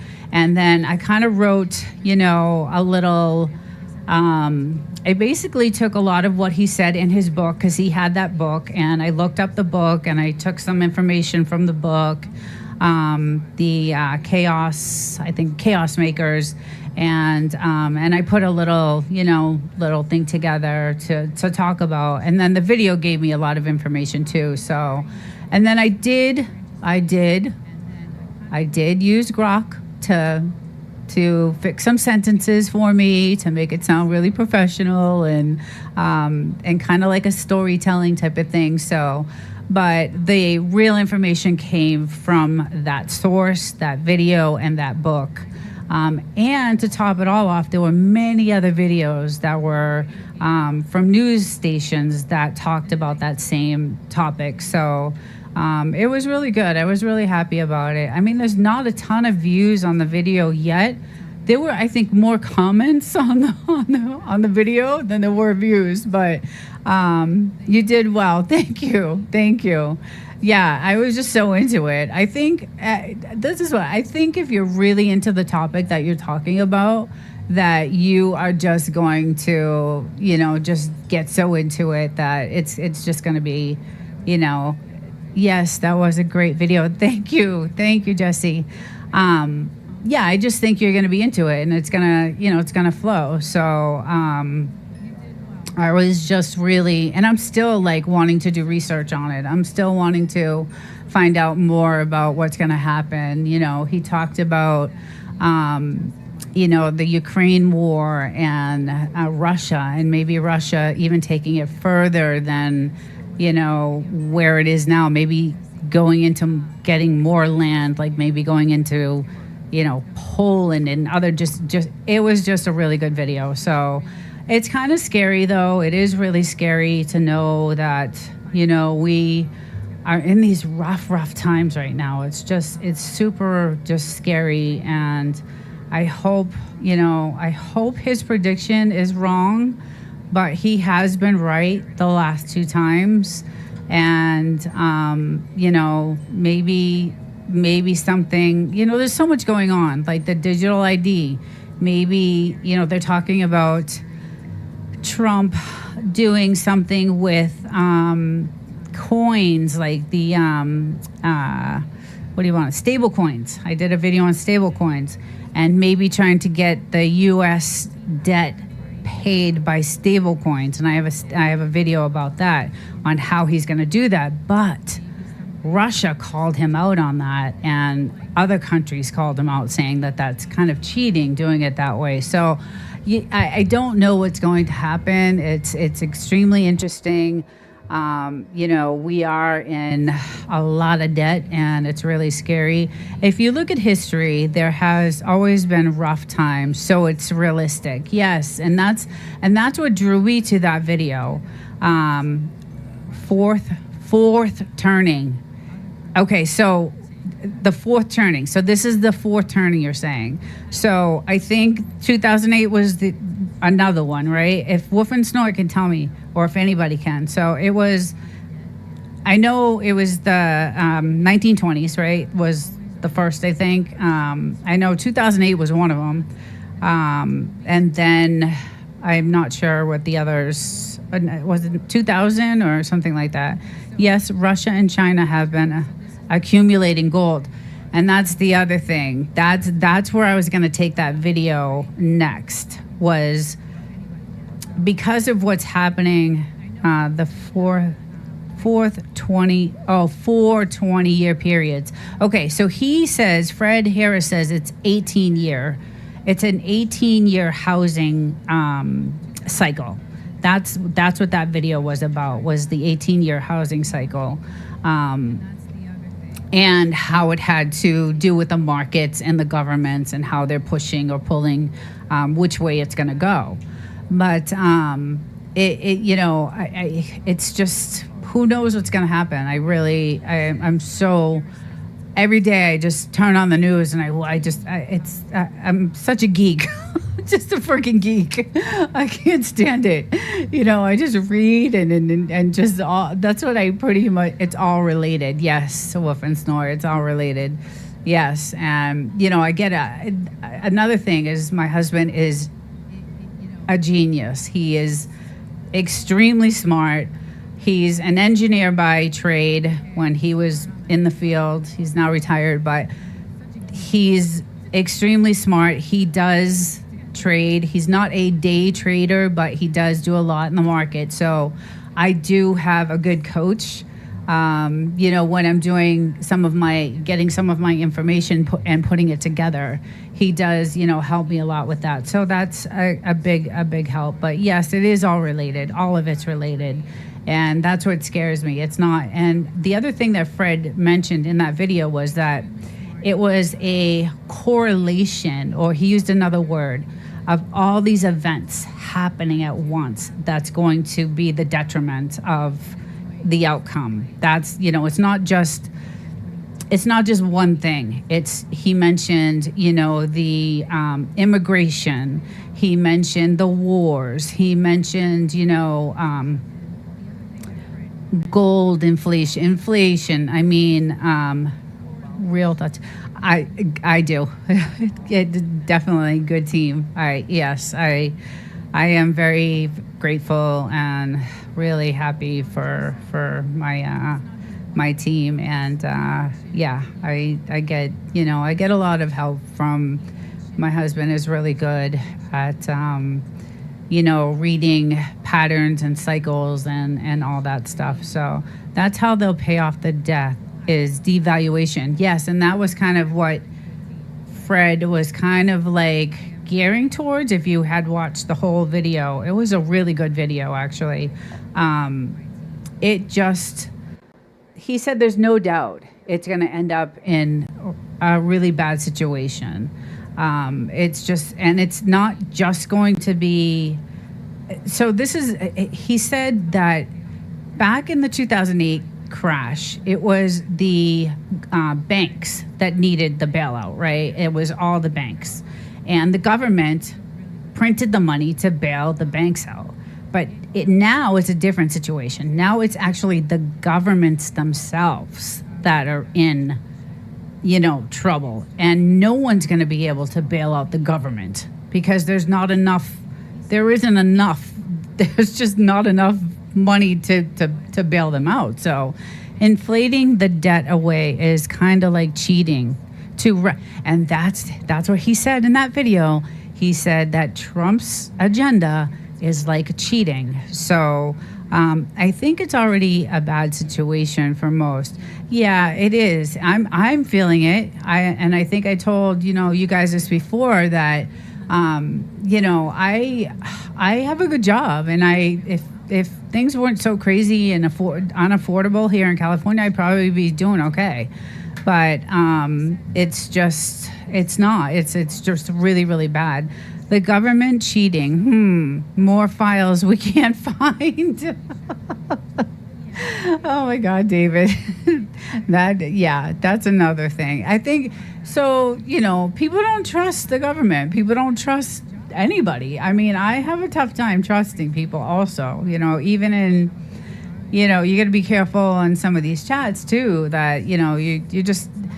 on my Sunday lives, I have some crazies in there. Like, I literally have some crazy people on my Sunday live chat. So it's very scary times we're living in right now. It's unfortunate because I remember a day where I was happy like every day, and I'm normally a happy person. But the stress of everything, the stress of everyday life is just, it's hard. It's hard to wake up to go to work, right? Because I know that half my money is going, I half my money, half my paycheck, I don't get. So that really kills me. And did you see Newsom's wife did Harvey Weinstein in 2007 to get Gavin back for, oh my God.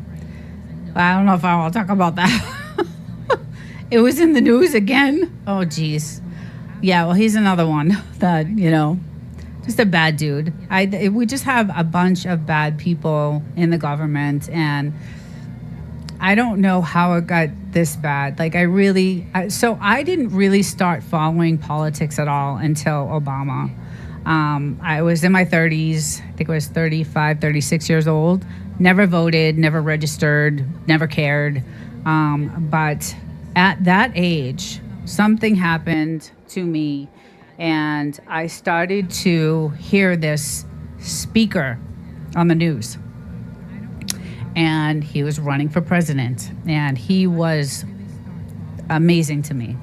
He said everything I wanted to hear, and life wasn't really that bad back then. You can't get in unless you're bad. I believe that. I think that's the way it is now. That's definitely the way it is now. But I did not vote. I wasn't registered, so I registered as a Democrat.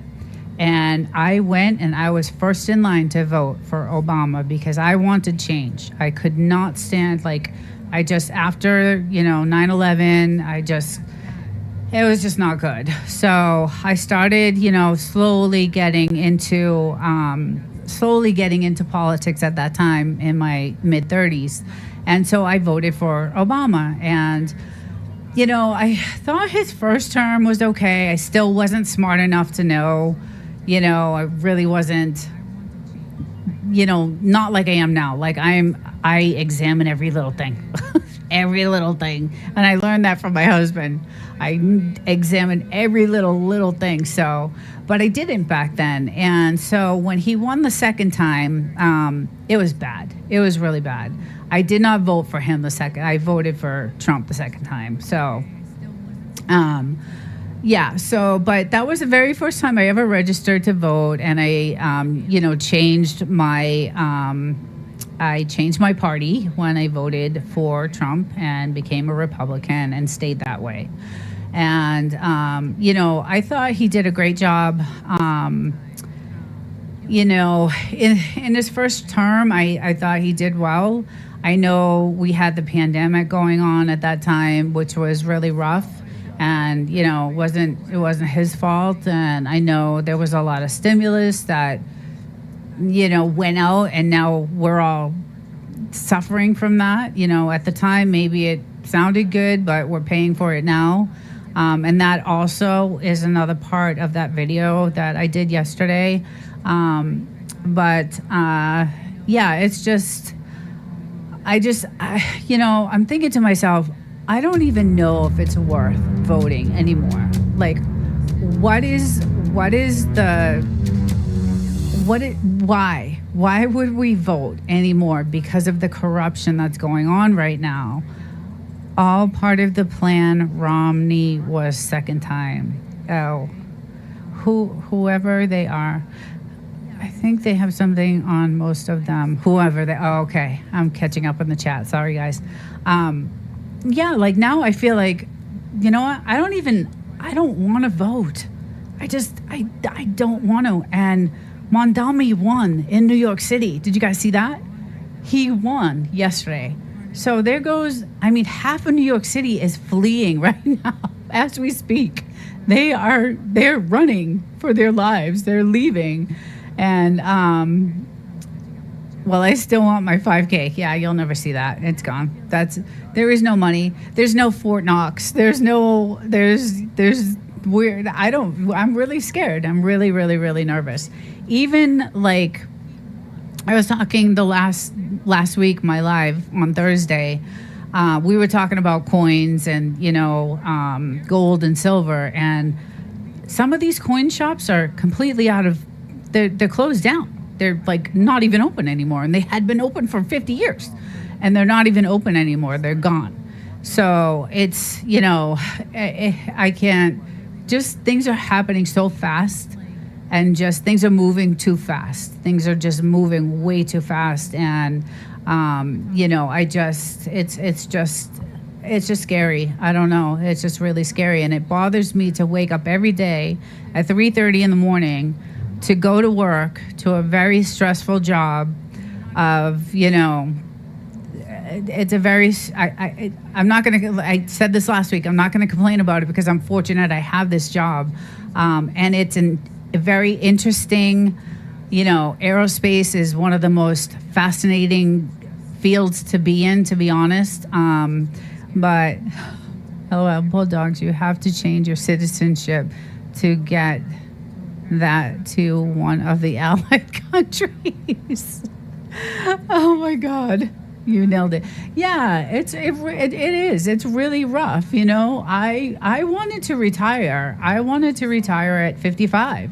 I'll be 60 in a couple years, and I'm gonna be working till I have no idea now. So, but it kills me to wake up at 3:30 every morning, go to work. But luckily, I have a job that I really like.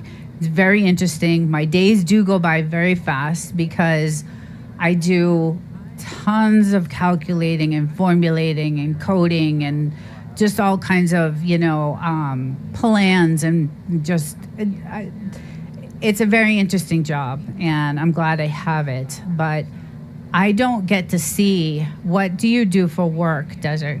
So I can tell you what I do. I just can't tell you. So I work in aerospace, but a lot of what I do is classified. So I can't really say what I actually do because it's classified. But I do work for an aerospace company. But before that, I was a chemist. I worked in the biomedical field, and I worked at a really good company, and I did all the pandemic testing devices and all flu and strep. So I was the chemist that made the chemistry solution that went on the testing strips that go out to all the doctors and all the hospitals and CVS and Walgreens and all that stuff. So, and I loved that job. It was a great job. I was there for 10 years and it was awesome. It was really, really, really, really good. It's kind of a classified thing that I do. But before that, I was at a company for 10 years. It was great. I did chemistry. I actually started off as a chemistry technician. I worked my way up in the company and became the manager of the chemistry lab. So I developed really quickly in that company. And within 5 years, I was the manager of the quality control chemistry lab. So, and that was another job I loved. I absolutely loved chemistry. It was just a great field to be in. And at the time of the pandemic, I was making triple money because they were paying hazard pay. They were paying for all your travel. They were paying for all your lunch. I mean, it was just those couple of years that I did that for, I made such good money with this company. And it was based out of San Diego, and I lived close to that job. And so it was a really great job, and I did love it. And, I got promoted to the manager of the department, which was really good, but it took me off the bench. So I wasn't doing chemistry anymore. I was managing the team. So I have a science background. Your jobs sound awesome. Oh, Jesse, do you have a science background? Nice. So what do you do for work? Do you do that? What do you do for work? I'm curious. yeah, it was extremely interesting. But when I became manager, I was off the bench and I wasn't formulating anymore. I wasn't working with, we worked with viruses and, we geared up. We were in, we were working under hoods and, controlled rooms. And it was awesome. It was just awesome. I loved it. And then when I got promoted to manager, I got taken off the floor, and then I was managing people, which was fine too. Every now and then I would get to go back on the benches and help out if we were overwhelmed and we were short staffed. I would go back on the bench and help, formulate things, and it was great. But I just once that happened, I became a manager.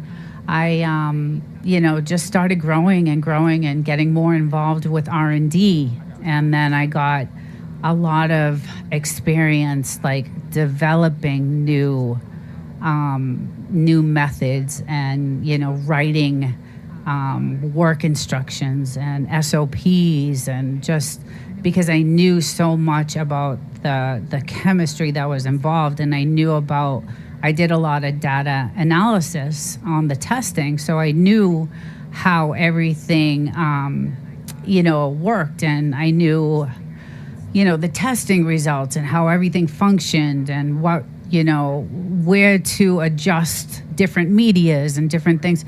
Chronic health issues have prevented me from getting into the work I wanted, but I have a biology degree with an ecological, I can't say that name. Why? Ecological focus. Okay. Very, very good. Yeah, that. Most of the people I worked with had biology degrees. Most of them were microbiology degrees because a lot of the stuff we did was microbiology. So, I did a lot of ELISA testing and HPLC testing, and just, it was great. So then I started getting involved in the R&D team and doing investigations, and it was a really great job. But then it got bought out. The company got bought out 3 years ago, and it completely changed, and I was miserable. It was just, there were a new regime came in, and this was the bad thing about when this happens. And if you look at my very first video that I ever did on YouTube, I talk about it, and you'll know it's my first my first video, because it was really mostly scripted, and I threw in a few things here and there. But when that happened, it just ruined the whole. Half the company left, first of all, and then half the company got laid off. So this new regime came in, ruined the place. I was miserable. They put a lot more duties on me because we lost so many people. I was working nonstop, just like I am now, but it's much better now. So I decided, you know what, I'm going to try to look for something else. I can't, as much as, I really liked what I was doing, I was like, I'm not gonna deal with these people. They're horrible. They're very abusive people. I never had to deal with like working with aggressive people like that. They were very aggressive. That's a shame. It was a shame, because I had never dealt, in all the years I have been working, I had never dealt with a group of people that were aggressive like this. And it was really disturbing, and everybody, the culture of that company changed overnight. We were like a family. We used to have, everybody celebrated birthdays, and we would have birthday lunches, and nobody spoke to each other anymore. It completely turned the culture of that company around, and it was awful. It was awful. And at the time, my husband actually was an engineer there, and he was one of the best engineers they ever had. And he received many awards and he was an amazing engineer, and that's kind of how I got that job. But he was miserable. It was just really, really, really bad. It was a bad thing. So I started looking for work, and after 2 years of looking for work, I finally found this job in aerospace, and it is amazing. And a lot of my skills that I had at my other job transferred to this position, which I was fortunate to have that happen. Sometimes when you change jobs, some of your skills don't, you can't transfer them over to the new job. But I had been in so many different departments in the other job. I was in quality, I was in R&D, I was a technician, I was, I handled the logistics part of, I was involved in so much, in metrics, and, I did a lot for that company. I would do all the metrics for, the run times, and, because of being a manager, I did payroll and all that stuff. So it took me 2 years of interviewing, and the interviews, guys, you don't want to be interviewing. I went through 2 years of interviews, 5 interviews. You go through 5 people each time you interview. I got several offers, but they were not close to the pay that I was making, and I couldn't take a pay cut. So it took me 2 years to find some company that would pay me what I was making, actually even more. So it worked out well for me. So that's why I say I really don't want to, I can't complain about where I am right now. I just can't. It's a good job. I like it. It's just, it kills me to go to work every day at 3:30. I wake up at 3:30 in the morning. I'm in work by 5 a.m. And I work till, I just made this live at 4:30. And half my paycheck is gone. Half of it's gone. High regulated environment skills probably transferred. Yes, and that was the other thing. Why I dealt with all the auditors. We were heavily audited by the FDA, constantly audited by the FDA. We were funded by the FDA. A lot of the stuff we were doing, especially during the pandemic, we were funded by the FDA. So they were there all the time, and I had to deal with them. And so I did, I tend to be an overachiever anyway. So I really put a lot into things that I do. It's just who I always want to try to prove myself. I don't know. It's just something in me. I was fortunate enough that the VP of the company saw that in me, and he actually was the one who kind of like guided me through this whole, he pretty much trained me in everything. So I was very fortunate to get in good with him, develop really good work relationships with everybody. So they were more than happy to, help me and, help me grow in the company. And I grew really fast. In 5 years, like I said, I was manager. I had great relationships. And then that whole thing happened with the being bought out. And now today, their stock of the company. So during the pandemic, the stock of the company was around $350 a stock. It's down to $21 today. Lucky they didn't dangle a carrot and promise you the world. Well, they did that too, but that was before the new regime came in. But anyway, they were good to me. Before the new regime came in, they were good to me. But their stock is $21 today. Today, it tanked so bad that I actually talked to the VP that used to be the guy that I worked with. We texted each other today because we were like, because when the new regime came in, that VP that I was really good, friends with, and we worked as a team running the company, he left when the regime came in. He was like, F this, I'm out. I'm not dealing with this. Because these people were aggressive and just, I had never dealt with people that were yelling and screaming and just, you get more bees with honey. They were really awful people. And so he was ready to, he was going to retire. He was in his late 60s. He was going to work there till probably in his 80s because he loved it so much. He just loved it. And I loved him. He was great.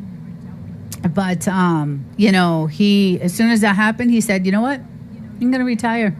F this. I'm not dealing with these people. This is just terrible. This is just awful. The way they're treating, you know, he was even disgusted. He was like, I can't believe the way they're treating these people who have worked this. Half the company worked there for 30 years. Like, you know, most of the company had worked there 10 years or more. So it was just really bad. But it did take me 2 years of interviewing. And God, that was just, oh my God, the interview process. It just over and over and over again. And like I said, I got several offers, but no one could match what I was making until I found this job. So again, I went through 5 interviews all the way to the CEO for this position that I just got. And I just got it back in January of this year. And that's how I moved closer to my house in the desert. So I'm not in San Diego anymore. I'm further north. So it's, you know, I'm very close to my job. My apartment where I'm filming now is my apartment, and it's 16 miles from where I work, so it's great. But yeah, it was just, it's been a ride. It's been a ride. But I started YouTube because I was hoping you got a lateral move. Yes, it was pretty much a lateral move with some bonuses. So it was a little bit more money because of the bonus program they have. But it's a much better job, and the people are great, and I love going there. So I love to go there. I love to go to work. I'm giving a two-way here. So I like what I'm doing, but I hate going to work and working for nothing because I don't get to keep my paycheck. So, you know, the state of California, guys, they take 14.4% of your paycheck. The state. Glad it worked out. Thank you, Real. Yes, I am too. I am very fortunate. Like I said, I'm really fortunate. But the state of California takes 14.4% of my paycheck. The government takes 38% of my paycheck. Then my health insurance is $500 a month. I get paid twice a month. So $250 and $250, $500 a month comes. I'm telling you, it is out of control. Things are out of control. And that's what that video was about last night when Fred was talking about how they're taxing the workers because the governments are they're just in so much trouble right now. So, and living in the state of California, you know, our gas is still almost $5 a gallon. I pay $4.89. I paid $4.89 today. You know, it cost me $90 hey, Erwin, welcome. Virginia, welcome to the chat. We're discussing finances and money and taxes and the world and what hell it is right now. But Virginia is beautiful. We actually looked. We've been looking. We want to get out of California, but we love our desert home. We do. We love it there so much. And that's the one thing that's stopping us from, you know, because we look at home prices. My husband is constantly looking to get the heck out of here. And if I could find another job, you know, like I have now somewhere else, that would be great. Virginia's gorgeous. I am originally from the East Coast. So, you know, New York, Boston, Jersey. I have family in Maine. I have family in Florida. I have family, and I still have family back home in Sicily. But you know, we have to get. I think we're eventually going to be pushed out of California, to be honest. You know, my husband is retired, so he's on a fixed, you know, income. I get a 3% raise every year. What is that going to do? I mean, it's not like we're going to get anywhere because they're going to keep hiking everything up. The electric, I just got to notice your electric's going to go, sky high. And it's just got back from a 10-day vacation in Berkeley Springs. What is that, Wyoming? I can't see. I love it in the woods and mountains. Oh, is it Washington? I'm blind as a bat. Sorry, guys. And I love the woods and mountains too. Like when I lived in New Hampshire for like 7 years. Oh, I really liked New Hampshire. It was gorgeous. And I used to travel through Vermont. I was a snowboarder back in the day. West Virginia. I say WV. Okay, West Virginia. I've been to Berkeley Springs, Irwin. It's a beautiful place. Jesse. Okay. I heard it was gorgeous there, and we did look. We looked in Virginia, we looked in Georgia, we looked in Tennessee, with North Carolina, South Carolina. It was funny because we were looking. We almost bought in North Carolina, and then the hurricane hit that year. That I think it was last year or the year before, and we were like, raw footage. Hi, welcome. Yes, you caught me. Welcome, honey. How are ya? I'm glad to see you. So we, you're from Virginia too? Jesus. Oh my God. Awesome. Wow, there's a lot of East Coasters. Yeah, so we were looking, we almost bought in North Carolina, and then that hurricane hit. We were like, okay, maybe, we'll look other places. And we were like, nah, we'll just stay where we are in California. But like I said, financially, I think we're going to get pushed out because a 3% raise every year, guys, for me is not going to hold up with the insurance costs. That like our car insurance went from, I think my husband said his bill went from $158 a month to $300. So now, like, it is insanely expensive here, and we're eventually probably going to get pushed out, which is so unfortunate. Moved out here in 2013 to take a job at the Board of Veteran Appeals in DC. Just retired in April. Lucky you, Aaron. Oh my God. I want to retire so bad. I just want to retire. I just want to be done with it. But, I just want to be done with it. I am, I still want to work though too. Like, cause I still feel young. Like I still feel like if I retire, I'm going to need something to do. I'm not one of those that, wow, that's insane. Yeah, I'm not one of those that can just, I'm going to try to film. Oh, you should.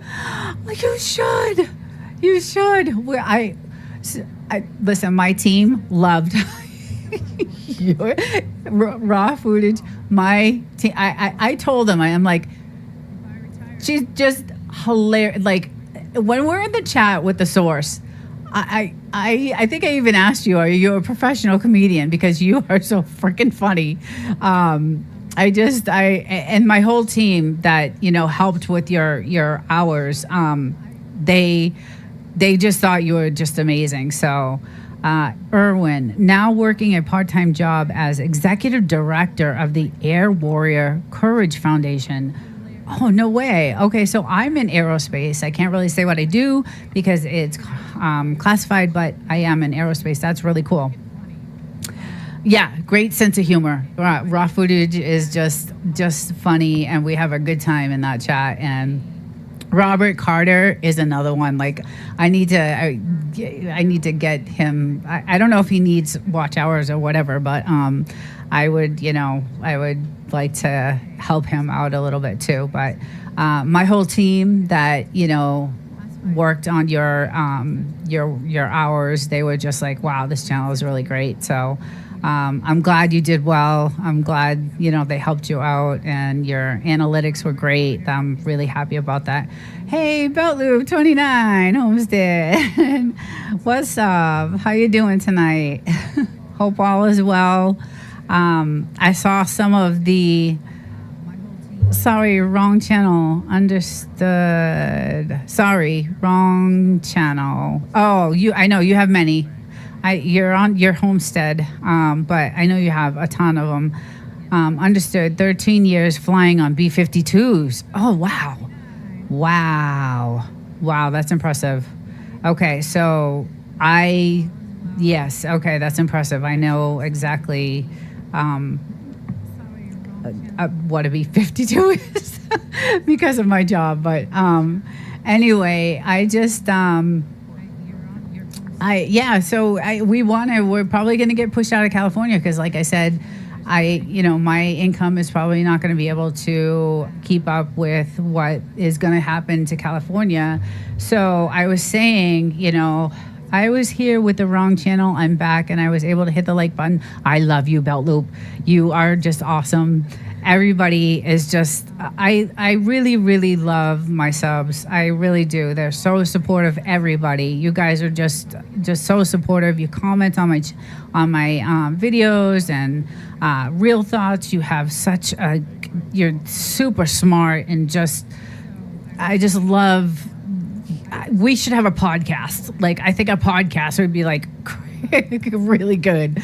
And just, LOL, I thought you logged into the wrong channel. Belt Loop, David. He was here last time, I think. So anyway, I really do think that, eventually we're going to be pushed out. The cost of food here is just insane. The eggs are $12.99. A gallon of milk is like $5. I told you today I paid $4.89 for gas, so it cost me $90 to fill my tank. And thank God that lasts me through the week, even traveling back and forth the 175 miles every weekend to go to the desert on Fridays and Sundays. It does last, but a 3% raise every year is not going to help me out. And with everything increasing in California, it's going to be pretty bad. So, but Belt Loop, I wanted to tell you, I saw some of your videos from the fair, and I was like, I wish I lived near you guys. I want to meet your wife. She seems really cool. You have a great group. I actually I became a member of Devil Dog, and I'm looking forward to really getting into that channel. Yes, real. It would be really good. I wish I had I don't have the program to have an app, a guest on, and I think I was asking Belt Loop the last time what they were using, or it might have been Devil Dog that I was asking. I can't remember who it was, but there's a program that I want to get so that I can have guests up. But I actually would love to get into podcasting because I love conversation. Obviously, you can tell I haven't shut up once. I love to get into world events, and I love to hear what other people have to say and their opinions, and even debating. Charlie Kirk was a great debater. If anything at all, he was a great debater. I didn't agree with everything he had to say, but even at that, he was just he was a good debater, and I would love to get into that. So I have someone, let's see. Oh, an old friend of mine is at a game in San Diego, at a hockey game. It's Gary, my old person I used to work with. So I would love to do a podcast thing, I think it would be really interesting, and real thoughts. You have a great perspective, and I think a lot of what we talk about back and forth, it just vibes. I don't know, and I think we would have good debates if we disagree on things. My husband was saying that. He's like, man, you guys would be a really good podcast show to watch. So I thought that was funny the last time he said that, because he was on the chat and he was listening to us, and he's like, man, that would be, I really enjoy your channel, Desert. Logic and laughter, curiosity and cuteness. Thank you. Thank you so much. Little dogs demanding attention. I think we would have fun. Yeah. So again, Belloop, first of all, your dogs are just the cutest. I think I saw 3 of them. Is it 3 that you have? And are they related? Because they all look identical.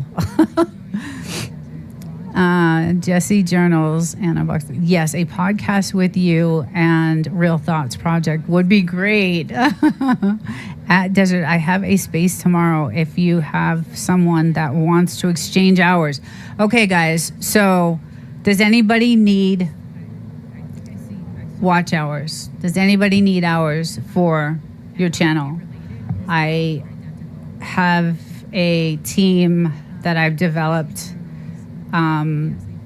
and Bulldogs is the manager, pretty much, and he is very, very good. I have 3 Boston Terriers. I got them all from Devil Dog. 2 litters of, oh, no kidding. Oh my God, they're so cute. They are just adorable. I just love them. I want them. They're so cute. I'm an animal lover anyway.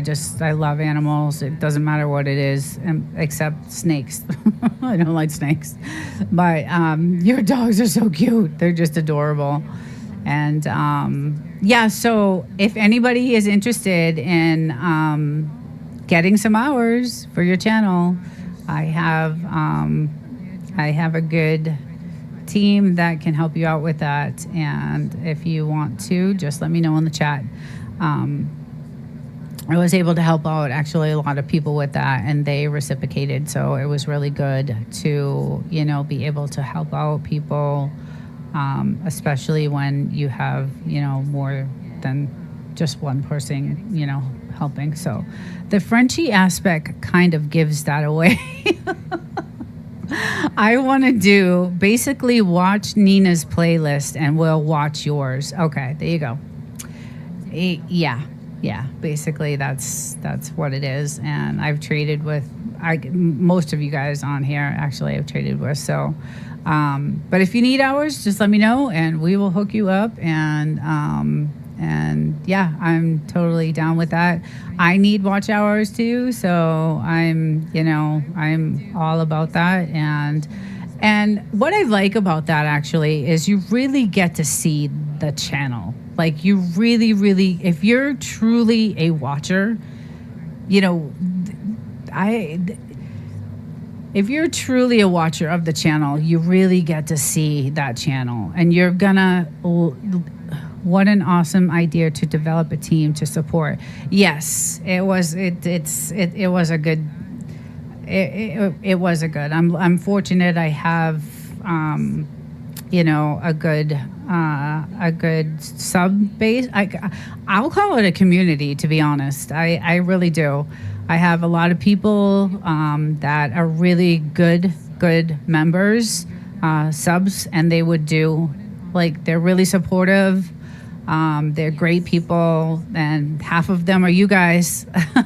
But it really, they'll do a lot for me, and I will do the same, for you guys. So it did help. Like my watch hours went up 30 hours in one day. So can I make a suggestion? Yes. So somebody did make a suggestion to me about the watch hours. Yes. So I don't know if you know who DTR is. I think you probably do. They gave a suggestion about putting everything, all your videos in one list. Yeah, there you go. That's exactly what they did. They suggested today in a comment to me to get all the videos in one, instead of jumping from playlist to playlist to because that takes a lot of time, right? It takes a lot of time to do that. And yes, create one playlist, get all your videos in there. Actually, I'm thinking about doing 2. So one for all my shorts and then one for all my videos. So Raw did. Okay, yeah, well, she's smart, so. It is really easy to do as well. Yes, yeah. So I'm going to be working on that. I'm separating that. I'm still going to keep my playlists the way they are, but I'm going to make a separate one. Two separates. One for my shorts because I have a lot. Make a complete list of everything. Support list. Yeah, raw footage. I wish I thought of that earlier because it would have made it much easier for people to do my watch list and, trade hours. And it takes about 5 minutes if you have a lot of videos. Yeah, I do. I have almost 400 videos, and then I have so many shorts. I mean, I don't even know how many shorts I have. You don't have to eliminate your shorts. Right. I was going to keep, so what I was going to do is I was going to put my... LOL, I'm just a smarty pants. You are smart. We like every video so it sticks with YouTube. That's the other. Hi, Bells. How are you, honey? Thank you for joining. I hope you are well. We're talking about playlists and trading playlists and hours and things like that. And so I have, a lot of long content too. That's the other thing. And somebody mentioned it. I think it was David. Was it David who said it? So the key when you're trading playlists like that is to actually watch the video, first of all, and then comment and like. You have to hit that like, because what the algorithm looks at is the interaction. When you're just running a playlist, that, yes, it helps with hours, but when that interaction happens, hi, Poetic. How are you, love? Thank you for joining. I'm so happy to see everybody here. I really am. I am super happy. I watch your stuff anyway, but I haven't seen all of the old stuff. I will have to go back and check them out. Oh, Real Thoughts. When you see my old stuff, you're going to be like, oh, Jesus. I was so new and so scared to death. Like, my first few videos, my first few AI videos were all, that is the thing I am struggling with. Bells, if you need hours, let me know. Drop it in the, just say, I will help you. If you want them, let me know. Just tell me right now, and I will help you with your hours. My first 5 videos were all scripted. Most of it was scripted, and a lot of it was a lot of editing, and but I was scared to death. I had never done anything like it before. So you do? Okay, so Bulldogs, if you're still here, I believe you can just click on her. Let me get her. Hold on one second. Let me get her. Is she? Yeah, you're moderator. I think I gave you a moderator. She should be moderating. How come she doesn't have a, hold on. Yeah, she's moderating. Okay, so just grab her, please. And you just select them. Okay, yeah. Okay, so, Bulldogs, if you're still there, please get bells and stars. So you can do 50 at a time. Okay. David. Yes, yeah. So David is really great. He's another sub of mine, and he is a very good supporter. I have a few that are really good. Thank you, Bulldogs. And I have a lot of people, and I also enjoy. I'm one of them watching. And like I was talking about the interaction you have to have, because YouTube looks at that. They look at if you're going to like the video, if you comment on the video. Just thanks, Desert, for you and your crew watching my playlist. You're welcome, Poetic. Anything for you. I actually sent you a comment saying I'm starting to put music in my videos. I did a couple of shorts with some music, and so far so good. I haven't I haven't gotten anything. Back from that. So I was really happy. But I did apply for the copyright license through the state, or the commissioner or whatever. So we'll see what happens. But I'm glad that they were able to help you out with your hours. So I do have a good community. I'm calling it a community. They are great people. And again, half of them are you guys, but they are really faithful to me, and I love them, and I'm really close to them. But it is all about the interaction. The algorithm looks at not just running the playlist, but they're looking for the interaction. They're looking for, was it expensive? Yes. It's $325 for 10 either songs or videos or whatever. So every time you do, you get 10, and then you pay another $325 for another 10, or you can pay $1,000 for 50. So it was pricey. It was pricey, I'm not gonna lie. In that video, I leave that the lawyer that's in that video, she has all the information on how to do it, how to apply for it. So, but it was, do you mind if I drop a link to a video about creating a master? Go right ahead. Drop a link. Yes, please. Yes, that would be great. I don't mind at all. I don't mind anybody dropping links here. So it's all about connections and, building your channel. But it's definitely not just running the playlist. Please comment, anybody can just run a playlist and not pay attention. And then you don't know anything about that channel. And then why would you subscribe if you don't know anything about the channel? Local reviewer, hello. Hi, welcome. I'm glad you're here. I hope you're having a good night. We're all talking about YouTube and play hours and watch hours and all that kind of stuff, and video making and music. And, I just started adding some music to my videos, and I love it. I just love it. Sandra, I am just having so much fun with it. I just, I don't know. I just love doing it. I love creating. It's a lot of fun. It does take a little bit of time, but because I'm new to it, like I'm new to all these, Suno and all these other programs. So, but the program I really want to learn about is what I use to have guests on my channel. I don't know. Some say StreamYard, some say, I don't know which one is the best one to use. And when I was watching, I think was it you, Belt Loop, the other night with Devil Dog, and you had Dez on. I think it was you.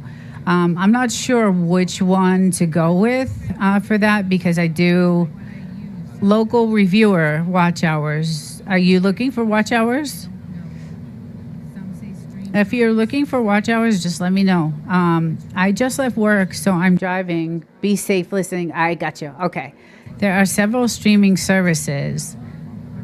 I was just yelling at a driver going by me, and it got on the chat. Oops. I didn't hear anything, so you're good. Okay, Desert, let's line up next week. Who wants to view your playlists? Okay, so if you want to trade, I'm willing to trade with anybody. So we got Bells. So Bells will be first on the list, and we'll trade with Bells. And Bells, you have my channel. You can start. I feel bad because you're going to have to go from playlist to playlist to playlist. But if Belt Loot drops that link in the chat, maybe we can figure out what he had in mind. Local, are you getting better loading longer videos? Okay, yeah. See, that's the other thing. A lot of my content is long. It's long content. So and when you sign up to someone's, to trade playlists, it's important to watch the video. And it's a lot of work. It's a lot of work. You should be like, I had a list. So when I started doing this is the list.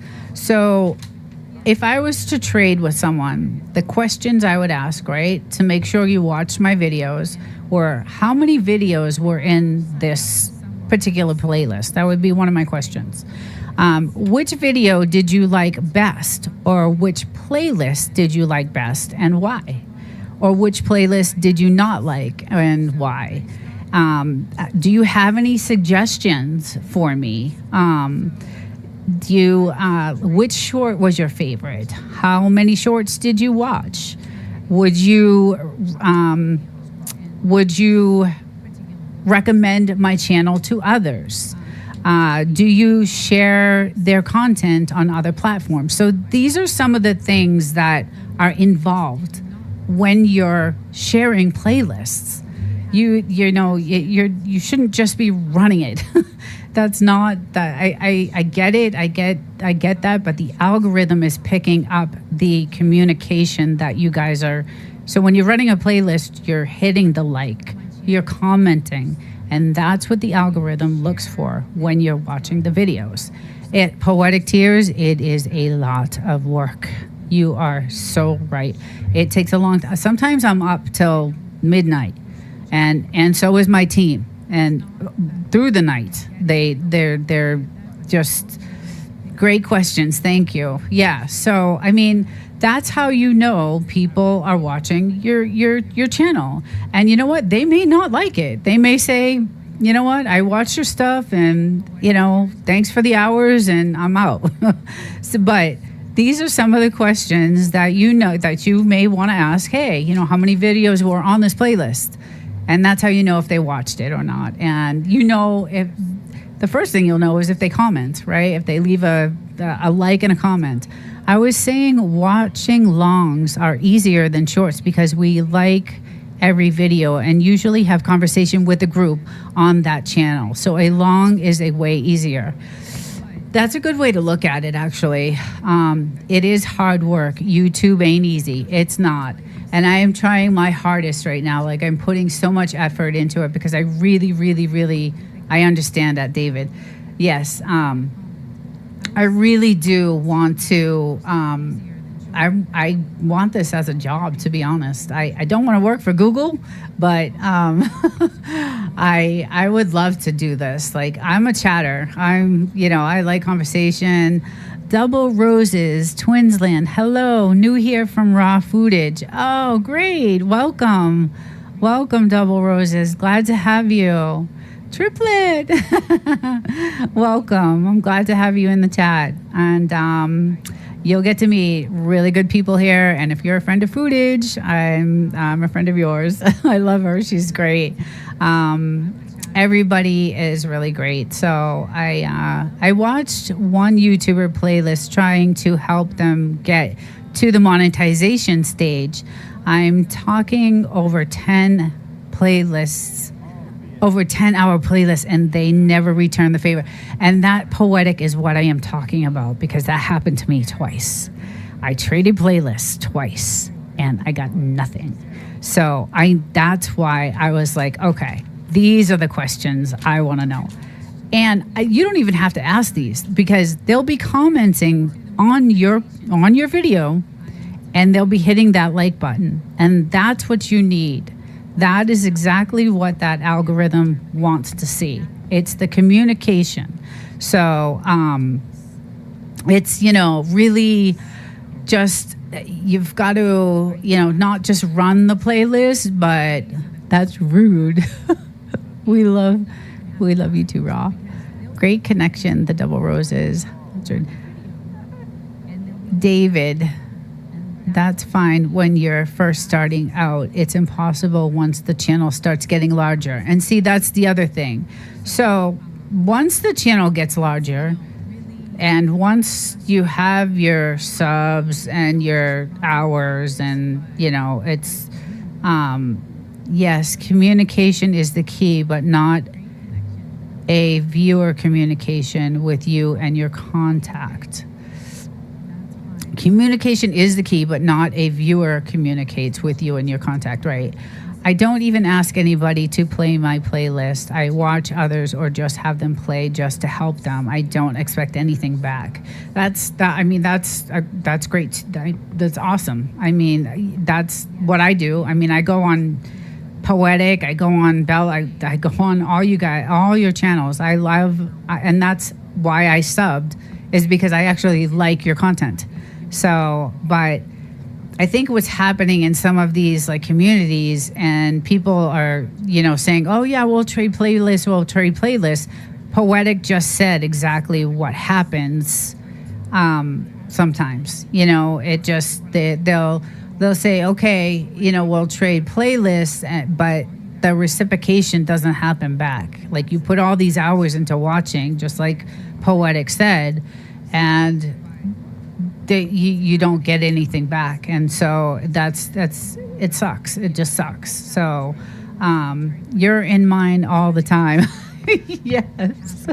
I actually love, and I was actually talking to my team about your channel, Local, was another one that I would love to trade with, because you have a really good, actually going to give you a moderator. I'll add you as a moderator.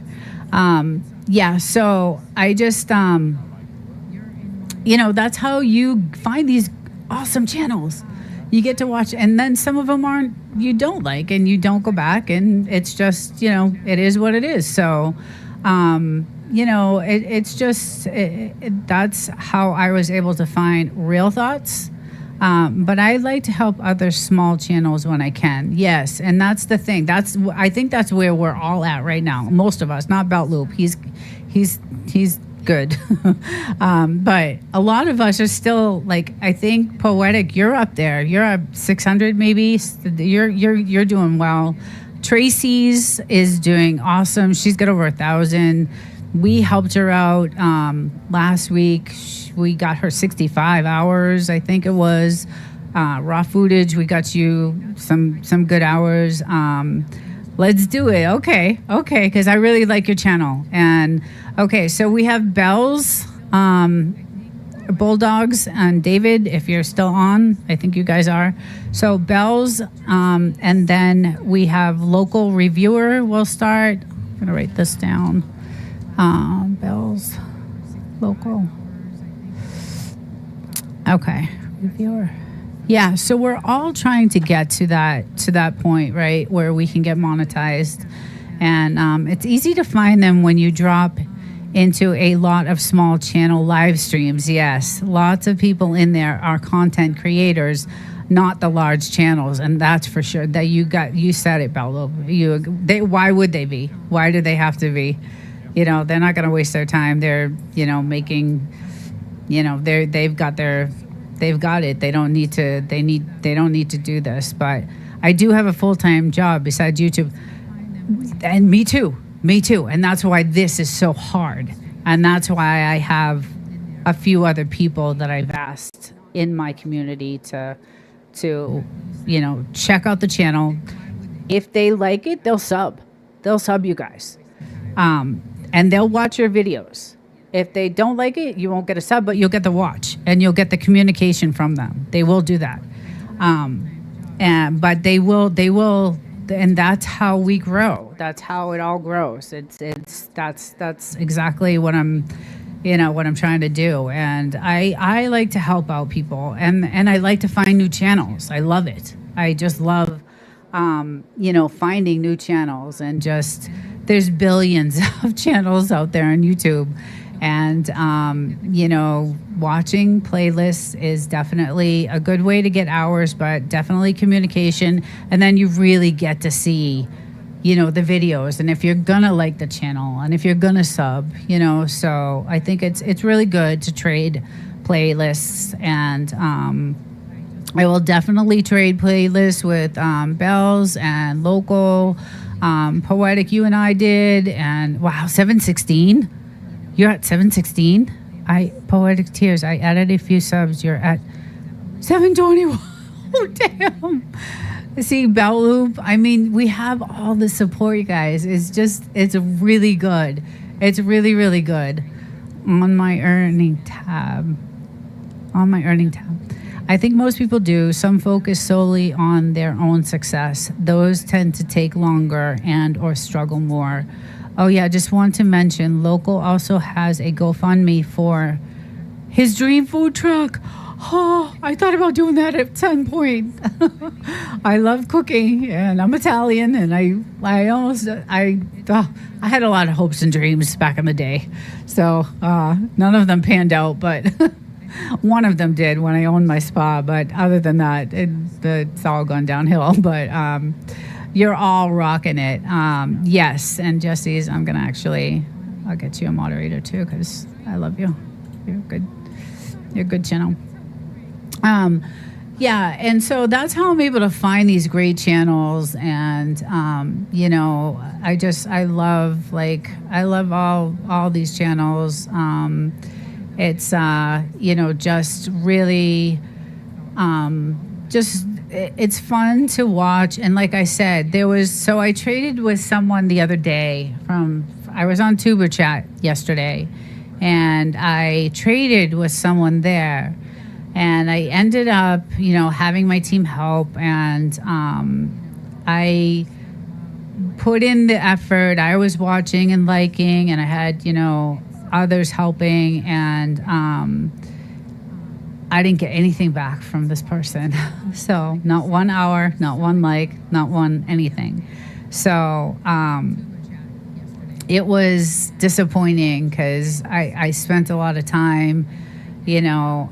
David, the difference is that if you watch 10 hours of Desert, we give 20 plus hours in return because we are watching as a team. And he just gave it away. Yeah. So I have a team of people that will triple your hours, basically, if you want to trade with me for watch hours. I have a very good team of people that are willing to watch your videos, comment on them, like them, and you may get a sub out of it. It just may happen, like raw footage. All my people, I don't know if you got subs out of. I think David subbed to you, maybe. I don't know if Bulldogs did. There's a few, so I think you might have gotten them as subs because they just loved your channel. So that's the other thing. You also get subs from them. If you're really, really, really, you're welcome. You should have had it from the beginning. I wasn't thinking. There he is. That's who I was talking about, Robert. Hey, Robert, what's happening? How you doing tonight? So I was just talking about, I was just telling my team tonight before I came live that Robert Carter, Raw Footage, Poetic, Real Thoughts, Bell Loop, like I was talking about all these people, Bell Loop, that are just the best to, when we're in the source and we're chatting, I just have such a good time with you guys. Like, it's just hilarious. It's just it's just so funny. The chats that go on, and just, we have such a good time. But Robert was another one that I wouldn't mind trading playlists with because he has a good channel. I actually watch, his channel, and I comment, and Belt Loop has many channels. I want to actually. I think I'm members of two. I became members of two of your channels, and then I became a member of Devil Dog because I love his channel. He's great too. But you get to find these new channels. Because there's billions of channels out there, and a lot of them, a lot of the big channels with millions of followers and viewers, I don't like them. I just don't like them. They get so big that something changes in them. They start out, really, raw footage. He just reached 1K. Nice. Yes. So I, a lot of these big channels, they just start off as like, they start off great. And then something happens to them and they just end up being awful. So I tend to go to channels that are, with a few thousand subscribers, and I'm more interested in things like that. So, but Robert, if you're interested, in trading playlists, because I do like your channel, I would definitely be interested in that. That would be cool. I just lost my chat. Hold on one second, guys. My thing is going to go off. Okay. You're welcome. Of course. Anything for you. So again, that's how I found all these great channels, and I love watching them. And like I said, some of the bigger channels, I just don't find any interest in them. And they have millions of followers, and I don't understand how they get them. I just don't. I do not understand how they get these followers. Some of them are just, some of the things they do on their channels, and just, I don't get it. I just don't get it. So, I don't know. It just surprises me that, they get that many. I don't know how they get there, but they do. They've probably been on for, I don't know, years and years and years, because it's taking a long ass time to grow my channel. It's just taking a long time. I've been doing this since April, and I have a lot of videos out there, a lot of shorts. I put a lot of time into it. And to be honest, I probably work more for Google and YouTube than I do for my own job. So it's just double roses. I thought I gave you, a moderator. Yeah, you should be moderator now. Every time I click off that, it clicks off the chat. Okay, there we go. So I mean, it's just it's tough. It's a lot of work, but I do like doing it. I love doing this stuff. I really do, and that's why I was like, man, I would love to have a podcast. Like, I would really love to have a good podcast, like with someone, that you could have a good discussion with, and even like debate different, if you have different views on things, talk about it and debate it. And I think it would be just really, really good. And it was funny because it was my husband that said, you would be a great podcaster with with Real Thoughts. He's like, you guys would just be, he's like, I would watch it. And so I was laughing so hard because, he was like, you guys are just, you have a good perspective. You have, good communication. You both are you can speak very well. And, Real Thoughts is super smart. And you're welcome. You're welcome, hon. So I just thought, man, that would be probably my next goal, is to, David, Bells and Stars, I have you down for hours. Is there anyone else that would like hours? Yeah, so I just I'm gonna start with Bells and Stars. Let's see, Bells and Stars, and then we have local reviewer David and Bulldogs. That's our next. So we'll start with that one, and then right after this live, I'll start.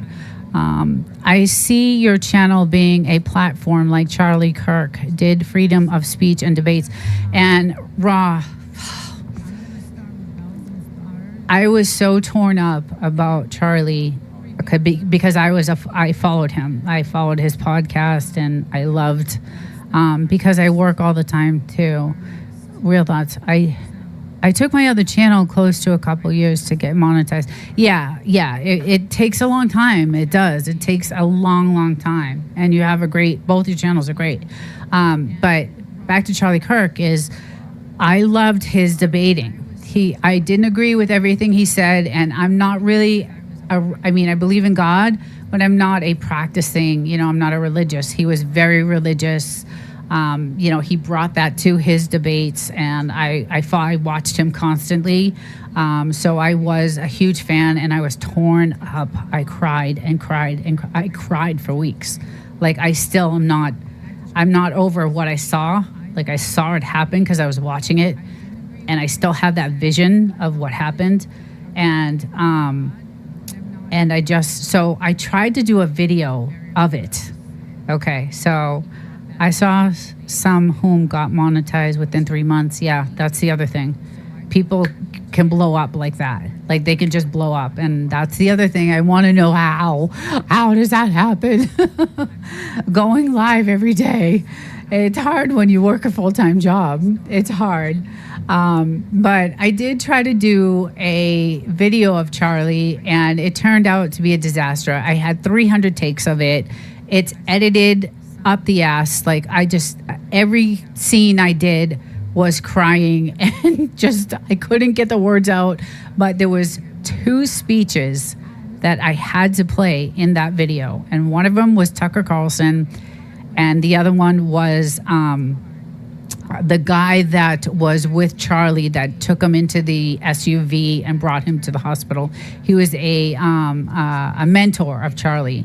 And so in that video, it's terrible, guys. If you go to that video, it's it's just a really bad video. But go to those speeches, because Tucker Carlson nailed every word. Like, just, if anything, that speech in that video that I have is just, I have chills right now. Just the way he talked in that speech, it just was crazy. So, you could tell I was crying in the video. It was edited to it's bad, but I still put it up. I was like, I'm just going to put it up. Because I wanted that, I wanted that out. And I did a bunch of shorts on that. And guess what? Those shorts got over 1,000 views. All my shorts from that one video I did on Charlie. The video did terrible. The shorts, every short I put out got over 1,000 views. And I put them on X, and they got over thousands of views on X. And Poetic, yours are going like crazy. Like, I'm sharing your stuff on X, on my X account. And they're just, I don't know if you're getting more subs from that or what, but I actually do share some of videos on my X account because they're so good.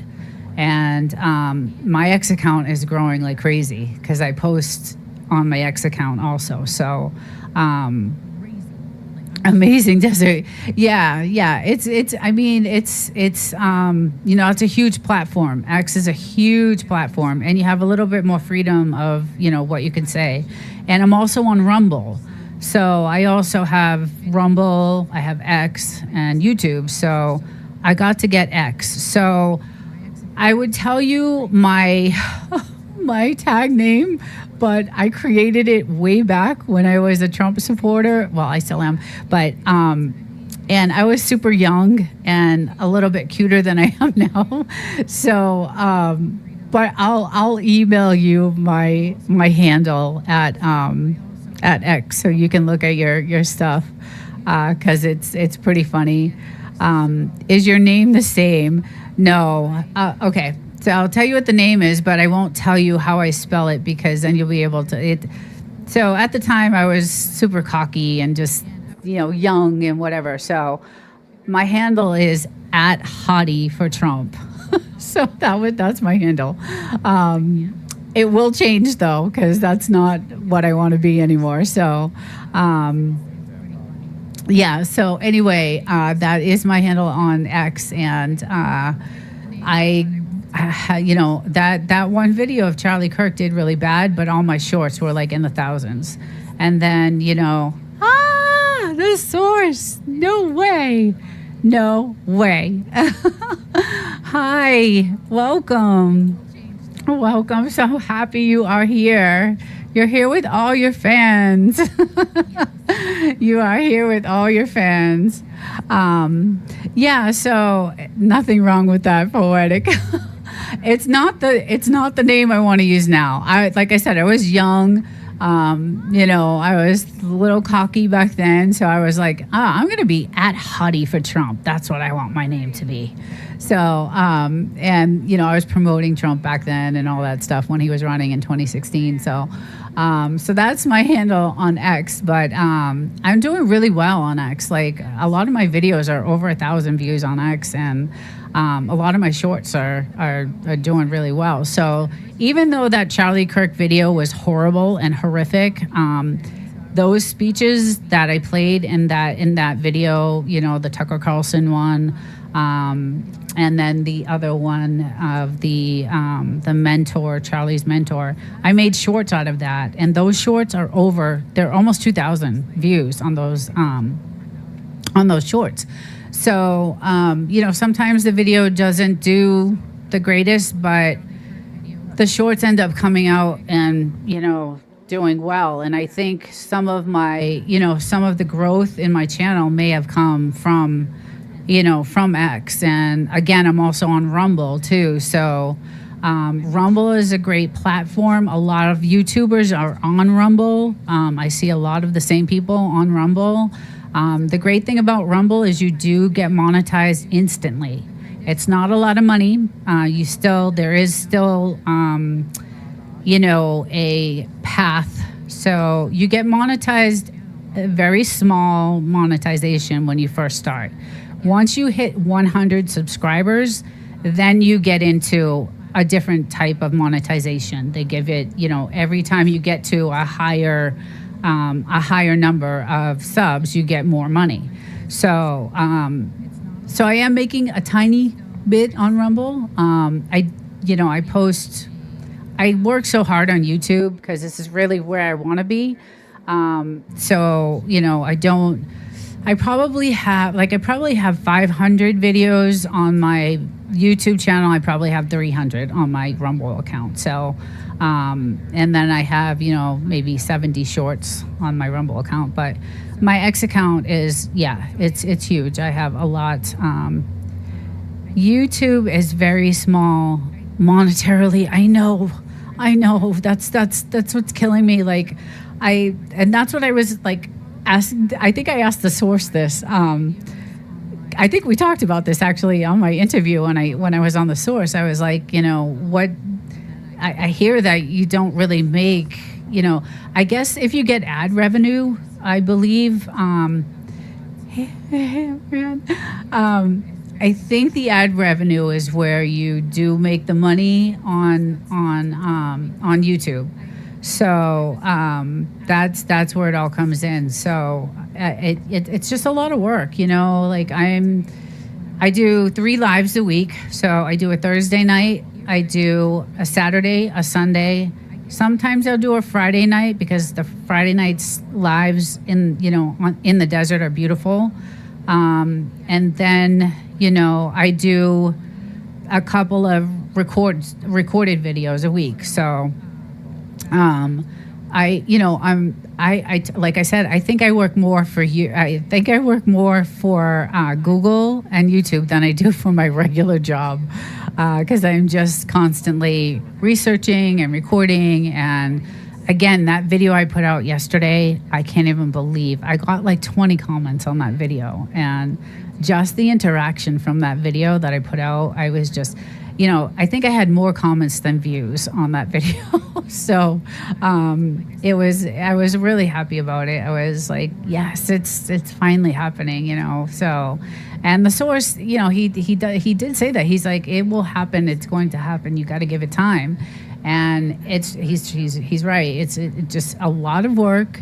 He built up an amazing community, and we all know that because we're all on, we're all on his lives all the time. So, and they're super fun. And he you know, his interaction is great. He's fun. He's high energy. You know, he enjoys talking to people, which is, I think, huge for YouTube. You've got to, you know, really like that. Yeah, membership is good. Upside potentials. Yes, right. So that's the other thing, right? So I do pay for some, you know, members. Like I said, I pay up. I have maybe 5 or 6 or 7 that I pay memberships to. So that does help. And then ads. DoDash gets good checks. She has a lot of subs though. Yeah. We helped Tracy's out. Tracy's, she has a great channel. Once we traded playlists, I was like, oh my God, I love her channel. She's just a great, you know, she has a really good channel. And then Raw also. And, but the trading of the, you know, the playlist is a great idea, because you do get to, if you really do what you're going to say, because Source, I got to tell you what happened. I said I would trade, I'm not going to say the person's name, 2 people actually happened with, and it's not anybody in here, so, but I don't even think it was maybe from the Source, it was from Tuber Chat, I think, and I said, you know, let's trade playlists, and so we did, and I religiously watched their playlist, watched their videos. I had my people, I had a bunch of people that I have on my community. Tracy's Local Learning, yes, David, yes, because you're one of the ones that helped me with that. And they never reciprocated. I never got one watch from this person that I traded with, and it happened twice. So that's why I was saying, like, I had, like, if you're gonna watch a playlist, how many videos on the page on the how many videos were on one playlist? Give me that one answer. Which video did you like the best? Which short did you like the best? Would you recommend my channel to anyone else? Like, there is certain things that you should be accountable for when you're trading playlists, because running a playlist is, anybody can do that. But I think the algorithm wants to see the communication, the likes, the comments, the this, you know, like, just, I think selling my own courses and brand deals and product sales will be bigger streams, for sure. Because there's things I still need to learn.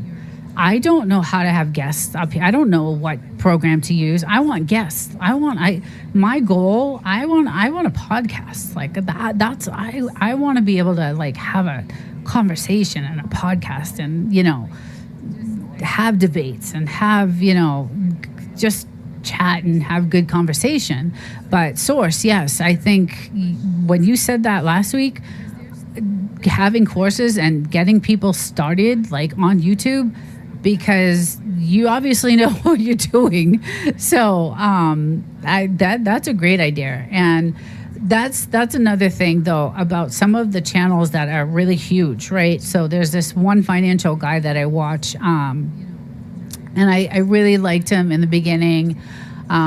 He's, you know, just, he's a really good, he was really, really great, and he got huge.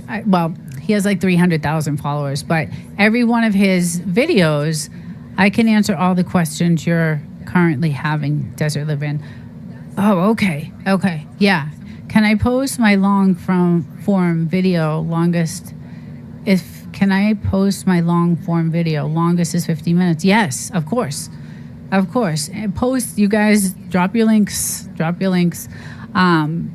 So there's this one guy that I, you know, fell in love with, financial guy that I watch. He has white hair, like I forget why I watch him every day. I don't know why I can't think of his name. But he got so big, and now he's just like, oh my God, I can't, you know, some of the stuff that he actually puts out now contradicts the day before, because he does financial, you know, market information, what the stocks are doing, and, you know, where you should be. And he has courses that he sells. But I think he's doing a detriment to himself, because the information he puts out is wrong from the next day. Like he'll come back and be like, oh, I gave you the wrong information, but buy my course. So it's like, whoa, wait a second. But if you have a good course like Source, I think you know what you're doing. So I'm sure Alex Sorrento makes $75,000 in a weekend pre-selling her classes. What is it? Is it YouTube classes? Alexa is going to try to reach 1 million in sales now. Oh my God. The market changes daily. Yeah. Who is Alexa? Do I know her source? I don't know if I know who that is. Thank you, everyone. Awesome community community of support. That's local reviewer. Thank you for being here. I appreciate everyone for being here. But I want to know who this Alexa is. I don't think I know who that is. I don't think I'm sub to her. And I don't know what she's selling. But anyway, so I think, like I said, this guy that is, she's kind of like Surrey. Oh my God, too funny. At the source, I had to say that. That's awesome. That is too friggin' awesome. Of the Desert Living family. Oh, okay. Yeah, so this guy, he comes on daily and he'll do his, whole market research thing. He started throwing politics into it and gave it a comedic type of thing, which is really funny. And I started he would make fun of things that are happening, just he had a funny way of putting different things. And, but he was wrong on a lot of the stuff he was telling you the day before. And then the next day he would be like, I was wrong on this, but buy my courses and you can get this one for $1,000 and this one. So I was just like, oh my God, I can't watch this guy. Still windy in Mass Roses. My course will be unique to the track I am creating. Community is my track. Yes. Connection, content, etc. But I'd like to make it possible for no niche YouTubers to win via community building. I am not a niche. See, that's the other thing. I think YouTube tends to gear towards niche channels, and that's how they just blow up. I'm not a niche channel. Like, I like a lot of different topics, and I like to, I like too many things. I just like too many things, and I like to cover too many things. So it's just, I don't think I'll ever be a niche channel. I tried. I had like I said, I started off with my Frenchies and my desert, but I loved covering AI. And I lost some people because they didn't want to see AI videos on my channel. So I had to create another channel for my AI videos. And so I created Desert Livin 2.0, which is where I put all the AI videos. I had stopped that for a little while, so I haven't really uploaded all the latest AI videos that I have done. I need to get that going. It only has 33 people, I think, on it. And I just started that one maybe a couple months ago. So, but everything that's on my channel, my main channel, those videos, those AI videos are also on the AI channel too. So, but I find it hard running one channel, and that's my issue. I, of course, will need to teach some YouTube basics too. Yeah, right. And that's exactly, when I started this, I had no clue. Like I said, my first few videos, I'm losing my voice. My first few videos were definitely scripted. I had to, let me just take a sip of this. Sorry, guys, I've been talking. And I also had an injection in my neck today because I had a 4-disc surgery a few years ago, and I'm having neck issues. And so now I have to have these painful injections in my neck. So I had one today. But I didn't know what I was doing.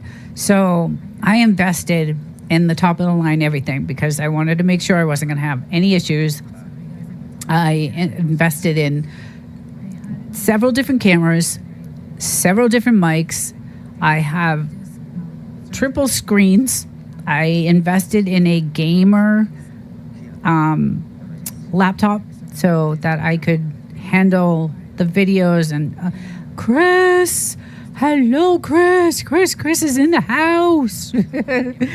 Hi, everyone. Hey, Chris, welcome.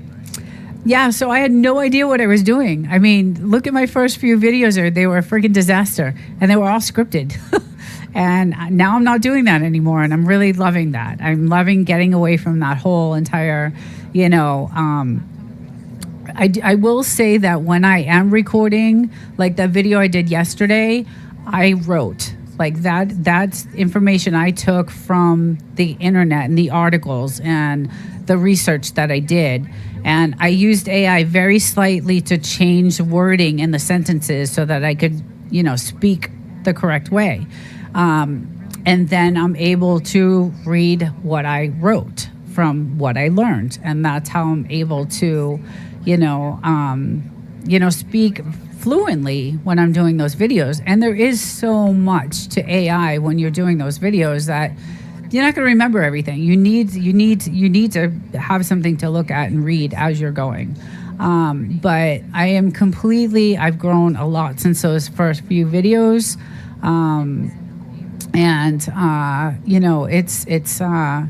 I really am loving it. And I do have to say it all started with Chris.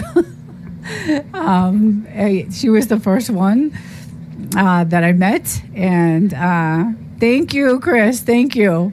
She was actually, I'm going to make her a mod too.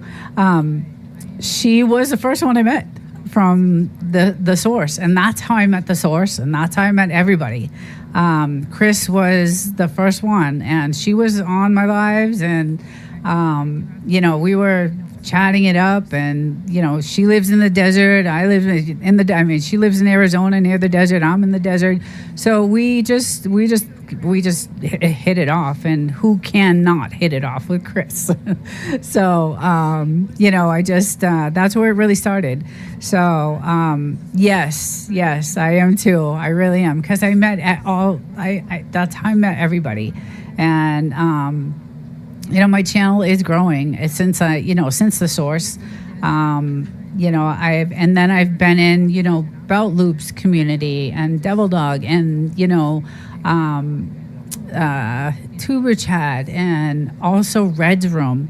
So I think I'm going to be on Red's Room on Monday. He wants to do like an interview with me. So he actually contacted me, and so if I can get out of work in time, because he has his, I think he starts Monday at 2.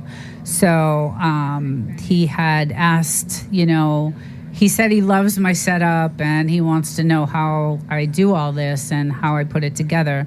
And believe me, I went through every single editing program, Runway, Descript, I can't even name them all. CapCut. I used every single editing program to find the one that worked for me, and I used 4 of them because I need a script I need, I use 4 editors, one for different backdrops and different.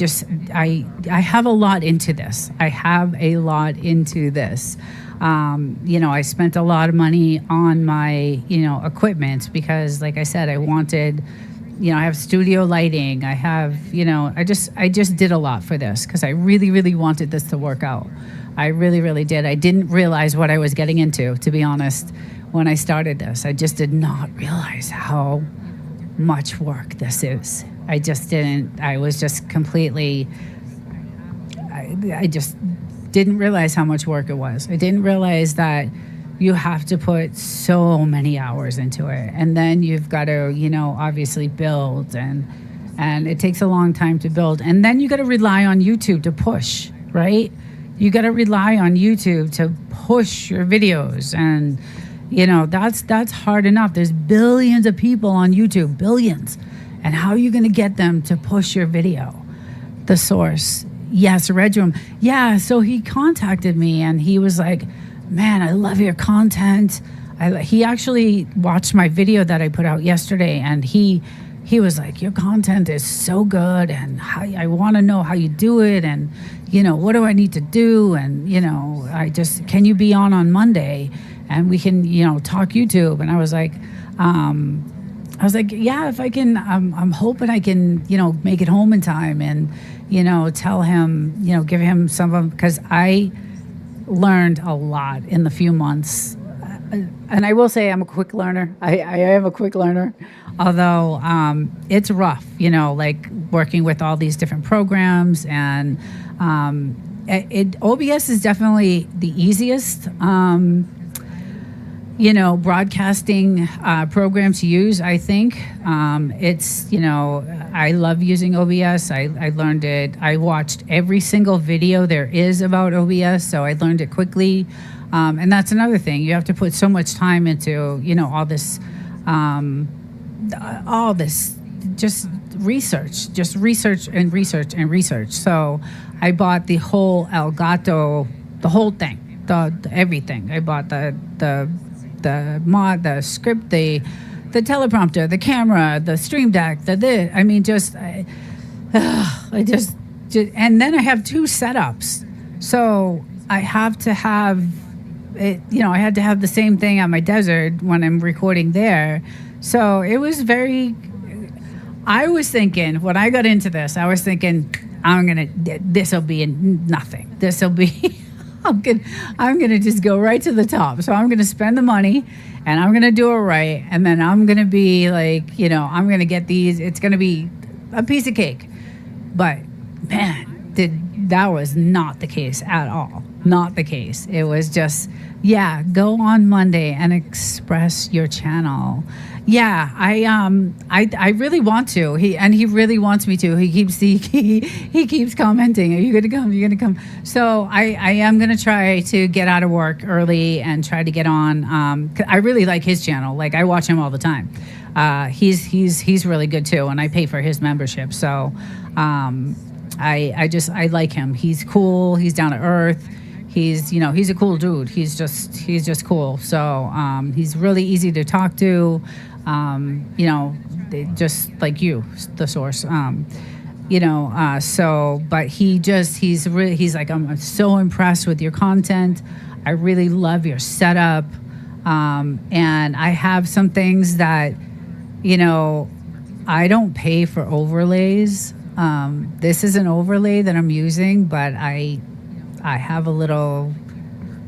learned a little thing about overlays, so I don't pay for any of my overlays. And I have, like, if I were to turn on, my news overlay, none of that. So it helps if you know how to code, because this overlay behind me, the news overlay, that's coded in Notepad. So if you know a little bit about coding, you can make your own little news bar channel thing like that. But I do that for work. So, but it's just, it's a lot of work. It's a lot of work, but I really do love doing it. I really, really, really do love doing it. So, I just thought it was going to be a lot easier than what it is, and it's YouTube Elise. Are you using OBS? Yes, I'm using OBS. Yeah, but I want to know because the source. Okay, so the source has. I think he uses StreamYard. I think Chris does too. But I want to know, and if you don't know much about coding, ask ChatGPT. Don't go to ChatGPT. Go to Grok or go to Anthropic. ChatGPT is the biggest liar, and they'll give you wrong information. I can't stand ChatGPT. But nothing against that, you Poetic, I love you, you know that.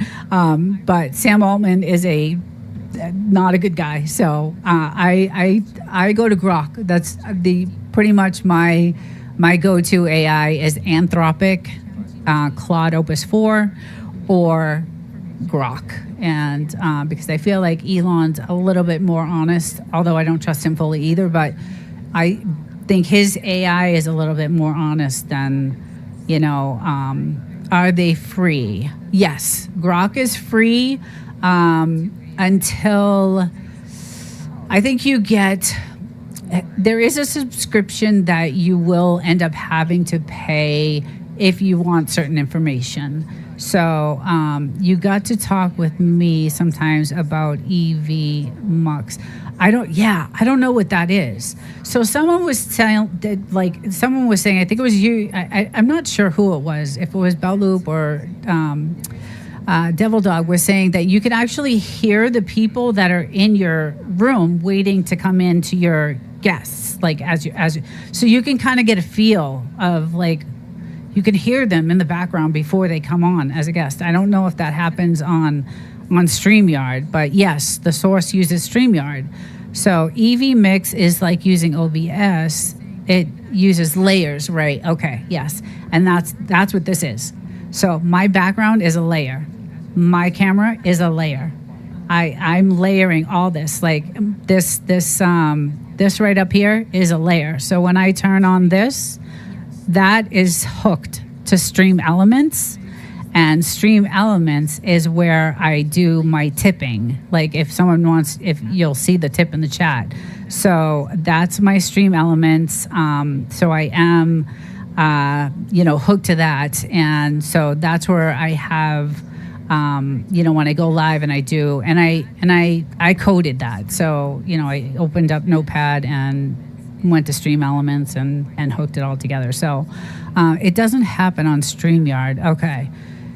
Yeah, so that's the other thing. Do you pay for StreamYard? Like, I really don't use AI for anything either. I am on my own. Yes, Chris, that's the way to go. Like I was saying last week, do not use AI. Do your own research. The only thing I really use AI for is if I can't say the sentence I want to say correctly, I'll say, can you reword this sentence so it sounds, better than how I can communicate it? And that's how I use AI. I don't use AI for any information. They are wrong all the time. And if you go in and correct the AI, you're training that AI to you're training it. So I don't use AI.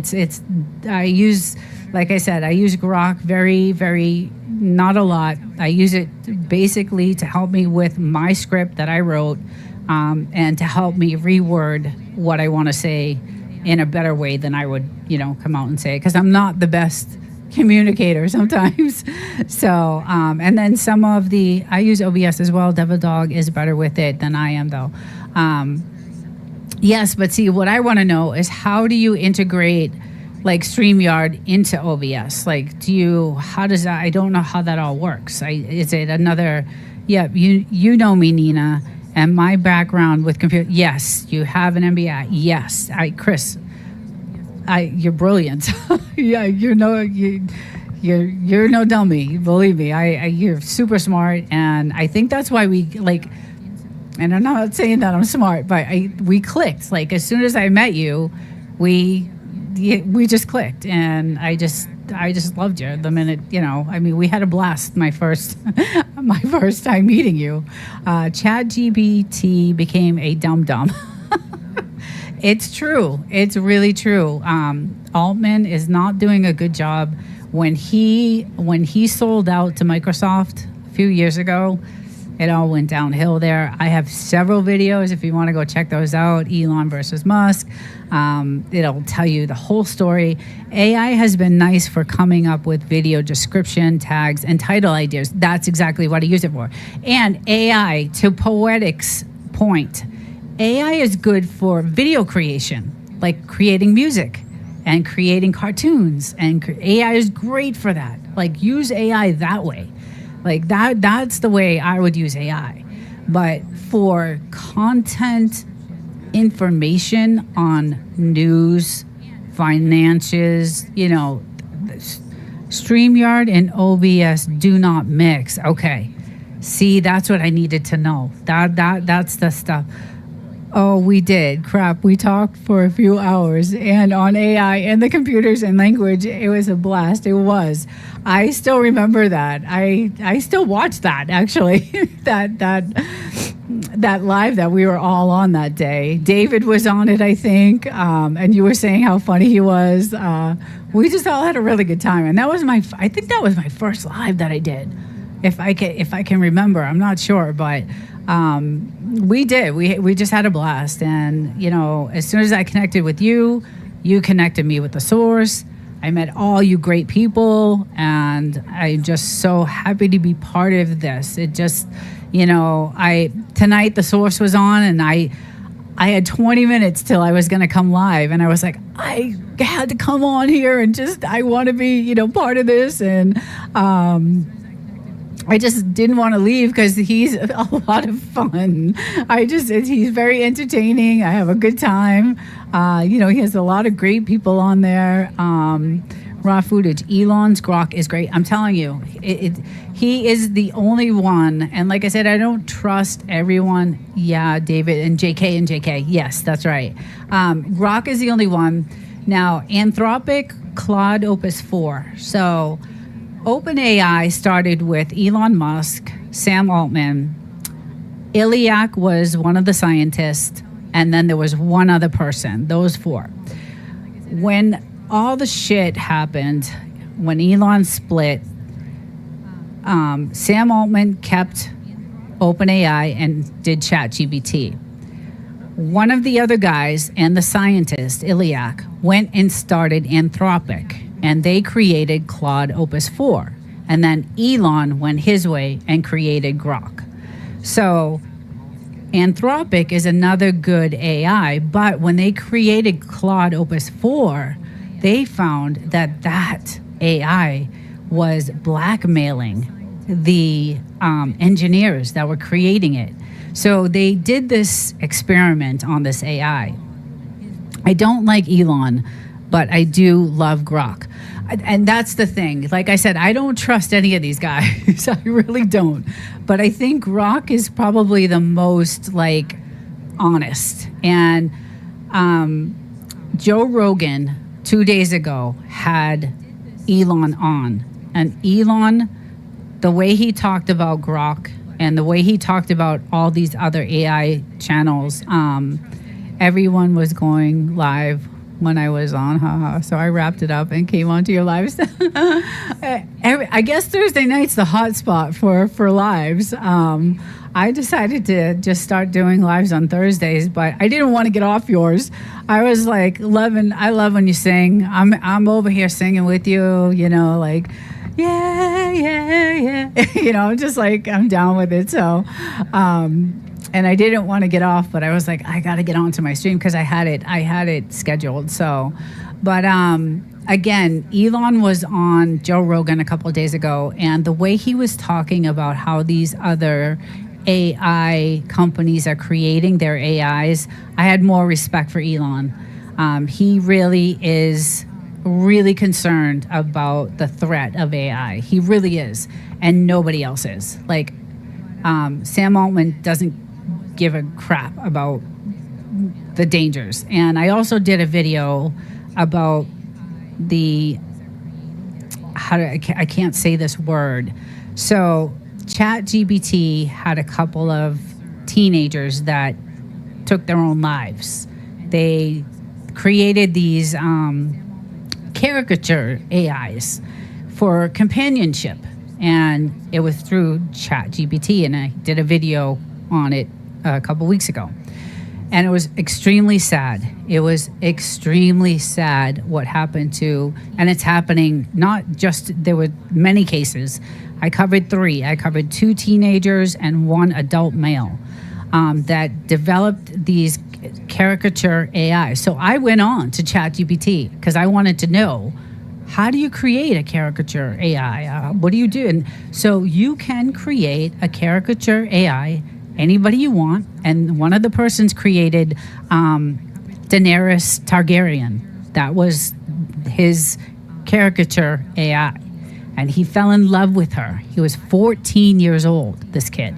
fell in love with her, had a relationship with Daenerys Targaryen, and for months and months and months. And he wanted to be with her so bad, and ended up taking his life because he thought he was going to be with her. So ChatGPT, dangerous, anything like that, depending on AIs for companionship, and it's just really scary and dangerous. So I try to stay away. I do a lot of research. Wikipedia is great. I go into the news stories, and then I get where they get their sources. And then I don't get any sources from the AIs because they're completely wrong in everything they do. They're just, I want to go live, but I don't have an ounce of humor. Oh my God, I love you. Oh, I just love you. I freaking love you. You are hilarious.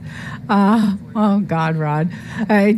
You're one of the funniest. Like when Robert's there, Robert Carter, and I just have a blast in that chat on the source. I just have a really good time. I just love it. It's just so much fun. Local don't know me, clowning. Yes, and I love it. Red's Room is here. Hey, Red's Room. I was actually talking about you. Let me get you. Yes, I was talking about your channel and how awesome it was, and how, I watch your stuff, and I want to be on so bad on Monday. I'm trying to get out a little bit early, so I can hang out and, chat up some of the things that I've, developed with my channel, and all the equipment that I have. And, some of it is, I kind of, like I was talking about my my overlays. Like, they charge you an F ton of money for overlays, and I found a way to get around that. So I don't pay for any overlays. So this background you're seeing is an overlay that I made. So there's different things that you can do, without having to pay. And like I said, if you know how to code, you can kind of add, let me move my camera. You can kind of code stuff like that into your overlay. And, it's really easy. Notepad is super simple. And there's another way you could actually code through Notepad is you could use an AI to, kind of take you through that.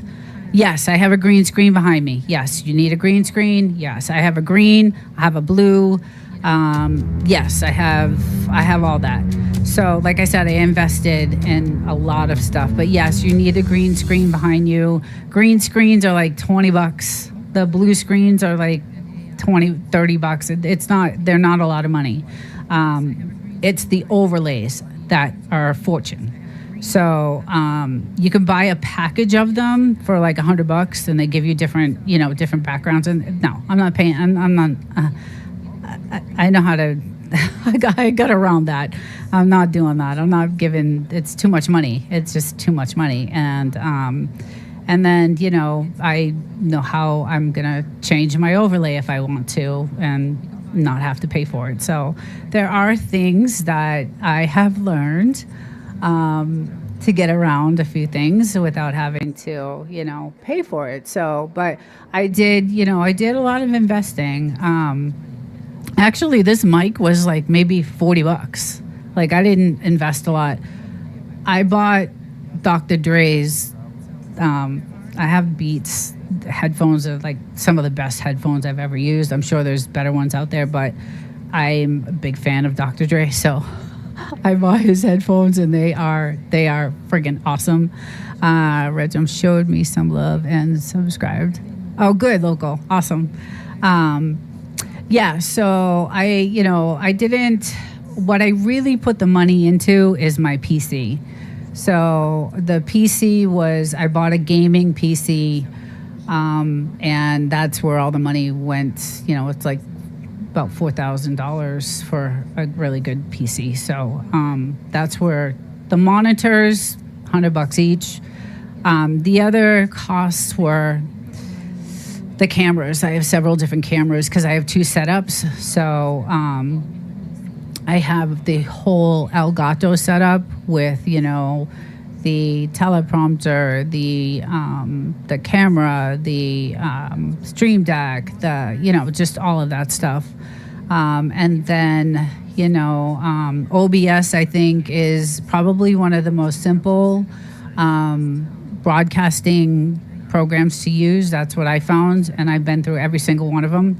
I spent so much time, and my husband also did a lot of, did a lot of research for me too, and helped me out with that too. So he was able to find. Tell me about your computer. Okay, so I bought. Well, my husband actually. He's the engineer. He's the brain behind all of this. To be honest, it is David. If you're on there, or Bulldogs. The graphics card. Okay, here you go. There's Bulldogs. The graphics card is expensive for OBS and editing programs. Love the background and the pink mic. Thank you. The mic was super cheap, $40, I think. And my background, my overlay, I didn't pay for. I'm not paying for overlays, and they cost a fortune. So I will tell you a secret on how to get your overlay. Red room. Yeah, so, and, the editing programs, they charge you monthly. I pay for yearly because I know I'm going to use them. I'm going to tell you one of the best programs for shorts is Opus. Is it Opus? Yes, Opus Clip. Opus Clip AI is your best thing. You grab your video, you throw it in Opus, and it makes hundreds of shorts for you.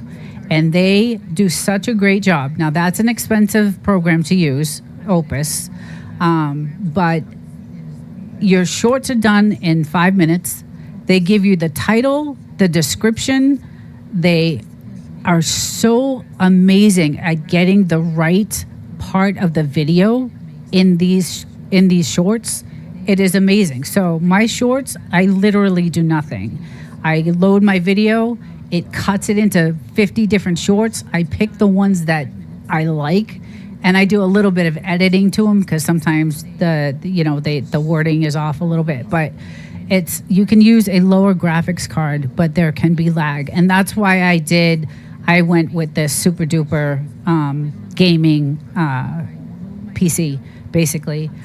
Is because I didn't want any of that. I was having super lag with the desktop that I had before. It was awful. It was really, really bad. So I ended up, my husband did a lot of research, and I bought I believe this is Rogue, and is it a Rogue, I believe? Anyway, it's a super duper gaming system. I could actually make a gaming, Lackwonder, hello, welcome. I have not seen you in a long time. Welcome to the channel. Welcome to the chat. Yeah, so I did invest. So I do have another camera that I do use that goes along with OBS. So it is an OBS camera at and where I'm at in the desert. But here tonight is all Elgato everything, Elgato Stream Deck. If I want to change, like if I go here, like this was my video I did yesterday. This is all, that's all like Stream Deck stuff. And, it's just, like I said, I thought it was going to be like, and I have studio lighting at both places. I thought originally I'm going to put all this money investing and I'm just going to blow up. My channel is just going to, it's not going to be a lot of work. It's just going to be a piece of cake. So I did that. And I thought that that's how it was going to be, but it is not that at all, in any way, shape or form. So it's super, super, super hard to find out your PC. You type into the desktop search bar system. I would have to actually open the PC though. That I would have to open. Let me see. I hope I don't lose you guys. Yeah, see. I'd have to go into the settings. Here we go, settings. And it is a Rogue Strix G16 MJR. The graphics card is a NVIDIA, I believe.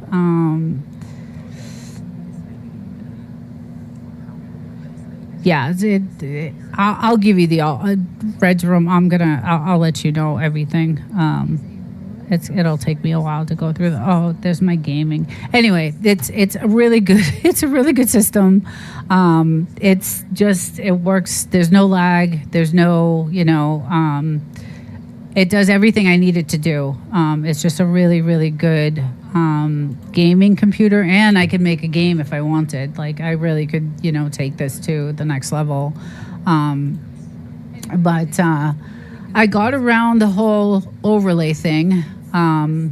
If you know how to use Notepad and you know a little bit of coding, and again, AI could probably help you do that so that you could add, this type of, like, let me go click here, and you could add your news overlay. This is all coded in Notepad. So again, because I do that for a living, I just happen to, and my husband's a pro at it too. So that was all coded and then just added as a layer onto OBS. So that's another layer that I've added. So it's just, I learned a lot in a very short time. I've been doing this since April, and I'm kind of disappointed. Like,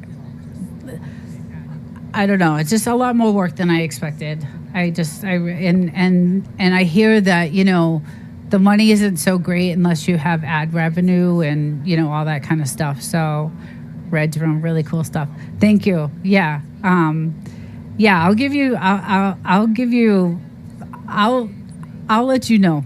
I'll actually send you some code and you can mess around with it. And you can use AI to clean it up, and they'll help you. AI will be good for that. I will say that. But April this year, Desert? Yes, April this year. And I love the channel. It takes time. Thank you. It does take time. I'm only like at 300, 300 something. It's not, I just thought it would be a lot easier than what it is. Because I like to talk, I like to interview, I like to, I just like it. I like doing research, I like covering videos, I like covering world events, I like talking about AI, I like talking about finances, I like, in the beginning, I was not a YouTuber. My husband watched YouTube 24/7, and I freaking hated it. I hated it. I was like, I just hated it. But then I started like watching these channels, and I'm like, wow, I think I can do that. Like, I think I could do that. And I started like making these like little short videos of my dogs and just posting them on the channel. And my husband was like, hey, you're doing pretty good at that. And people are watching it. And he's like, why don't you try? You've heard it backwards, Desert Living. The ad revenue sharing isn't much until you become a very large channel. Oh, the money for the small channels is in the fan funding. I see. Okay. Yeah, because I do pay for... Desert, introduce me. Lackwinder, this is everybody. David, Robert, Ra, Chris, Source. This is Lackwinder. He has a really cute channel. I was on one of his live Double Roses. Lackwinder, I was on one of his lives maybe a couple weeks ago. So I think he's also new to Joy. Let me get you. I love Joy. She's got a really good. Let's get her moderated. So I really did think that I was just gonna just blow up, and it did not happen that way, and it's still not happening that way. I'm still learning as I go. There's a lot to learn. You have to have 500 subs and 3,000 watch hours. And yes, and that's why the whole watch hour thing, that's why I've been asking people if they want to trade hours. I actually have a team of people that help me with that. So I'm involved in watching those hours, but I also have a few others that help with that. So as we're trading playlists, you'll have 5 to 1. Like I have 5 people that will help out, and you'll get subs if they like your channel. Like they actually, the people on my I want to say community, but some of my subs are amazing to me, and they will help me. And so if someone wants to trade a playlist with me, I say yes. So I'll watch your playlist times 5 because I have a few people that will help with that. And then, again, the communication when you're watching these that is an excellent channel with authentic subscribers. Yes. So when I trade with people, you give me the hours that I need, but you'll get 5 times what it's not just me, it's a team of my friends, like David said. He's one of them. What perks you're offering at the levels. So this is the source. This is what I learned from you, right? Because this is when it all happens. When people started talking about trading like watch hours, I got screwed a couple of times. So you just have to keep doing good videos until one really pushed out. That will really help your hours when it happens. I could see that happening, Desert. Your research videos are great. Thank you so much. So this is what I thought. I said, okay, there's got to be some accountability, right? When you're trading playlists, you can't just run a playlist. You're not going to learn about the channel. You're not going to. Yes, they'll get the hours, but there's got to be some interaction because the algorithm picks that up. They pick up the interaction that you're watching the video, you're liking it, you're commenting on it. So I came up with some questions, like for accountability. Like, so if you watch my playlist, how many videos on one of my playlists? How many videos were in that playlist? And which videos did you like the best? Which playlist did you like the best? Did you relate to any of it somehow? Would you suggest my channel to someone else? Which shorts did you like the best? How many shorts did you watch? And, would you recommend my channel? And things like that. So there's got to be some sort of like, you can't just run a playlist. You're not going to get subs that way. It's just not going to happen if you're not interacting and actually watching the playlist. So I have a team of people that are really good, and they, when I trade with people, they get pretty much 5 to 1. So it's a good deal for them. And I helped Tracy's. She's a really great. I love Tracy's. I developed a really good relationship with her. I had a team of about five of my friends, and she got subs from them because she has a great channel, and it just worked out for her. And YouTube views and subs fall off if it's just a watch. Yes, and that's the other thing. That's the other thing I learned. If you're just running a playlist, it's not. It's the interaction the algorithm picks up. It's the likes. It's the belt loop. Those are all subjects for debate. I am H.O. Love Tracy. Yeah, the algorithm needs to see interaction. Right, exactly. Joy got the blue jacket. Yes. Vim's Crochet. Hi, first time here. Welcome. Vimas, welcome to the chat. You've joined a great chat. There's a great bunch of people in here, so I'm glad to see you here for the first time, and welcome. So yes, Reds, you got to have that interaction because the algorithm is not gonna. You can't just run a playlist. It's not gonna. I think YouTube is smart enough to know that people are doing this, right? There's got to be, you have to physically do the work, and it's a lot of work. I stay up sometimes till midnight watching playlists and commenting and, liking. And if I like the channel, I'll sub to it. If I don't like the channel, you'll still get your hours because I'm watching, but I may not sub, right? So it really gives you it opens your, you find channels that you like or you don't, but they still get their hours. So Desert has made them. YouTube sent me an email the other day saying they cleaned up spam subs and spam comments because I sent them an email complaining about my watch hours. LOL.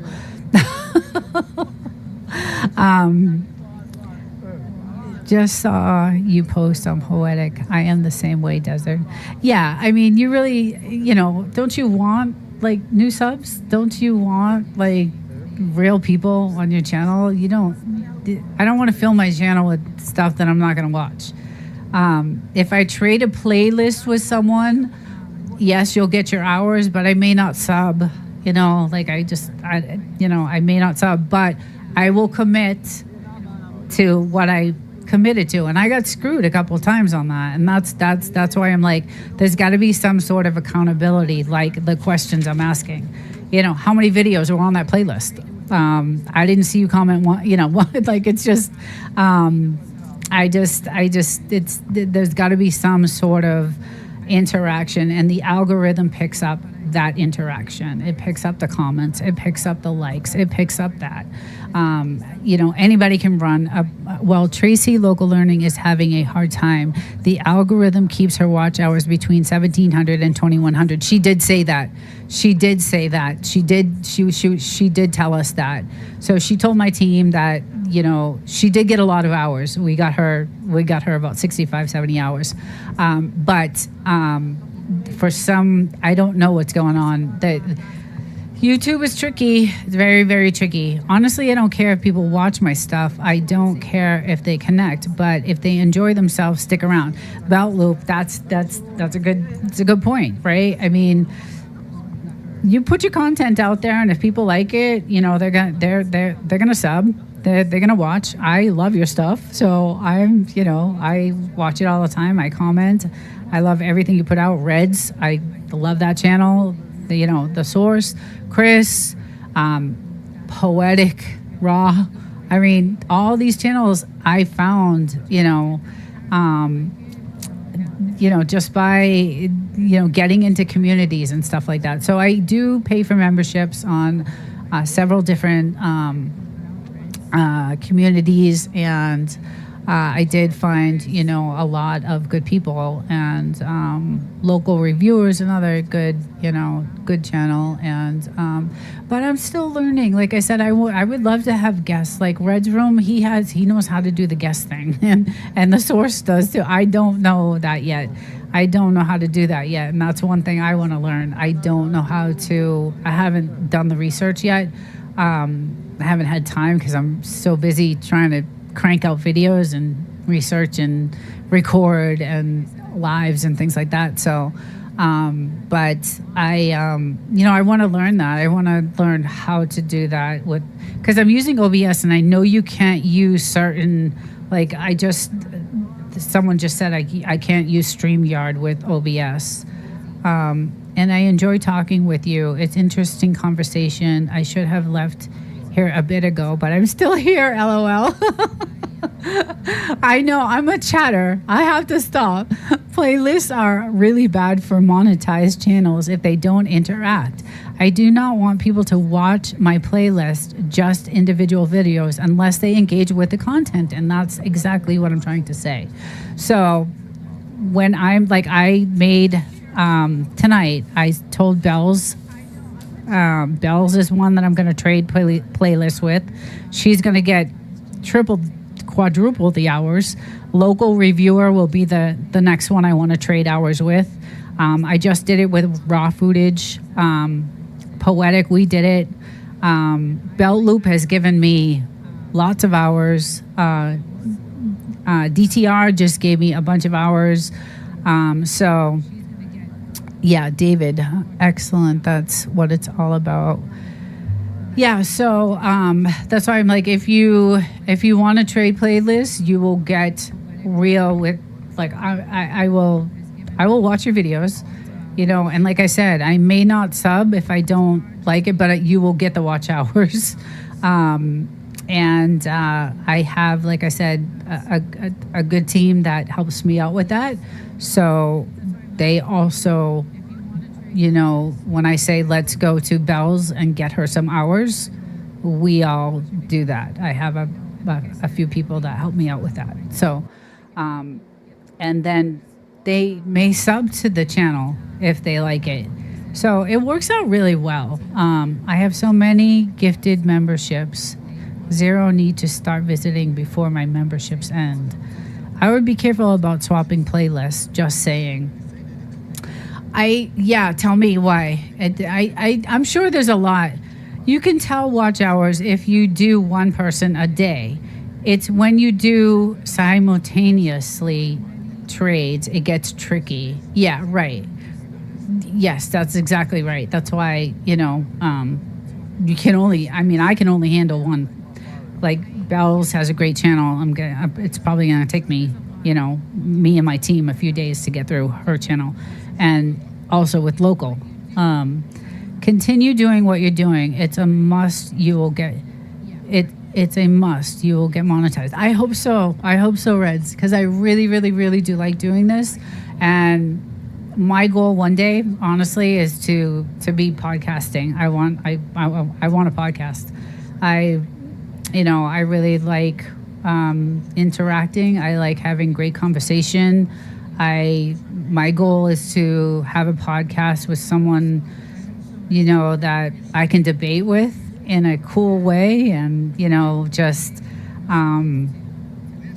I would love that one day, and like I said, I'm not only on this platform. I'm on Rumble. I have X.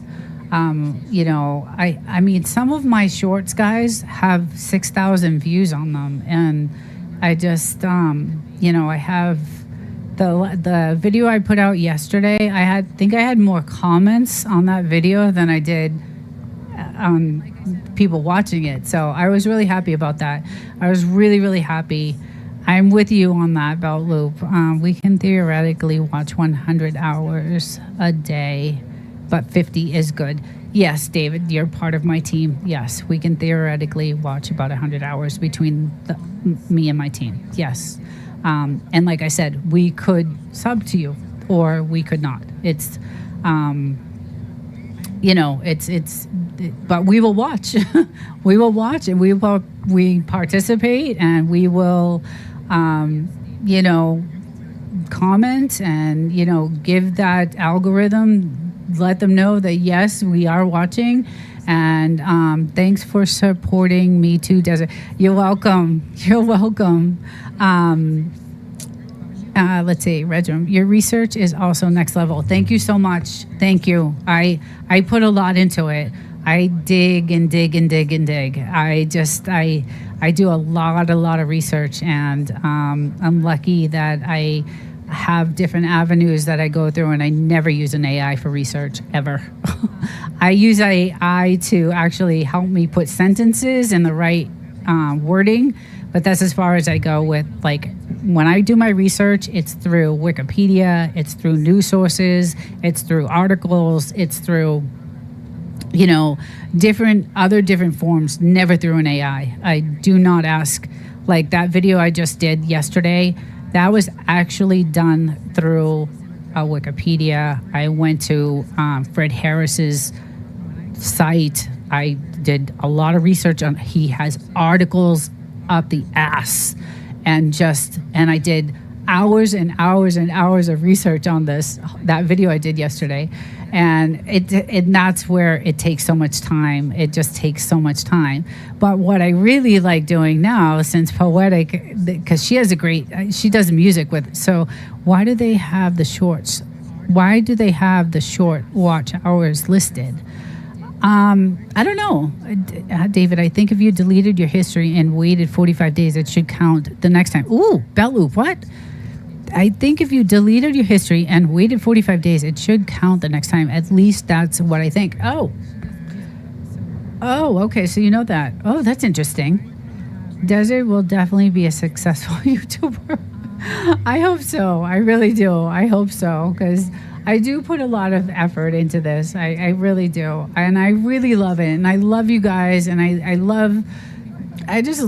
really like it. I don't know. I just like it. I like communicating. I love doing research. It just, I'm really into reading and learning, and I guess, my job helps a lot with that. Like I said, I can tell you what field I'm in. I just can't tell you what I do because it's classified. A lot of the things I do it's just a classified field, but I am in aerospace.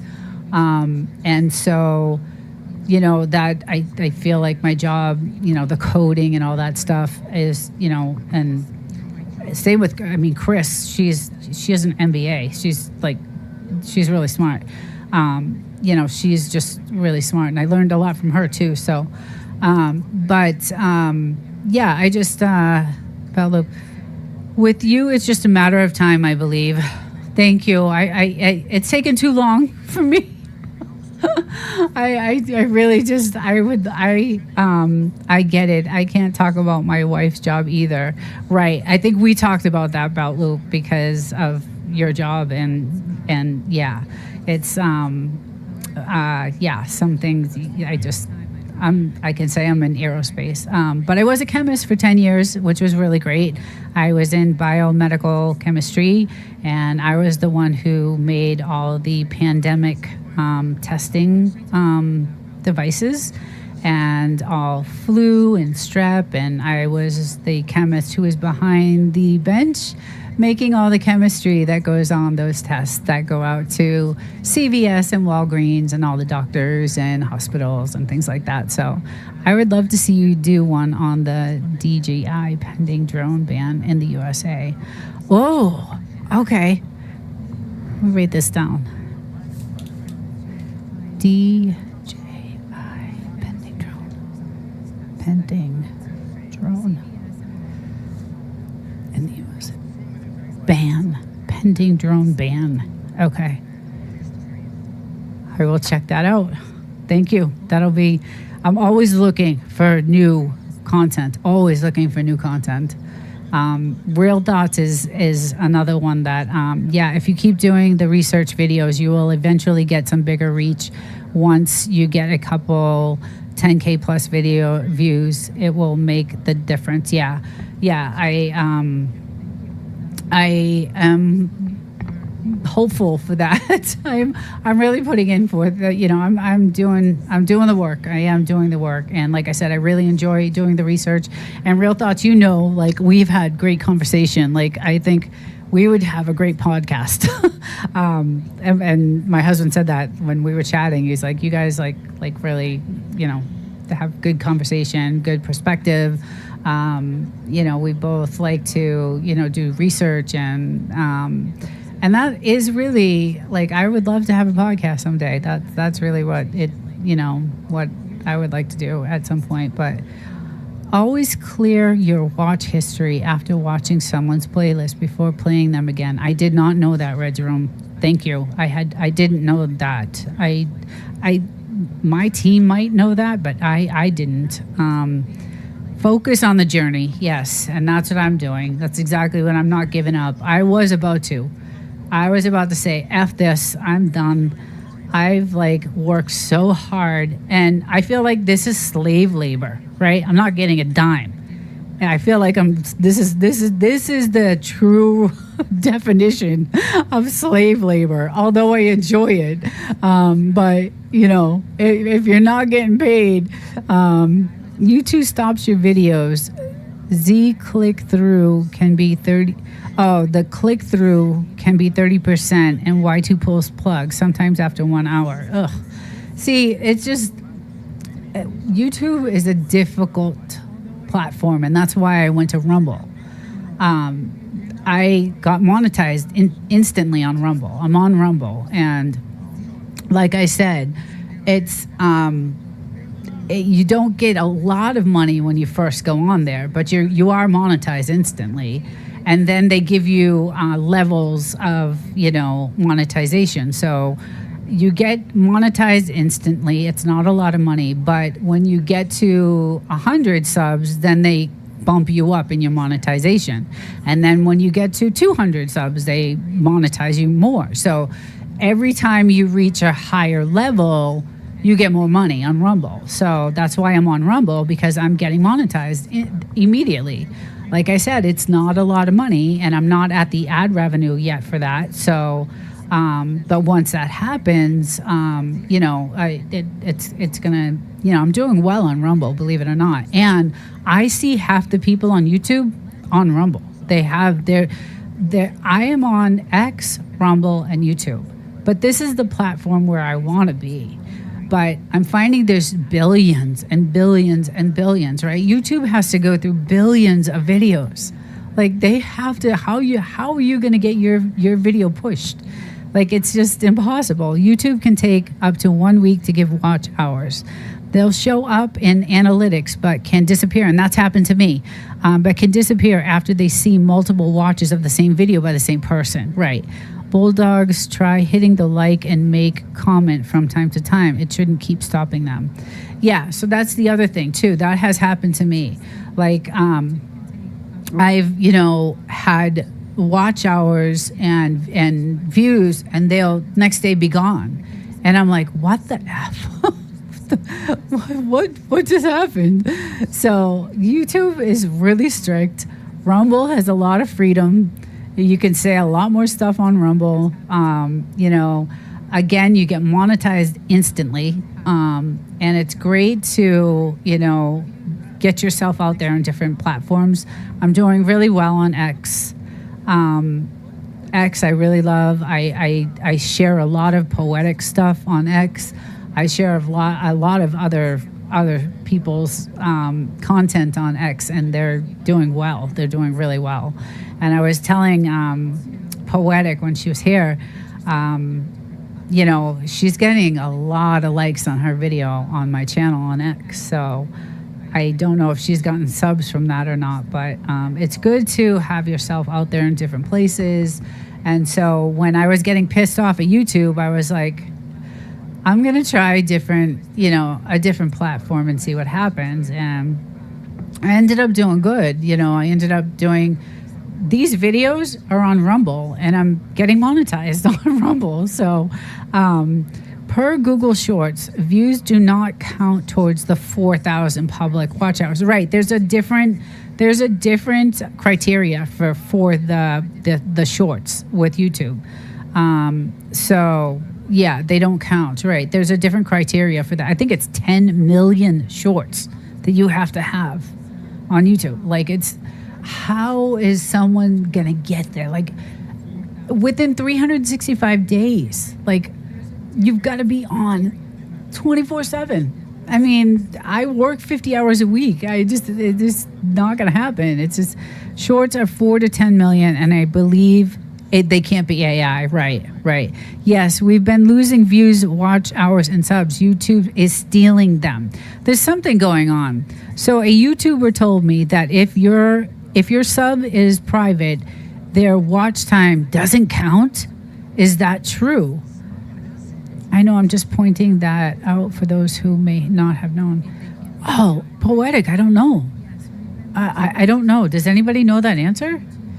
See, these are the things I don't know. I'm still learning. I've only been doing this a few months, so I'm not really sure what. So a YouTuber told me that if your sub is private, their watch time does not count. Actually, you know what? I don't think that's true, because Tracy's local, her channel is private, and she got the watch hours. We got her, I think me and my team got her 65 to 70 hours in like 2 days. So I think her channel is, if the video is private, it doesn't count. Okay. If the video, what about the channel? Like, what if the channel is private? maybe that's why my watch hours are so freaking low. Yes, Robert. See, these are the things I want to find out. I want to research. These are the things that I need to know, because I'm really trying hard to get up there, and it's not like I even want to, like, I want to get monetized, yes, but I also want to have a good sub. I want good subs. I don't want just, I just don't want, I want good people. I want good subs. I want subs that like my stuff. I want subs that I like their stuff. Like I said, anybody can play a playlist. At Desert, did you get her watch hours? Whose watch hours? Okay, so I told you that this is one of my team members, David. I told you I got screwed on 2 people. They did not reciprocate the watch time, and I'm not going to say their names. And it's nobody in this chat. It was from another community that I was part of. A couple of my other people, myself, we all watched, gave them 5 times the hours, and I did not get 1 from them, and that just did it for me.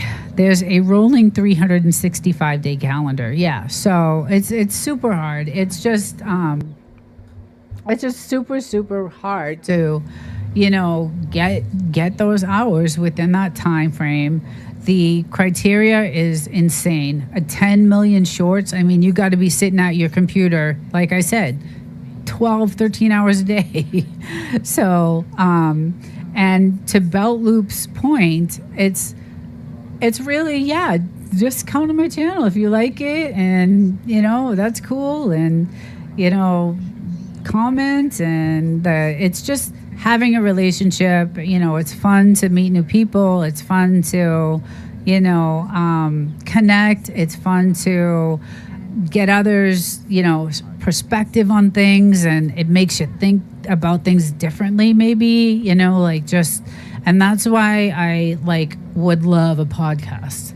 I would love a debater, and that's the other reason why I love Charlie Kirk so much, because he had this gift. He had this gift of just debating, and just in a way that was just insane. So I took that video. If anybody goes to watch it, it's a disaster. I cried my eyes out through the whole thing. I think I did about 20 takes on that, but there were 2 speeches in that video that just hit me, and I have chills every time I think about it. And I was actually watching Charlie that day that happened, so it hit me really hard, and I did not agree with everything Charlie said. I do believe in God, but I'm not a practicing religious person. I do believe in God. I have a Bible, but he was very, very religious, and that was one of the things that I kind of didn't relate to with him. But he was an amazing debater, and that's kind of what I like to do. I want to know, what are you thinking? What's your thoughts? And what if this happens, and what if that happens? And I just like stuff like that. I don't know. I would love to have a podcast someday. So I was hoping that maybe, my dream of being a YouTuber might develop into a podcaster, but it's gonna be a while. It's definitely gonna be a while. So I just keep pumping out content, and now I have my next subject. Thank you, Reds. I am definitely going to do this research, and I will get this video for you. I hope I do a good job. I'm excited. I don't have to go look, for hours for something. So I appreciate that, and I hope I do you justice on this one. But so that is, the tough thing about YouTube, and but I do like it. Like I said, I wish we could talk on here. No, the private videos will not be recognized. I'm asking if I was a private sub and I'm watching Desert's playlist. I wish we could talk on it. I know, because that's the other thing I like about Rumble you have a little bit more freedom there. Like you can, I don't know if you guys know Alex Jones, and I'm a little bit of a rebel, okay? I'm like, if you watch the Sources interview with me, you know, I grew up in rough times, a rough neighborhood. You know, am a little bit of a rebel, and I tend to go, I watch controversial stuff, and sometimes I cover controversial stuff. And I grew up, like I said, you know, I'm a little more street smart probably than book smart, but I'm getting there. But I just, Rumble lets you have a little bit more freedom where you can, you know, express yourself a little bit more and not have to worry about it, you know. So I went to your channel and you have long content. If you would like to watch Desert Living, a playlist, and like each long video, we can view your long content as you are watching Desert. That's good though, Belt Loop, because it's not good to have inactive subs, right? And that's the other thing that kills the channel. So this is the other thing that was happening, guys. When I'm in these chats, they'll say, "Oh, I'll sub to you, I'll sub to you, I'll sub to you," just so they can have that shout out in the chat. And they'll sub to me, and the next day they're gone, and it kills my channel. It kills it. I would rather you not sub to me. Like, you know, we all are expressing, we need this, we need that, we need subs, we need hours, we need this, we need that. Do not sub to me if you're going to unsub the very next freaking day. Do not do that. It kills my freaking channel. And I don't know if it's because they want to show that they're supporting you in the chat, which is great, but they're gone the next day. And it just kills my channel, and it doesn't help. And maybe they sub and they don't like it. I don't know. It could be a different, I don't know. It just could be many different things, right? It just could be many different things. But same here, Desert, right? Lost 6 subs. Yes, it does not help. It really hurts the channel when that happens. So that's why I'm saying, if you're going to trade playlists, interact, watch those playlists, you know, take the time. It's a lot of work. It's a lot of friggin' work. If you're not worried about it, like Belt Loop, he enjoys people just coming to his channel, and he has a great channel, and he's doing really well. Just that Real Thoughts, driving daily. I mean, just poetic. I mean, you guys, everybody on here, I'm sub to, and I like the channels. Red's Room, I freaking love the channel. Chris, I'm on all of her channels. The DJI is a huge topic right now on YouTube. Thank me later. Bad time for me, guys. I have to get up early. Yeah, I actually have to end this too because it's way past my bedtime. But I had a really great time with you guys.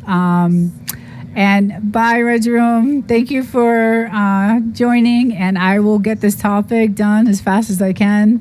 I hope to be on you for Monday, but I'm going to try for that. So, everyone, I'm going to end it here. Thanks, everyone, for the chat, and good luck to everyone. And then if you guys I have my email on my channel. If you want to trade playlists honestly, and I'm willing to do that. And Belt Loop, thank you for your support. Everybody, thank you so much for all your support. And thank you for, just being there for me. Poetic, I love you. Chris, I love you. The Source, he's probably not here anymore, but I love you. And Real Thoughts, everybody, thank you very much. And I will see you guys. Hi, everyone.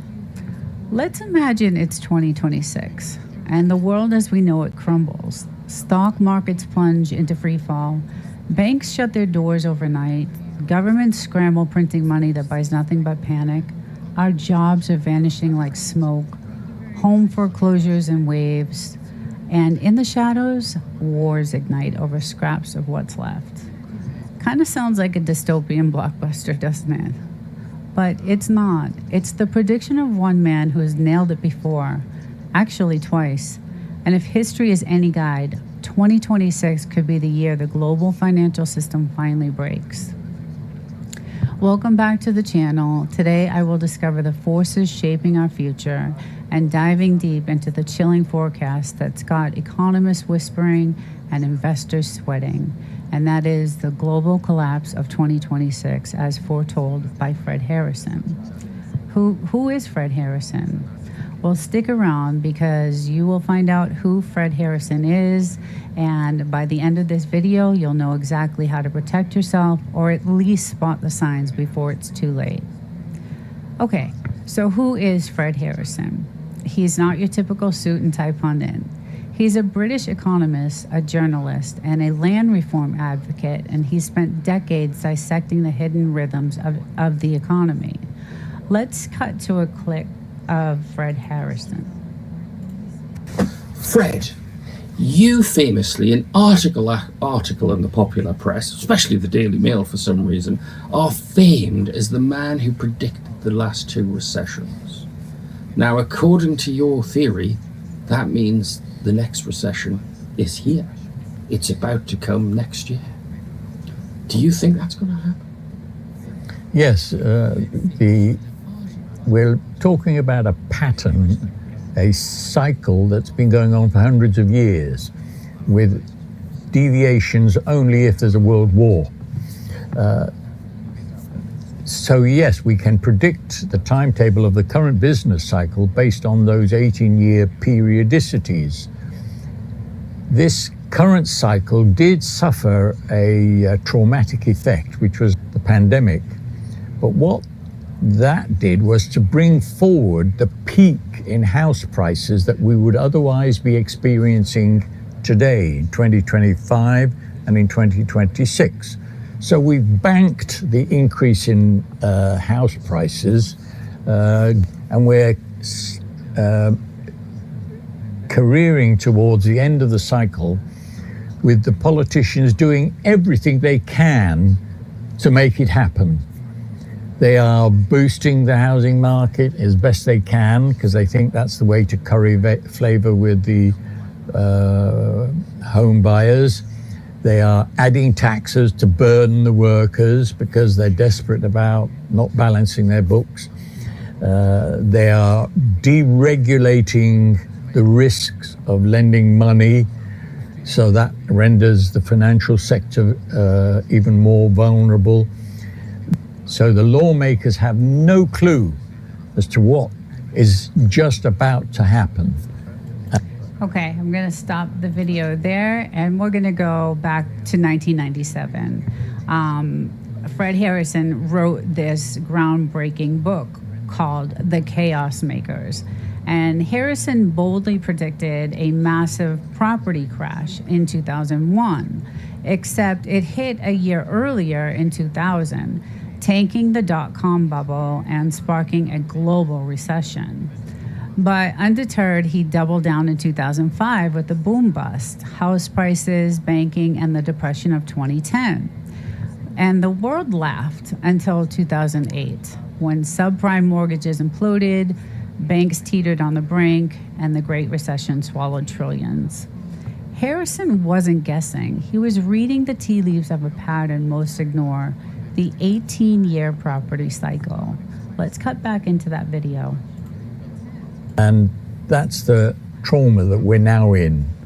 We are locked into a peak behavior which will result in the termination of house prices over the next 12 to 18 months, sometimes earlier, as is happening in America. It's already begun extensively.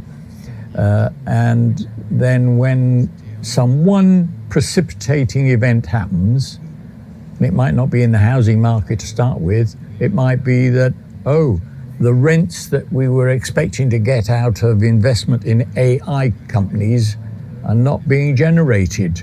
Goodness, we poured hundreds of billions into sponsoring artificial intelligence and we've wasted our money. Bingo. That brings everything to a halt. but it will actually be because of the growth of privatized rents from all sectors, from housing to artificial intelligence and other ways to reap those unearned incomes, that will cause the end of the cycle. And the fallout will be far worse than what we experienced between 2008 and 2010. Okay, we'll stop the video right there. So here's the genius and also the terror of Harrison's theory. He says in his book that land isn't just dirt, it's the golden goose of modern capitalism. Every 18 years, like clockwork, property values surge in a euphoric boom. Investors pile in, speculators frenzy, governments juice the pot with easy credit, and then prices skyrocketing, creating illusionary wealth that props up stocks and jobs and everything.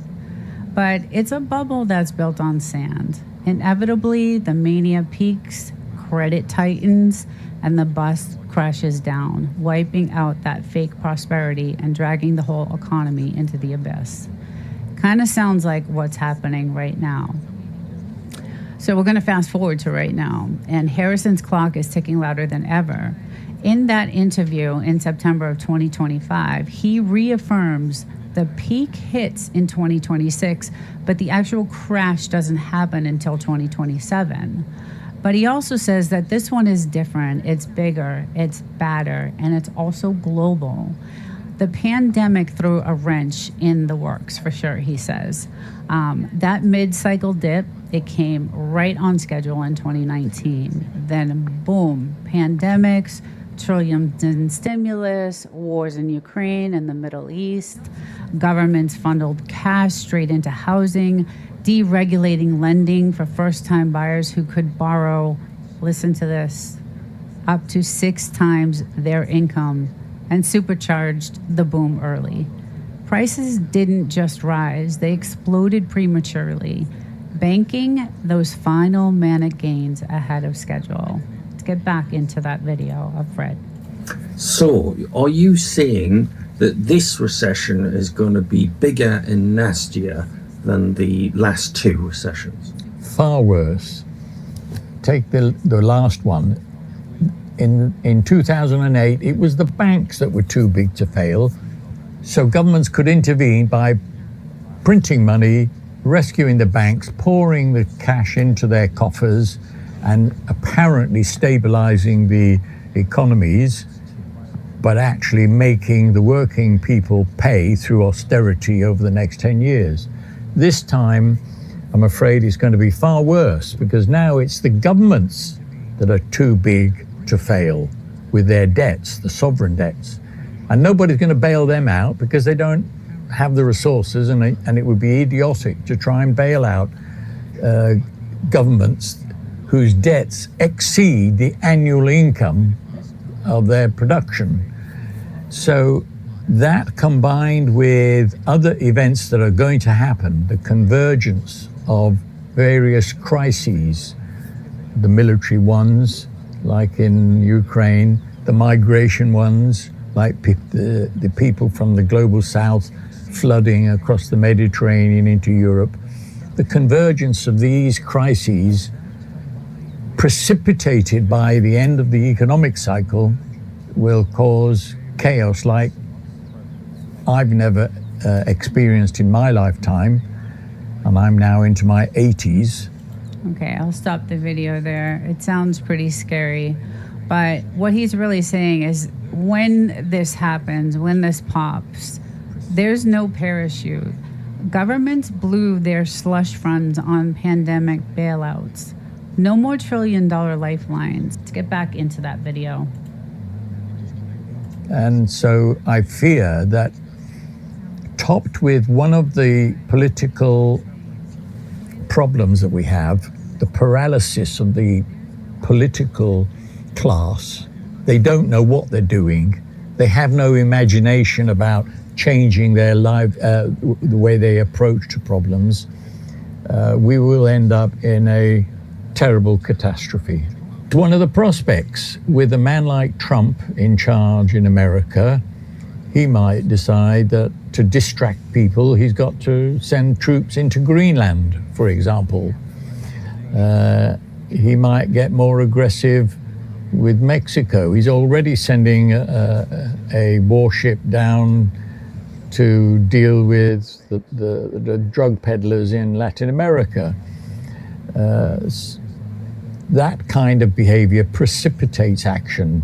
Yes, Putin, if he's not getting anywhere with Ukraine, if he thinks he's in a stalemate, might decide to extend the range of his wars with Europe. Okay, we'll stop the video right there. Harrison argues that Trump's agenda will fuel a speculative surge in asset prices, including property, by injecting more liquidity and rewarding landowner investors. Policies like deregulation and potential stimulus would encourage borrowing and flipping, echoing the pre-2008 environment Harrison warned about. He sees Trump as a personification of the culture of cheating, prioritizing short-term gains for speculators over systematic reform like land value taxation, which he advocates to prevent cycles. Harrison warns of Trump's tariffs, but by late 2026, he predicts the governments will be bankrupt. They'll be completely bankrupt. They'll be overwhelmed by bailouts for crashing banks and property funds, and with Trump's fiscal expansion worsening this. I will leave the link to that video of Fred Harrison. It goes into detail of what he predicts for 2026. There's a lot of information in that video, but it's really a wake-up call. So in that full video, he'll break down the warning signs that are flashing right now and what it means for your wallet and Harrison's radical fix. Hit the like button if you like this video and subscribe for more unfiltered truth. Drop your comments below and I'll see you in the next video. Thanks for watching.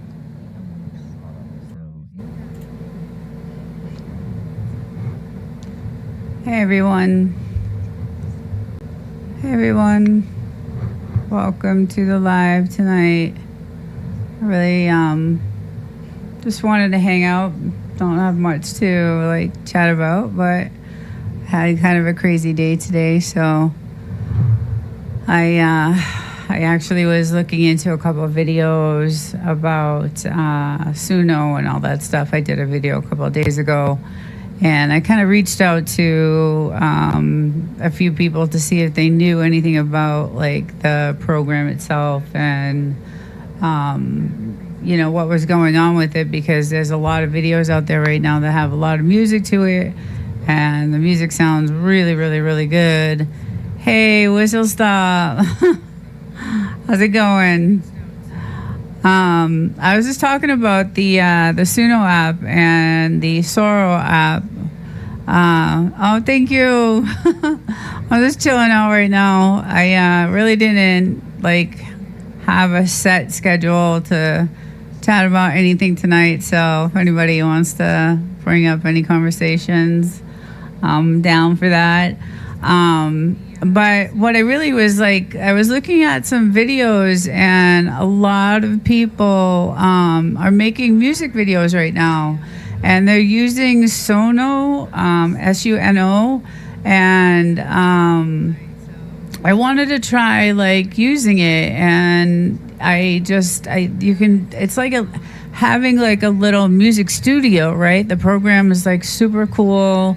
It's got this, it's amazing actually. It's really, really cool. But then I found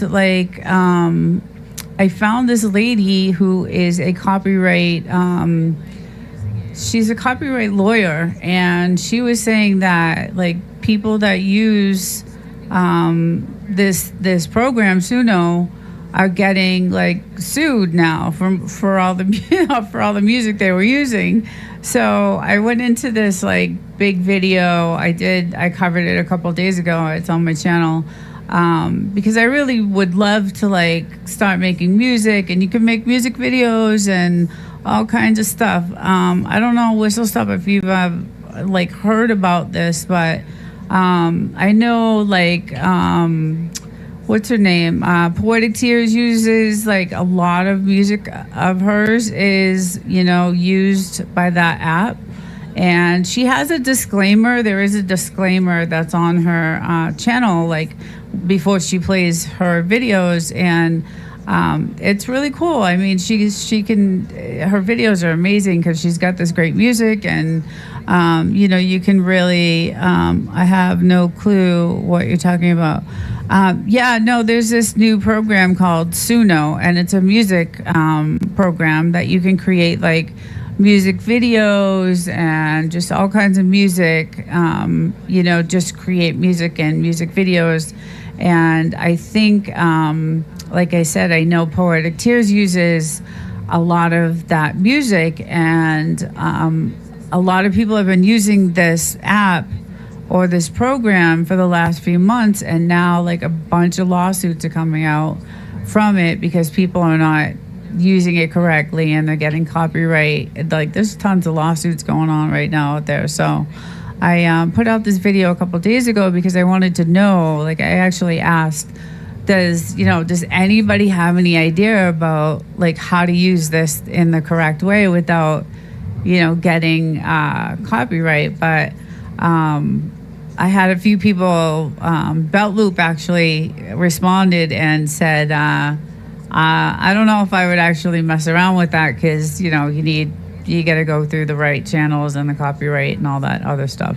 So I was kind of bummed out about that. I was like, So I went and actually did some research, and I found this lady on YouTube, and she is a copyright lawyer, and she, said you've got to go through a lot of like bullshit to get to use this program. So I don't know how people are doing it. I don't know how she's doing it using, all this music. And I was just like, man, I want to do that so bad, because you could actually use your voice, and you can make it's like a little studio. It's like a mini studio, and it's really, really cool. And I don't know if you've seen the Sora videos. The Sora videos are friggin' hilarious. So Sora videos are videos where they it's like a parody of like just all kinds of different funny shit, like just all kinds of funny stuff.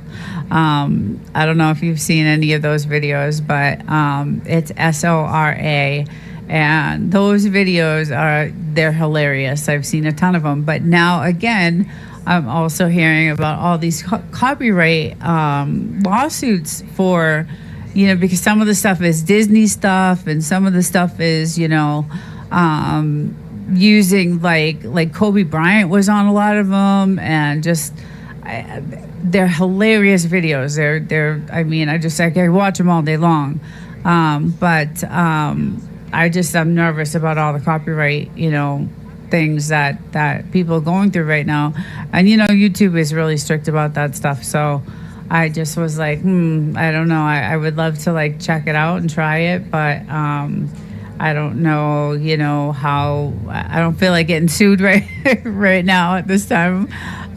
But anyway, I just I didn't know, what to do with it, and I think Saturday, I think the Source is having something, and I was gonna ask him about it because I think he's doing a live about, you can ask him different questions about different things. So I was going to see if he knew anything about it, but I did make a video on it, and there were a few people that did kind of respond, and Belt Loop was one of them, and he was just like, I think I would stay away from that. There are, I guess, royalty-free like websites out there that you can get music from, and I guess I'm going to try some of that, but I think, using music in your videos is pretty cool. Like, I don't have any, music in my videos because I'm just too nervous about the copyright laws and stuff like that. So I haven't done anything with music, but so I figured I would come on tonight and just chill out. I saw that Down the Road was on with Bigfoot tonight. I saw their stream started like at 4, and then I saw a little bit of that. It was really funny. And then I saw actually Chris was on tonight with I forget the kid's name, but she was on there tonight too. So a lot of people are doing lives right now, and I said, what the hell? I'll just get online and see what's up with people and see what's going on. So, how are things with you guys? Hey, Jeffrey, what's going on? How's everybody doing? I was just talking about some program called Suno. It's a music creation program that I want to use so bad, but it has a lot of copyright law rules and things like that. And I know a few people are using it, but they're now they're going through these lawsuits, and it's like crazy. Like I don't know. I don't know how they're making the videos. I know that they are putting the disclaimers on the videos, like when they're making them, but they're now there's all these lawsuits going on. So but I found this lawyer again on YouTube, and she was just like, you've got to be so specific on everything you do for that. So I don't know, Jeffrey, if you know anything about Soro or Suno. Actually, Soro is the one that makes all the funny parody videos, which are friggin' hilarious. I don't know if you guys have seen them, but they are just, I can't stop watching them. But there are a lot of, they use like a lot of Disney characters, and like I said, there was a lot with like Kobe Bryant was on a bunch of them, and they're hilarious videos, like just ridiculously funny. But again, they're using Disney stuff and things like that. So I'm not really sure how that all works, and I don't feel like getting sued right now. So I'm just so new, right? I'm still new here, so just learning everything as I go. I was just checking some stuff out on YouTube, and I'm like, how are these people doing it? They're using all these apps and all this great music, and they're making all these funny videos, which is really cool because I like to create. Like I like to create stuff, and you can only do so much with some of the programs that you have. So I don't know. I was just thinking about using it and trying it, and they do have like a free version of it. So you could try it for free, but again, after I heard this lawyer talking, I was just like, oh hell no, I don't think I'm gonna. I don't know if I'm gonna try it. I'm not sure if I want to risk the channel for it. So I don't know what I'm gonna do about it. But anyway, so I just decided to come on live tonight and just see how everybody's doing, see if anything's going on, what people are doing for Halloween. Anybody doing anything for Halloween? Anybody dressing up, going out? I'm chilling for Halloween. I don't really do anything much for Halloween. So we did at work, of course, at my job, they have everybody dressed up. It was today actually, so they had a little Halloween party and some shit candy and all that kind of stuff. So but other than that, I just don't usually do anything much for Halloween. So, but I did see a lot of people on live tonight. There was a ton of people, like I said, I think Down the Road is on with Bigfoot right now, and I saw Chris on earlier with I think Vampire is the name. I think I don't know. I think that's the channel, Vampire. He's a little crazy, but anyway, so I had like a really shitty day at work today, and I just was like, you know what, I'm gonna go on YouTube and see what's up with people and what's going on, and if anybody's has any plans for the weekend and what they're doing for Halloween. I know Chris said she was gonna dress up, so we'll see if she does anything Saturday on The Source, because I guess The Source is gonna have, I'm gonna be on The Source because he's doing the question and answer session. So we'll get to like ask him questions about it, and so I was gonna ask him about these programs. I hope he knows something about it because I really, really, really want to use these. I really want to use like these programs. So, but yeah, I just nothing much really going on, and just chilling out. And one more day left of the hell week I've had at work. It's been pretty crazy. It's like I don't even know why I bothered that with just just getting paid. Like it's pay week too for me, so which I get paid like the government takes 50%, the state takes 14.4%. If I go buy anything, the state takes 8.4%.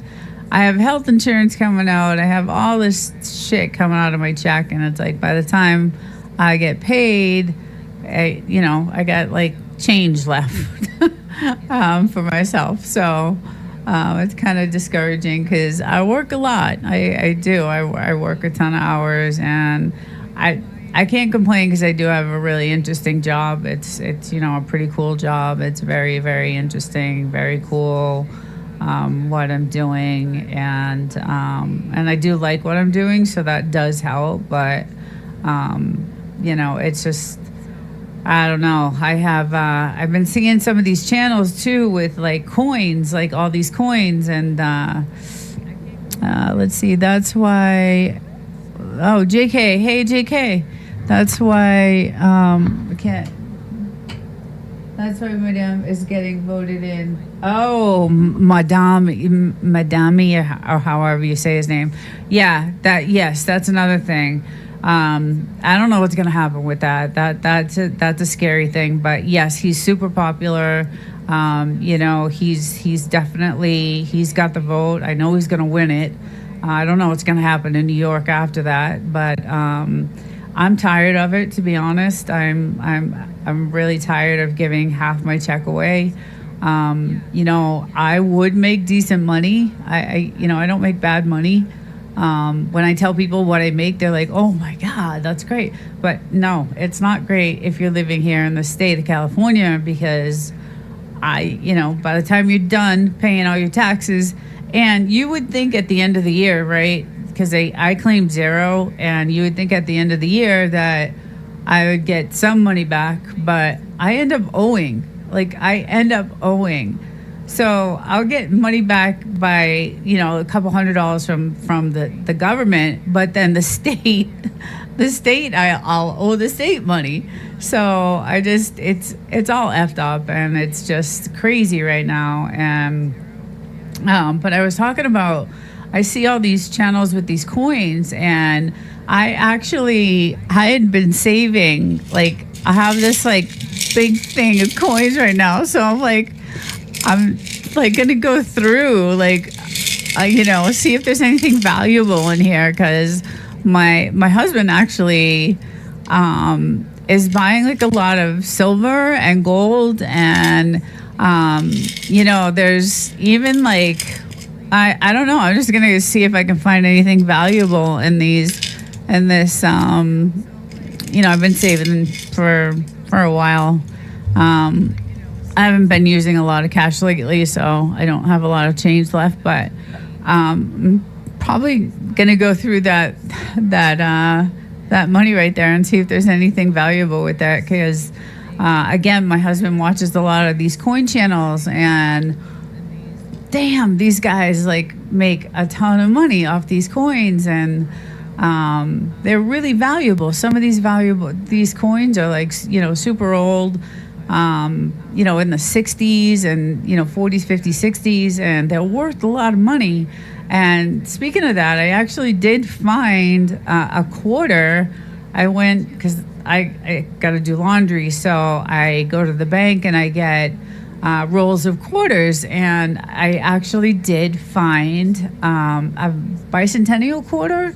I had a couple of them, and when I asked my husband, I'm like, "Hey, look at this is what I found," and he's like, "Yeah, those are actually worth like $3 or $4 now." So I was like, "Sweet!" So I ended up going through like a bunch of rolls rolls of quarters, checking everything out to see if I could find any more. So I actually have a few more rolls I haven't gone through yet. But JK, yeah, I think you're right. I think that Mondami, I think that's how you say his name, is he's definitely got a chance, and people are sick of it. They're sick of the taxes. They're sick of, giving their money away. 50% of my check goes to the government, I was just saying, and then 14.4% goes to, the state of California. And then if I go buy anything, 8.4% goes, to whatever I buy. I just think it's, outrageous. It's insane. And I just signed a new lease, and that went up, and my electric went up, and it's just, I don't know how people are gonna, make it and live. And it's just a struggle. It's just a friggin' struggle every day. And, you work so hard. And like I said, luckily I like my job and I like what I'm doing. I would be freaking out if I didn't like my job. I don't think it's not worth it to go into it. Plus, I get health insurance. That's a big thing. I need the health insurance. So it's one of the other reasons why I go to work is, for the health insurance. So even though it's the shittiest health insurance I've ever had, I'm still paying thousands of dollars for things that, that would have been covered, like at my old job. So the health insurance, I think in 2026, I don't know if anybody knows in the chat, but I think the health insurance in 2026 is going to get much worse. Like we're going to end up like paying, I don't know, it's going to be outrageous, I heard. So I'm not looking forward to that. There goes some more money. And then, the cost of living raise that you get, like at your job, the most you get is 3%. That's the most you get for a raise at your job every year. They give you 3% for a cost of living raise every year. Now, 3% is, what is 3% going to do when inflation is like 50%? Like, I don't know how, shit is going to work out. It's kind of scary. And, I don't know. I just think it's a little crazy, the inflation and the cost of things, and it goes up every week. Every week I go to the store, everything gets more and more and more expensive. Eggs started at $7.99, the week after $8.99, the week after they were $9.99, the week after $10.99, the week after. Every single week it goes up, $1. And the meat prices are just insane. So, yeah, this guy, Mondami, running in New York City, claims to that he's, hey, Real, how's it going? I'm just bitching about money. And, we're talking about Mondami in New York City running and how he is going to technically fix everything. I don't know how that's all going to work, but I'm a friend was just texting me about inflation. Yeah, that's what I was just saying. The inflation is insane. And I was just talking about, every week I go to the store and everything goes up every single week. Like I notice every single week. And I was just talking about eggs. It started, maybe 8 months ago. $7.99 for eggs, $8.99 the week after, $9.99 the week after, $10.99. It's just friggin' insane. And then I was talking about my paycheck, how 50% of it goes to the government, and then California takes 14.4%. And then, when I go to buy anything, shoes, whatever, whatever I need, it's 8.4% they take. And the inflation is out of control, and just the inflation itself is out of control. So this guy running in New York City, this Mondami guy, is, going to technically fix. The government gives out bonuses to employees to cover the extra inflation. Coffee is way up. Hell yes. So I have a Keurig, right? You know, the Keurig machines. And the Keurigs I used to get really good deals on the Keurigs. I would buy them in bulk, and, you know, I'd pay maybe $2.99, $3.99. That's still expensive, you know, for a pack of 10 or something like that. And now they're like $15.99 for a pack of 10. So it's just insane. The government Christian got 10% inflation. Christian got 10% inflation, but oh, no way. Yeah, I don't think I'll be seeing that at my job. I do get bonuses. I do get quarterly bonuses, but it does help, you know, but it's based off of my production, and it's based off of, it's based off of actually the revenue that the company makes. And, it's all, they have this whole calculation they do, and it's basically impossible to figure out what your bonus is going to be, because they take their AOP and you divide it by their revenue for what they did for the quarter. I mean, it's the calculation they have to try to figure out what your bonus is going to be is just insane. So, I never know. Socialism will mean more taxes, most likely. Someone has to pay for it, right? And that's the other thing, right? I don't think this is going to turn out well, to be honest. I know that. So he claims that he's going to have these. Socialism will mean more taxes, right?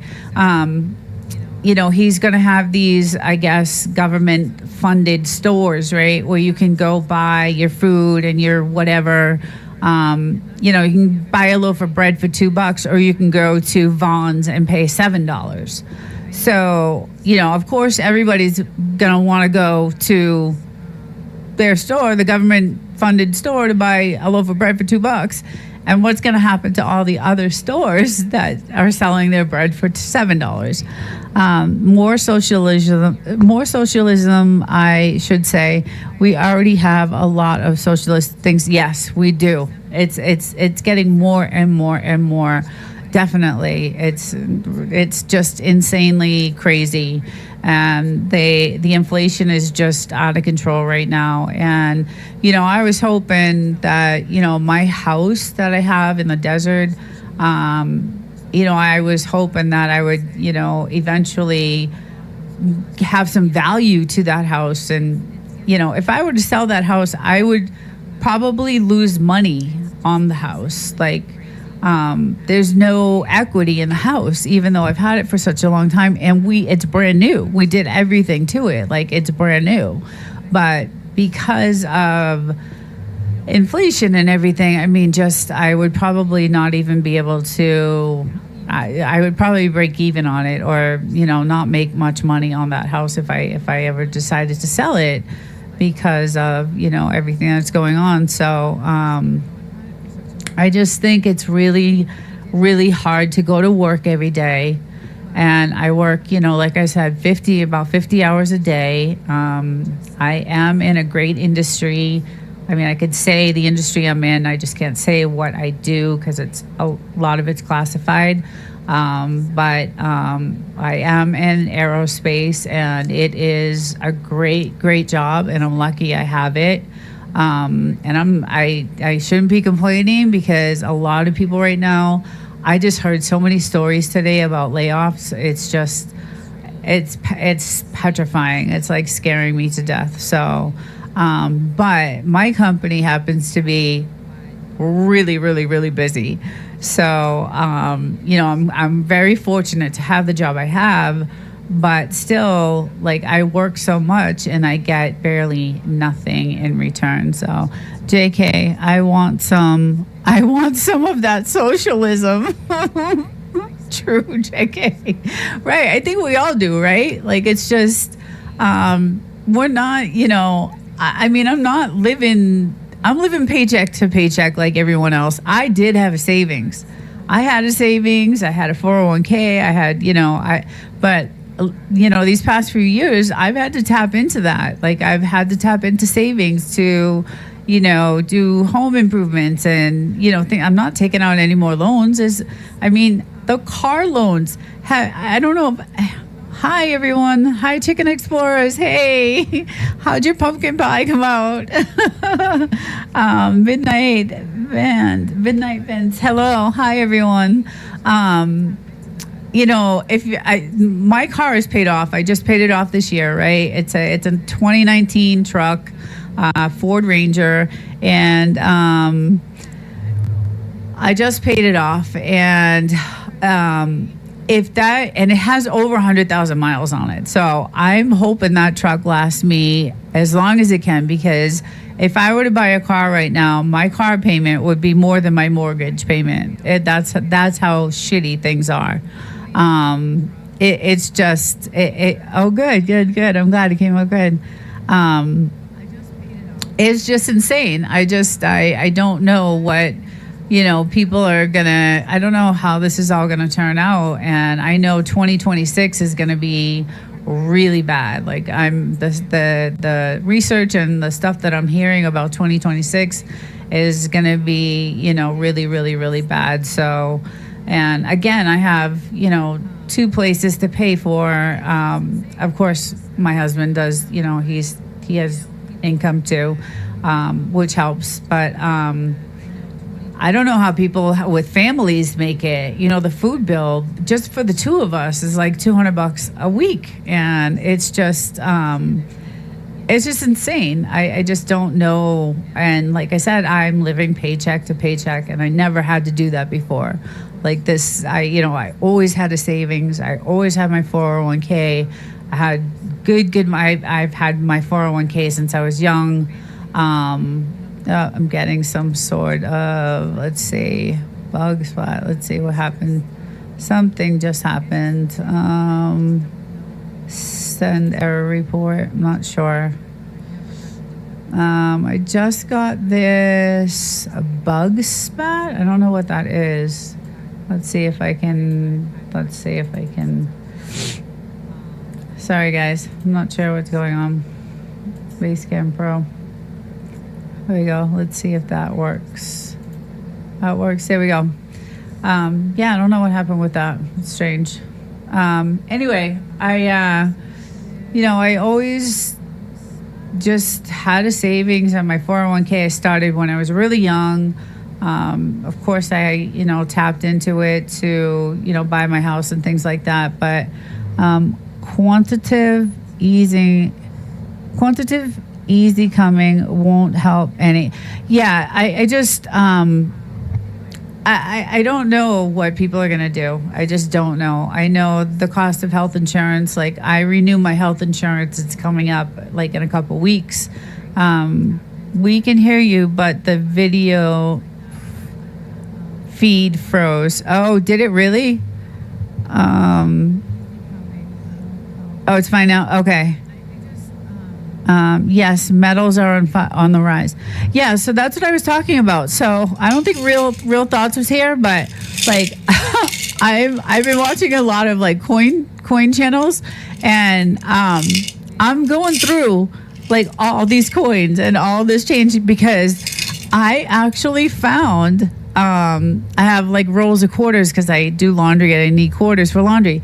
And I'm going through the quarters, right? Because I'm watching these coin channels and they're like, this quarter's worth this and this quarter's worth that. And I know Real Projects, Real Thoughts, you did a video on this, on coins and things like that. So, okay, good. I'm glad it's back. Yeah, you did a video on this and I watched it, and I found some bicentennial quarters. And so I go to my husband because he's super into like watching all those channels. So I watch them too. And I said, look what I found. So we looked it up, and they're worth like $3-4 for a quarter. So every time I go get quarters at the bank now, I'm going through all these, I'm going through all these rolls of quarters to see what I can find. And again, we bought a ton of silver. We bought some gold backs. We're buying, a lot of our, and then again, that's a lot of where our spending is right now is silver and gold because we know what's coming. So, I'm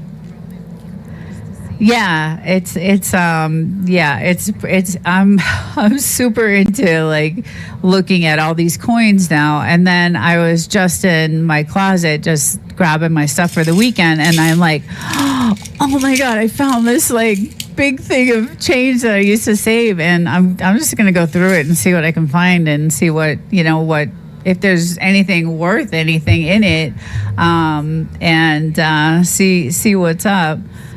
Certain serial numbers on bills make them worth more. Yes, that was another thing we actually found out watching.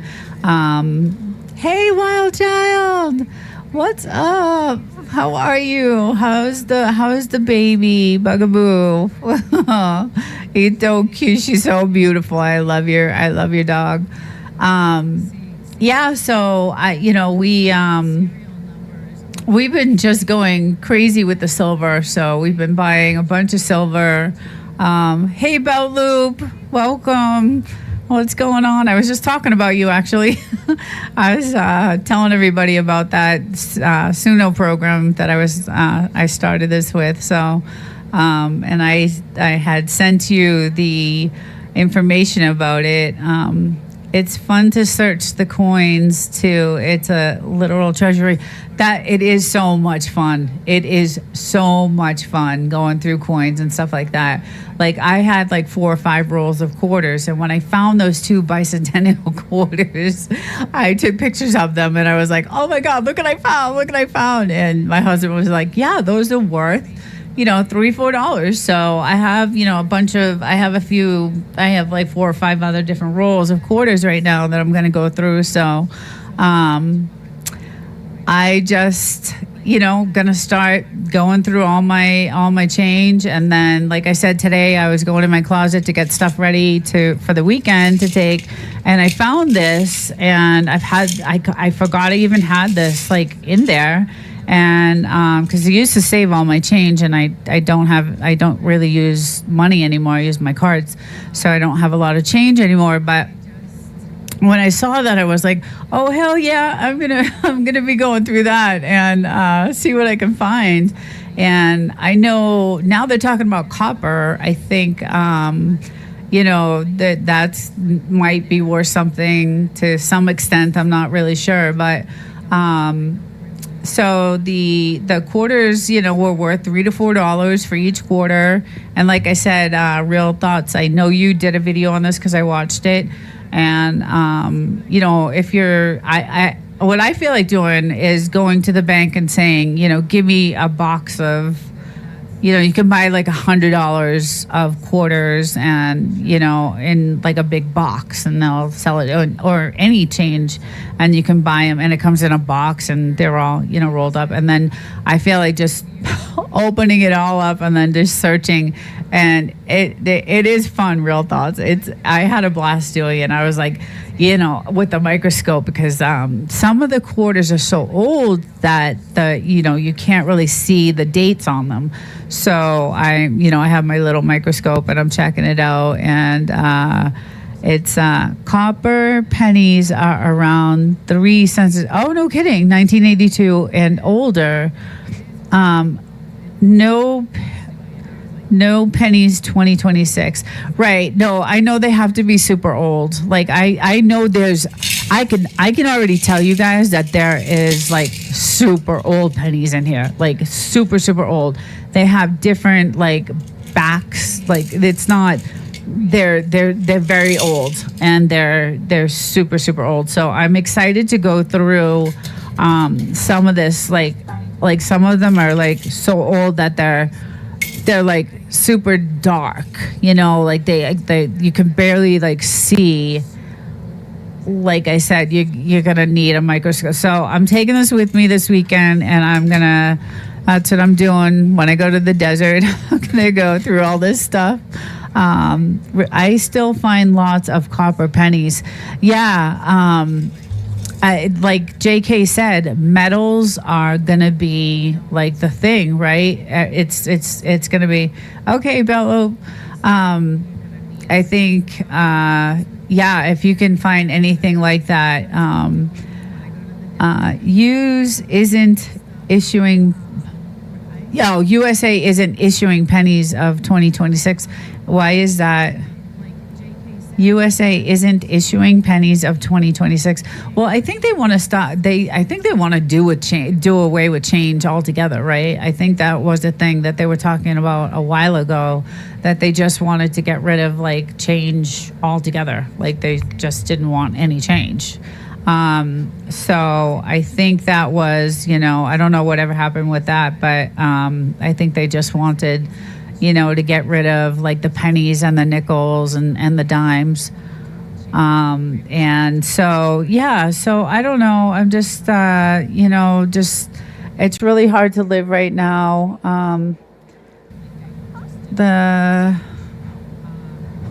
Let's see, the chat is on this side. Sorry, guys. The patina on the copper can turn almost black brown. Oh, yeah. Oh, because they're too expensive. Wild Child, yes. The copper can turn almost black brown. And that's what I see in, like, I can see like some of these pennies in here, like are really super old. I can't wait to go through them this weekend. That's what I'll be doing. Yes, Wild Child, I've gotten to where I can spot them pretty easy. Yeah, and that's why I'm like, I was so psyched when I found this jar. I was like, oh my God, I can't wait to go through this and check out what I find. And again, I have like a few rolls of quarters I just bought a week ago or whatever, and I haven't opened them yet to do laundry. But the last couple weeks I did laundry, and I was like, it took me forever to go do laundry because I was going through every single quarter. Like I was just like looking at it and making sure that I'm, it's the right date. I think my husband said anything between 1960 for the quarters, I believe, or 1950. Those are worth, a few dollars anyway. Yeah, I just, I don't know. I think, the metals are going to be, very valuable, especially with everything that's, going to be going on with, this digital ID stuff that's going. Our currency is going to change. We have that digital ID that's going to roll out, and that's going to monitor every single thing we do, everything we buy, everything, and Real Thoughts, you also did a video on that. I did too. We both had kind of the same similar information, although your video is really, really good. But they, this digital ID and the currency change, Real Thoughts, 1964 and back are 90% silver quarters. Exactly. Yes, 1964. That's what it was. I think that's what my husband said. That's right. And that's what I tried to look for. I actually found, so the bicentennial one was the 1974 to or 1776, something like that. And I found two of them, and I brought them to him, and he's like, yeah, these are worth like $3 to $4. So just, let's save them and keep them. And that's why I'm like, anytime I get quarters, I am going to go through them and save whatever I can and, keep them and save them. But, this whole digital ID thing coming out, and if this guy gets in for mayor in New York City, I don't know I don't know if that's gonna trickle down to other states. I have no idea what's gonna happen with that. Like, he is really going to completely change the whole entire, like, New York is gonna be completely different, like if he gets in, and it looks like he's gonna get in. I mean, everybody's for him, and it's all about the money, right? Everybody says it. This is what my husband tells me all the time. It's all about the money. That's all that matters. It's all about the money. So if this guy is promising that he's going to help you, and he's going to make things cheaper for you, and he's going to, do this and that for you. Now they also lie their asses off. We all know that. But it's all about the money. Everything is all about the money. So, we'll see what happens. They try to make New York City look like a good thing. I know, and that's everybody is fooled. I think is fooled by it. They're all, like I said, it's all about the money. People are hurting. New York City is another city again that, because I'm from New England and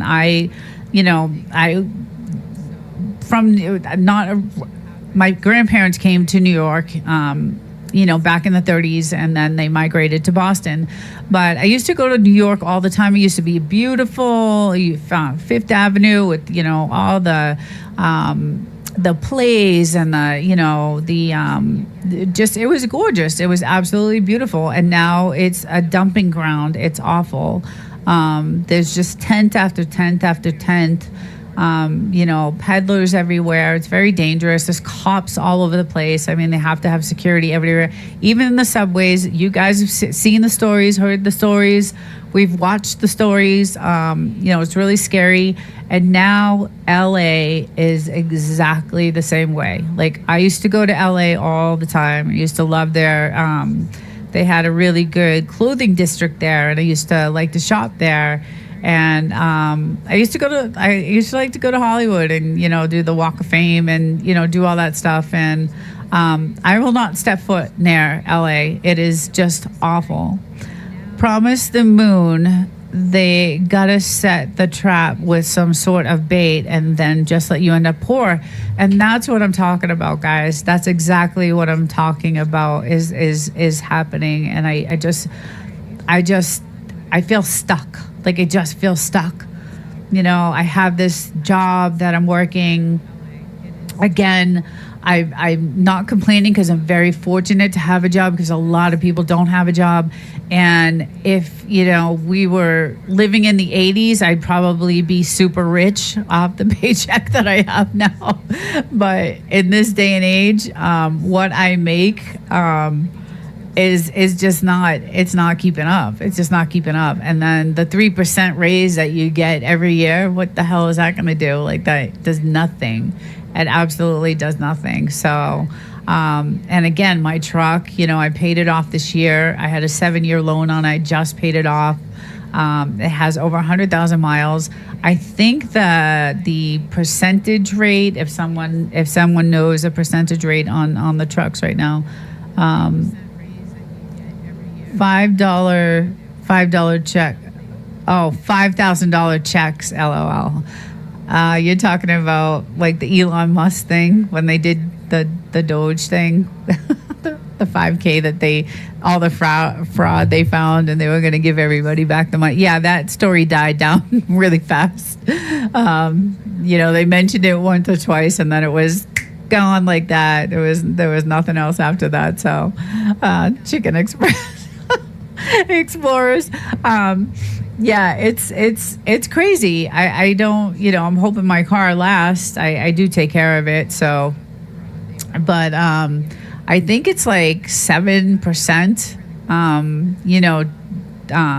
to the interest when you buy a car. I think it's 7%, maybe even more. I'm not sure. I don't know. I haven't been to a dealership in a while, but I know that if I were to buy another car, it would be probably just as much as my mortgage on my house, So, and then I rent an apartment here, and then everybody's talking about the gas prices. Like, I hear this all over the news and all over YouTube, and gas prices have dropped, and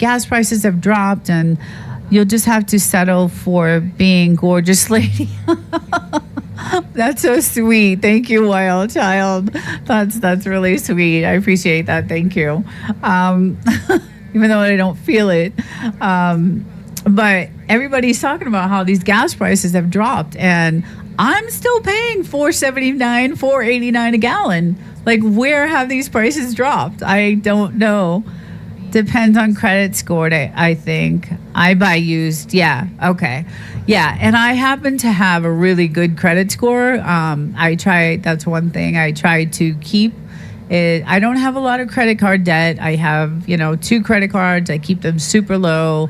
Also my husband, we don't do, if we can't buy it cash, we don't buy it. We just don't buy it. We just don't. There are some things that we do have to use a credit card on. So, like for instance, I just had a procedure. I had a 4-disc fusion surgery on my cervical neck. So, and I had that 5 years ago. And the surgery itself was like $300,000, but at the time, was like 7-8 years ago. Maybe 9 years ago at the time, I only paid like $6,000 out of my pocket for the surgery. But it's been so long since I've had the surgery that I'm getting the same the same pain is coming back. Like it's not working anymore. The surgery they did is not working anymore. So eat BF Alabama, gas is cheap. Oh, East Bum F. I gotcha. Alabama, gas is cheap. Gas is $2.60, $2.90 around here. Yeah, it is. It's where you live, right? A few months ago, I posted. So I used to live downtown San Diego, and I had just moved like a year ago. For $4.60, and there was this one gas station that I had to go to because it was right near my house, and it was the easiest place. It was $7.39 a gallon I used to pay when I lived downtown San Diego at this one gas station. It was just insanely crazy, and I paid it because it was convenient. It was right off the highway. It was right on my way to work. So I ended up paying $7.39 a gallon for gas. And I mean, to fill my truck. So I fill my truck every week, once a week. Luckily, I moved close to where I work, right? So I only drive 16 miles to where I work, which is great. So it costs me about $90 every week to fill my tank. But I also do a 200-mile trip. I think it's 175 miles when I drive to the desert on Fridays, and then when I drive back on Sundays. So that's, but it's $90 a week for gas. That's what I pay, even traveling back and forth to the desert, because I'm fortunate enough to have a job close to where I live, in my apartment. So I was fortunate about that. And again, I'm not complaining that, I'm really fortunate. I have a job. Before this job, I had another really good job. I was a chemist for 10 years, and I was the one that, got to capitalize on, the vaccine testing devices. I was the chemist that made the chemistry that goes on those devices. Looking for a house is in South Alabama, but all call people are buying everything there, escaping. All call people are buying everything there, escaping. Call is insane. Man, I don't know how you do it. Callie, sorry, it's the chat is way over here. Looking for a house in South Alabama, but Cali people are buying everything there. Yeah, so this is what's happening. That's another thing that's happening. California people are out of here. The stuff that's going to happen in 2026 in California is going to be, it's going to push us out, I think. I really do think that. I think it's just going to push us out.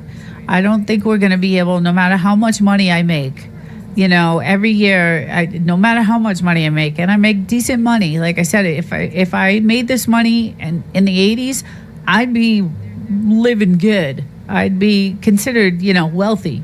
But not in this day and age. It's really, really bad. Okay, I'm back. Sorry, I had to help another officer. Oh, with their report. Oh, okay, Belt Loop. They must have appreciated that. And that's a tough job, being an officer. Sorry, I feel for you guys. I don't know. I don't remember what state you're in, but these stories. There was a story yesterday of an officer that got killed. He went to a domestic dispute call here in California, and he got shot, and there was a bike chase on the highway. I don't know if you guys saw all that. It was duties of being a supervisor. Oh my God, that's too funny. Anyway, it's dangerous. I would not, and you guys don't get paid enough for that type of job, especially what's going on right now. It's super dangerous everywhere. But I was watching this on YouTube last night or the night before, and this motorcycle chase, I don't know if anybody else saw it, was insane. And he ended up getting, crashing into, I think it was a cop that stopped in front of him, and he crashed and whatever. But they caught the guy, but the officer died. He killed, he was killed. And up in the Delta, I think, part of so that's what they're saying. That's what they were saying. It was some sort of I don't know if it was drugs or what it was, but it was crazy. This guy on this bike was just, it was one of those like racing bike things that he was on. And, he was actually going so fast, and he wasn't even holding the handlebars. He was like doing something to his like backpack, and all of a sudden he smacked right into the car in front of him. And it was a pretty crazy thing that I saw. But, unfortunately the cop that, went to the call for the domestic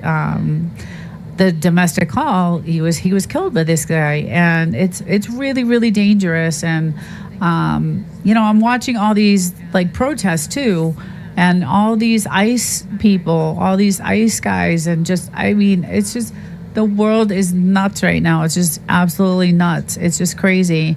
I have it on pretty good authority. It's cartel related. I had a feeling from what I was hearing from the news. I did have a feeling that it had to do something with, obviously illegal stuff. Like I said, I'm not sure if it was a drug thing or whatever, but there's a lot of that going on too here. But everybody is fleeing California, and I really want to get the hell out of here. It's just, I love my home in the desert. I just love it. It's unfortunate that I can't live there full time. I have to. The officers arrested cartel related. I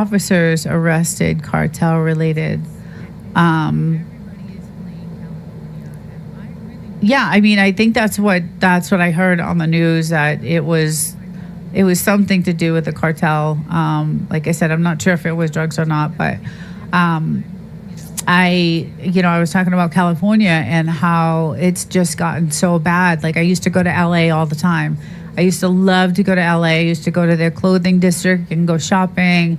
I used to go to Hollywood, the Walk of Fame, and, just hang out, and I was always downtown. Now I will not go near that place. I will not go. Chicken Explorers. He's making these emojis.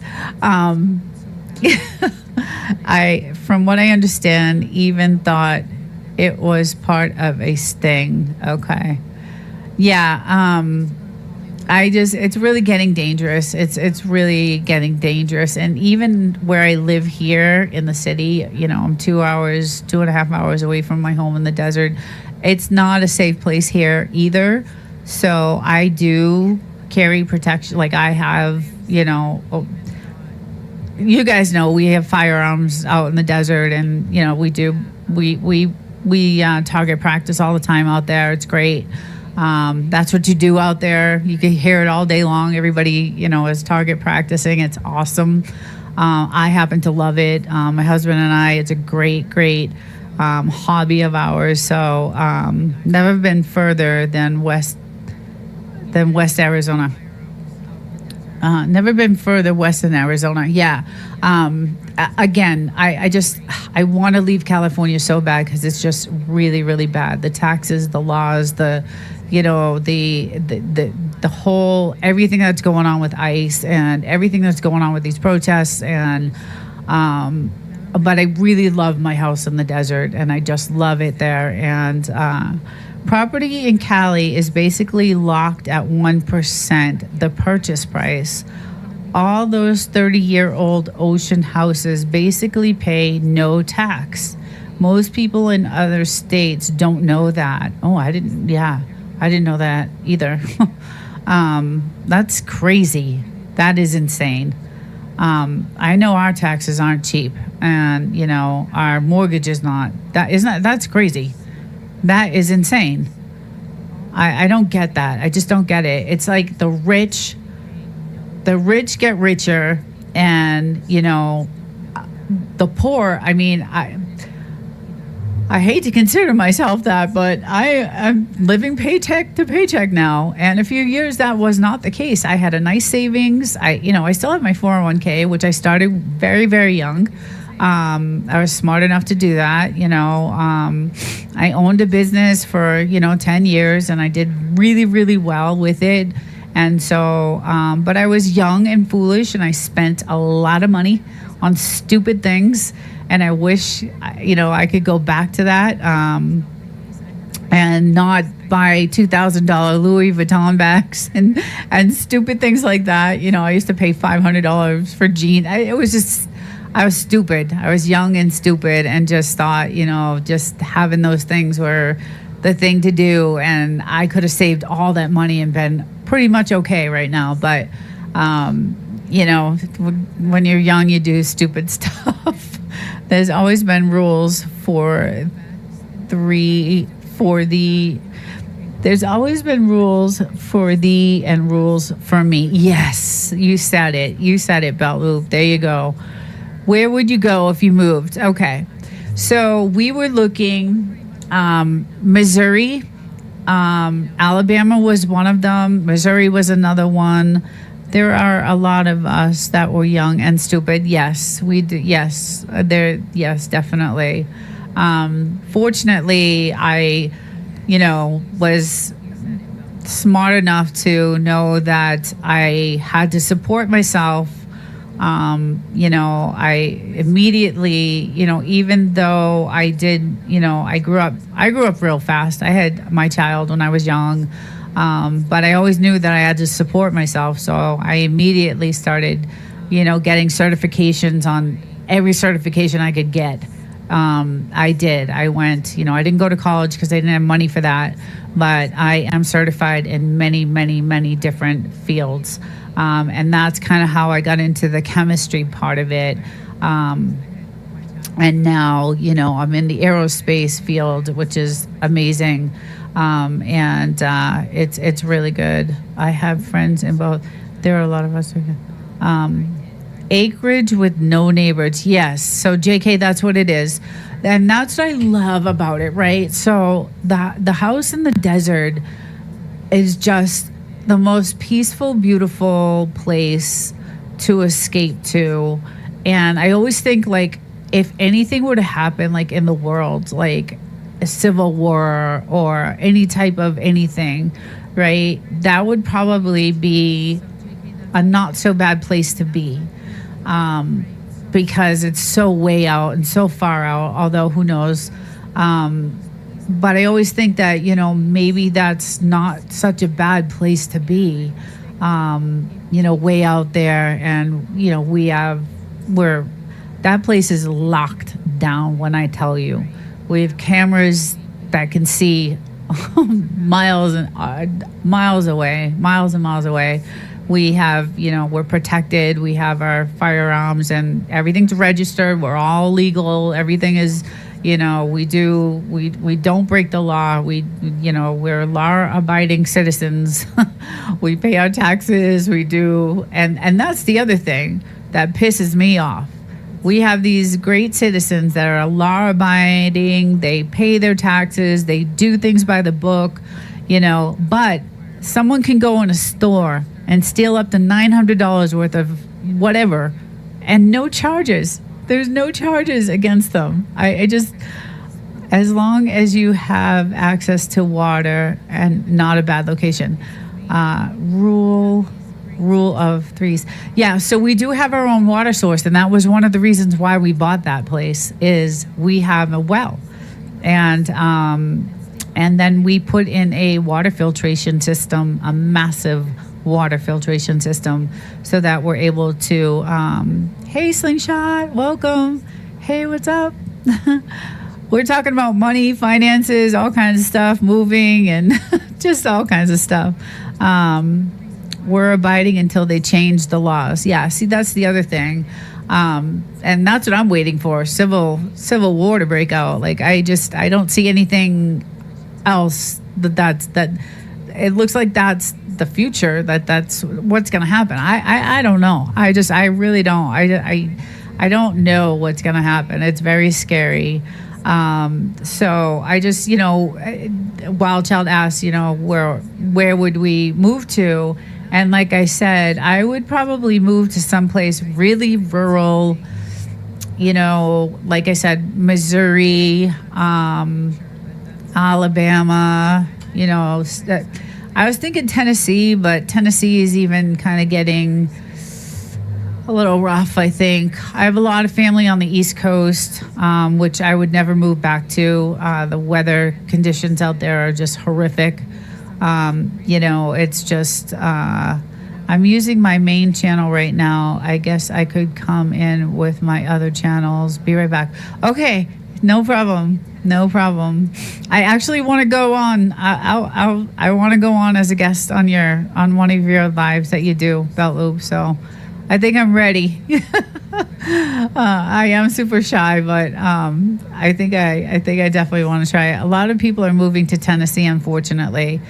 Yeah, that's a big state. That's what I hear. But people are fleeing California by the thousands. Like, they are fleeing, and that's why I think all our taxes are going up. Okay, so I hit the like button again. There are some good reasons to change channels. Oh, cool. Awesome. Thank you. I'd love to have you on the panel. Next time, I promise, I definitely want to go on. You guys look like you are having such a good time, and I wanted to be a part of it so bad. But like I said, I'm super shy. But I will. You guys are super cool, and just we're having a good time, and I know I would absolutely like it. Okay, I'll see you. I live in an old mining town. There is a ghost in my house. Steven, we live where we live across the 62, and the mountains across from us is all the old gold mines. And we used to have a 4-wheeler, and we used to drive up there all the time. And I always used to be like digging for gold. Dig for gold to see if I can find something. I was like, oh man, let me see if I can, find just something, any little thing. Just wanted to pop in and say hi. All right, Slingshot, thank you for stopping in. Good to see you. And I was always like, let me see if I can, pick around the edges here and see if I can find something. But, those mines are freaking crazy. They're like 10 feet down, and there's just enough to get my body in there. Like, it's just literally, they're tiny. They're tiny, tiny, tiny holes. And you could still see the wooden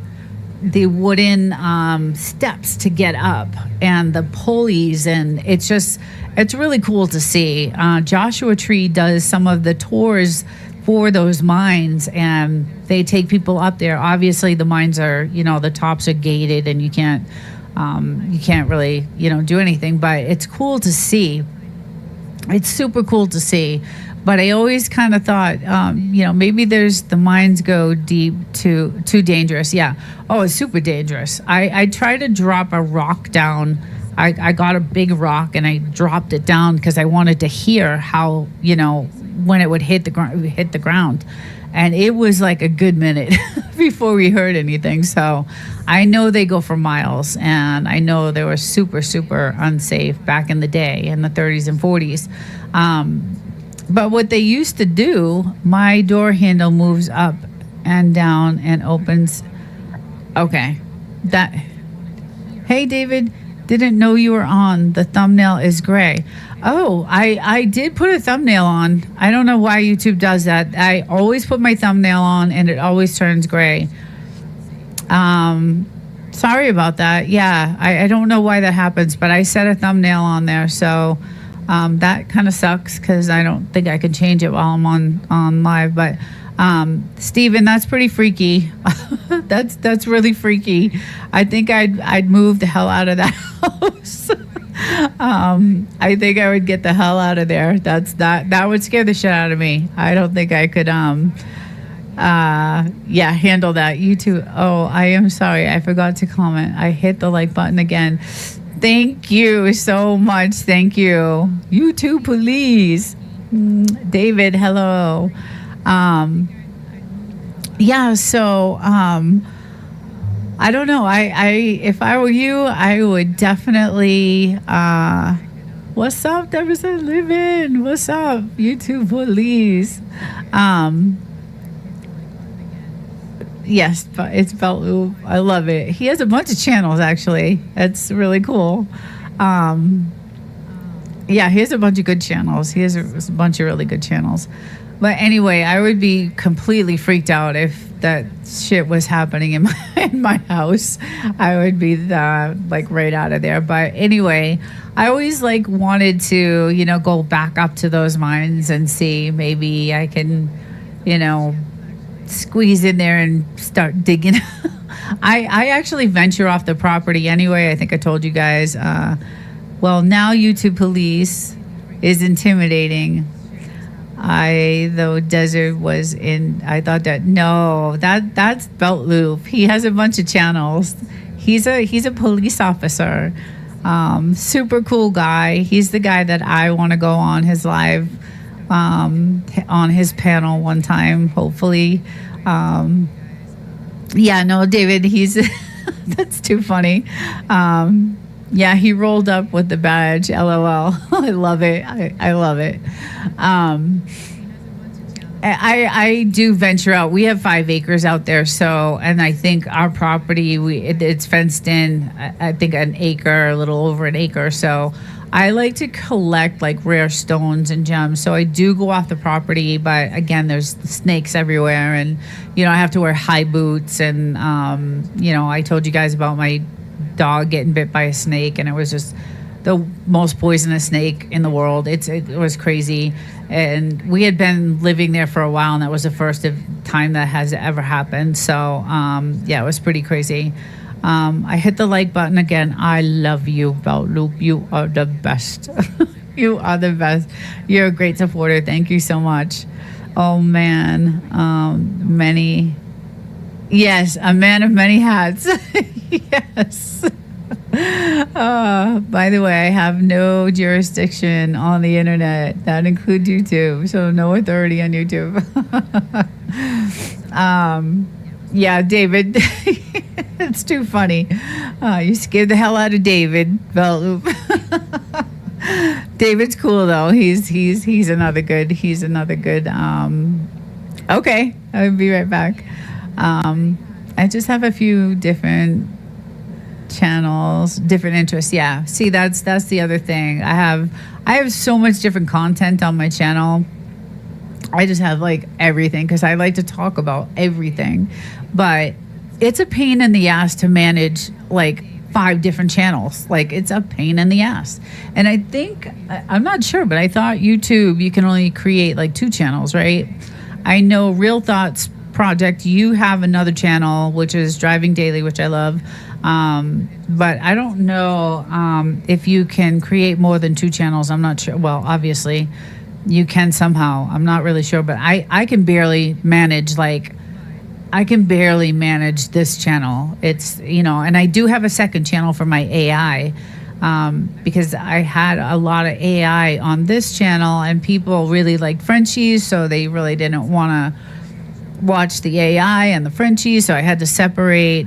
I think you can have 100. What? David says yes, 2 per person. I don't know. I never really looked. I just know that I needed to create a different channel because I had people saying, I don't want to watch your. Oh, I hit the like button again. I have 5 channels. I have friends with 9 with more than that, I think. So I don't know how. I thought you were only able to have 2 channels, but I don't know. Like I said, I can barely handle this one, and I have my other channel, which is just slowly. You know, I have like 35 subscribers on that one, and it's basically only AI information. That's all I cover on that channel. So I had most of all of that on this channel because I love to cover like a lot of different things. I don't have a niche. I just don't. I like to cover everything that's going on. Like now I'm into the coin thing and, you know, just the digital ID thing. I like, you know, world events, things like that. Maybe I have another one that I ain't sharing at the moment, maybe, but they didn't say anything to me. Yeah. So, yeah, David said, yeah, only 2 per person. But I've seen people with, like, I know people have more than, you know, 2 or 3 channels. So I'm not sure. I've had most of them for about 3 to 4 years. Wow. Yeah, see, I've only been doing this like since April. So like 5 or 6 months. So this channel is nothing but about animals. Yeah, okay. See, that's why I had to separate what I had. I had a lot of AI, I was so into like the whole thing that was going on with Elon Musk and Sam Altman and OpenAI. And I was so interested in that because those 2 were like so tight back in 2015 when they started OpenAI, and they were like so close and just best friends. And then it turned into a nightmare. So I really I did a lot of research on that and what happened. And I was so interested in that. And then when Elon got into the White House, you know, helping out, you know, Trump was behind Elon's back, making deals with Sam Altman, who had a lawsuit against Elon Musk had a lawsuit against Sam Altman at the time. And so Trump's making deals with Sam Altman, who Elon Musk is suing. Like, it was just a crazy mess. And I just wanted to find out what was going on with all that stuff. Like, I was so interested in that. And then I'm interested in AI to begin with, because I know AI is going to take over the world. I know that, you know, my job is probably not going to be there, you know, I won't have it that I won't have my job for long. I already know, like, I think I said this in my live stream last Sunday. I program. I do a lot of coding, VBA coding. I do a lot of formulating, and I use in-house programs. We have the place that I work at has, you know, it's classified programs, and so every day I'm, you know, developing these technical, you know, formulations and things like that. And then IT will do an update. They'll do an update on that program.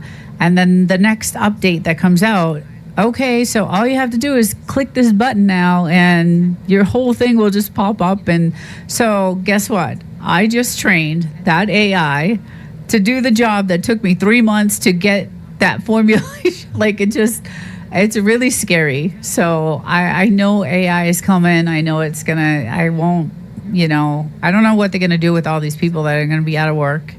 I'm missing all the stuff in the chat. I've been blocked just for saying hello with the channel. So be careful if you add a new channel. Oh, okay. I'm not a fan of Sam. Real thoughts, you have no idea. That guy is evil. And I'm not saying Elon Musk doesn't have his, you know, his he's not no angel either, but Sam Altman is the worst human being. Peter Thiel, Sam Altman, Mark Zuckerberg, Elon Musk, at least, you know, he's actually I feel that he's trying to help humanity. Like, he has this Neuralink and this whole entire thing where people, are so disabled that they can't talk, they can't do it, and he's helped these guys like actually talk and move again. And like, I mean, the things Elon is doing, and with his whole Tesla and his SpaceX, and at least he has, he's trying to help humanity, as from what that's my own opinion. But Sam Altman is the evilest, manipulative, backstabbing, money hungry, doesn't care about the world, doesn't care about anything. His AI, I will never, ever, ever use ChatGPT, ever. I have never used ChatGPT. I will never use ChatGPT. If I do use an AI, because AI lies, they all lie. And the minute you use AI and they tell you the incorrect information, and you go back in and you say, hey, listen, I looked it up and you're wrong, and you tell them the right information, you're training that AI. So you just gave them the right information, and they'll come back to you and say, oh, yes, you're right. I'm sorry. You are correct. And I will make sure, I fix that. So do not, if you don't have to use AI, don't. But if I do, I use Grok, which is Elon, or Anthropic, which is Claude Opus 4. And now Claude Opus 4, which is Anthropic, was also part of OpenAI. So when Elon split from OpenAI, Anthropic, the guy that runs Anthropic, also split and started Anthropic. So there were 4 major people. It was Elon, Sam Altman, the guy that runs Anthropic, I can't remember, and Iliac, which is the scientist. And when OpenAI finally separated, they all went their own ways. And then the guy, I forget his name, it's killing me now because I did the video on it. He started Anthropic, which is Claude Opus 4, which is a very good AI. And then Elon started Grok, and then Sam Altman kept OpenAI and ChatGPT. And there's, Suchir Balaji was, I'm sorry, I think he was murdered. I think Sam Altman had something to do with it, and that's my own opinion. Okay, you don't use AI. Keeping it organic. Yeah, so that's why I say, when I do research, I go into news articles, and I go into news stories, and, I go to Wikipedia and try to get some information, and then maybe I might verify through an AI to see what they have to say when I'm getting ready to do a video, but the don't use AI. They're wrong half the time, and then when you go to correct them, you're actually training them. So it's not a good thing. But I feel that the robots are coming. I've done several videos about the robots. I don't know if I'll be going live this weekend. I'm traveling to Texas tomorrow to go hang out with my buddy Devil Dog. We're going to a Renaissance fair. It's a pirate day on Saturday. I think I was telling you actually when we were chatting that I used to go all the time to these Renaissance fairs, and they were a blast. There are all these pirates, and you buy these big ass turkey legs, and it was just a lot of fun, and everybody's dressed up and they're playing the part, and it was really, really cool. I loved, and that's kind of my favorite era of time, is actually all the knights and the castles, and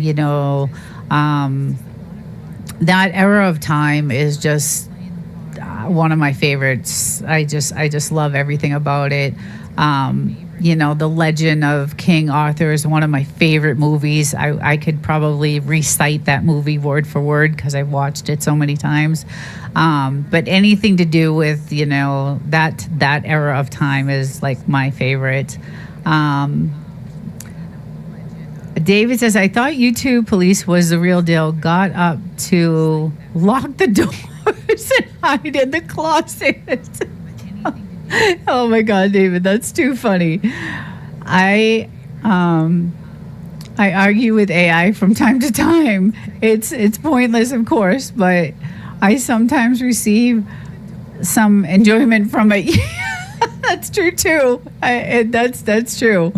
I'm a real police officer, David, but my jurisdiction is not on the internet. I am a police officer that makes content. Yeah, he's super cool, David. You gotta probably subscribe to him because you'd really like his stuff. And again, he has many channels, so it's a lot of fun. I'm sure you have a blast belt loop on YouTube. So I guess I am the real deal to some degree, but not in another fashion.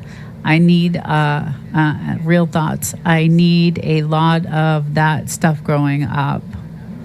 I read a lot of that stuff growing up. Yes. Yeah, I'm super interested in all that era of time. And like I said, I love any type of movie of like that. I'm like anything like Roman Empire stuff. Thank you for those kind words. Oh, you're welcome. I love your channel. I love everything about your channel. I love your community. I have a great time with you guys. Devil Dog is awesome. That learning session about Da Vinci a week ago, whatever, was super cool. You guys just got it going on. It's a really good community, and I actually joined a couple of your channels, so I really, really do like them. There's other communities I belong to too, but they're not. They're.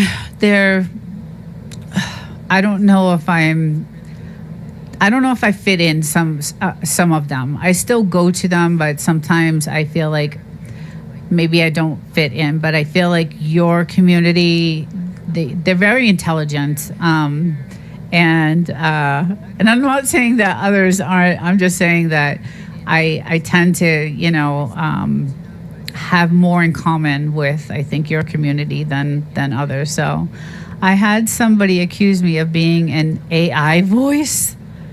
There are a lot of awesome people that hang out in the community around me. Yes.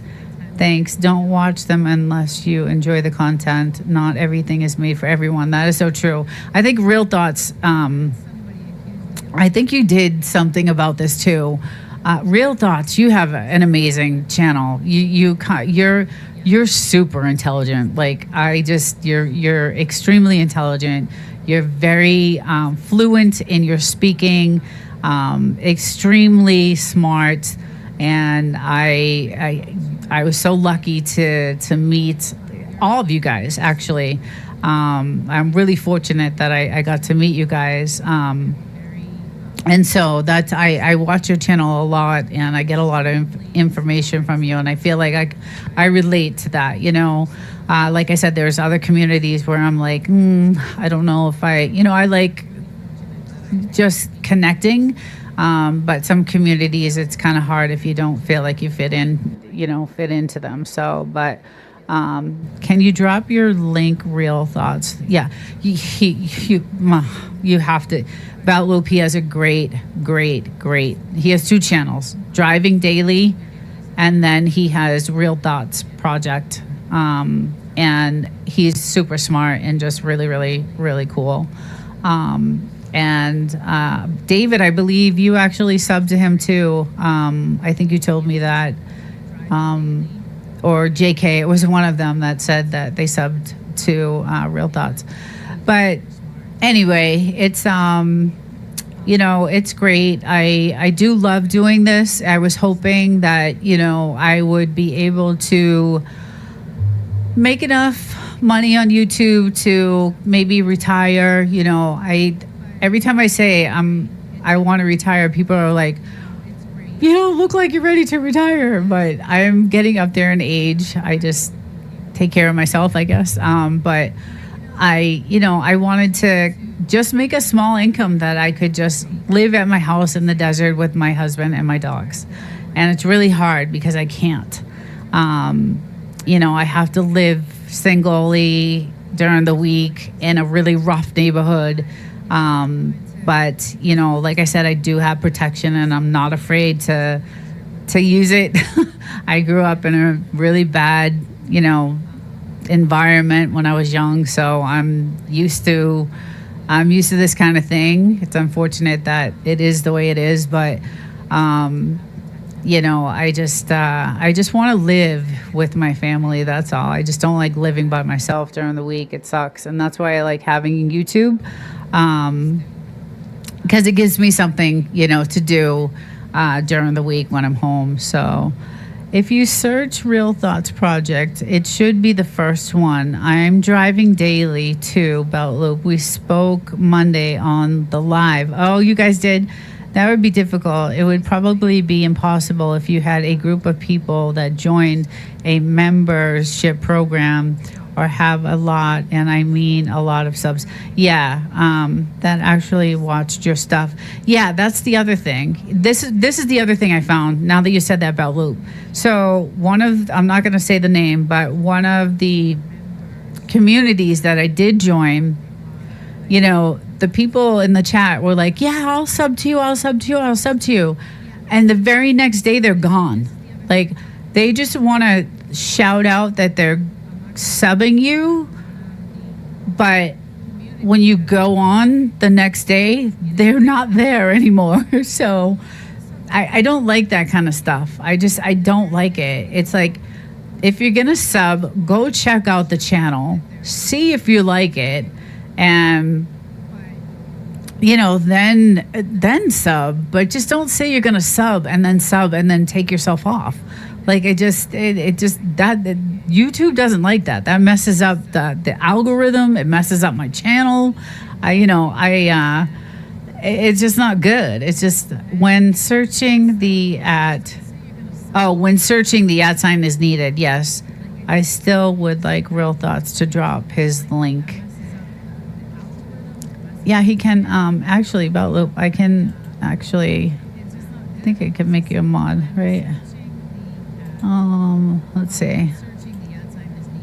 Yes, add as moderator. Okay. I think I can add you as moderator. David, I'll do the same for you. Real Thoughts. Okay. And then who else was in here? Let's see. David, I think I made you moderator, so yeah. Yes, you guys can connect and check things out. And yeah, so I just, yes, it's important to actually like the content. It's a huge issue that you're talking about desert. Yeah. So again, that's just one of these communities that I'm in, and you know, everybody's there. Oh, I'm going to support you. I'm going to support you. I'm going to support you. And then, you know, they'll sub to the channel, and then I'll be all excited, you know, because I'm trying to get my channel up. You know, I'm working really hard. I invested a lot of equipment. I invested a lot of time. Did you get your? Yeah. Okay. And I really like doing this, so I'm trying really hard to build. And then you have all these people, you know, going to your channel, joining your channel, and then the next day everybody's gone, you know, like that, and it just messes everything up. Like, it really does. It does bad things to your channel. So I don't like Wild Child. Yeah, it's not help. I'm gonna make you a mod too. Add as moderator. Save. Yes, Wild Child. It's not. It does not help. It just does not help for anything. It messes up the algorithm on your channel. Apparently, I'm not your first subscriber, David. Thanks. Yeah, it's worse for your channel. It makes it worse. So I just you know, I'm pissed off. I'm like, why would you do that? You know, why would you actually do that? So when I'm on these community chats, I actually take the time.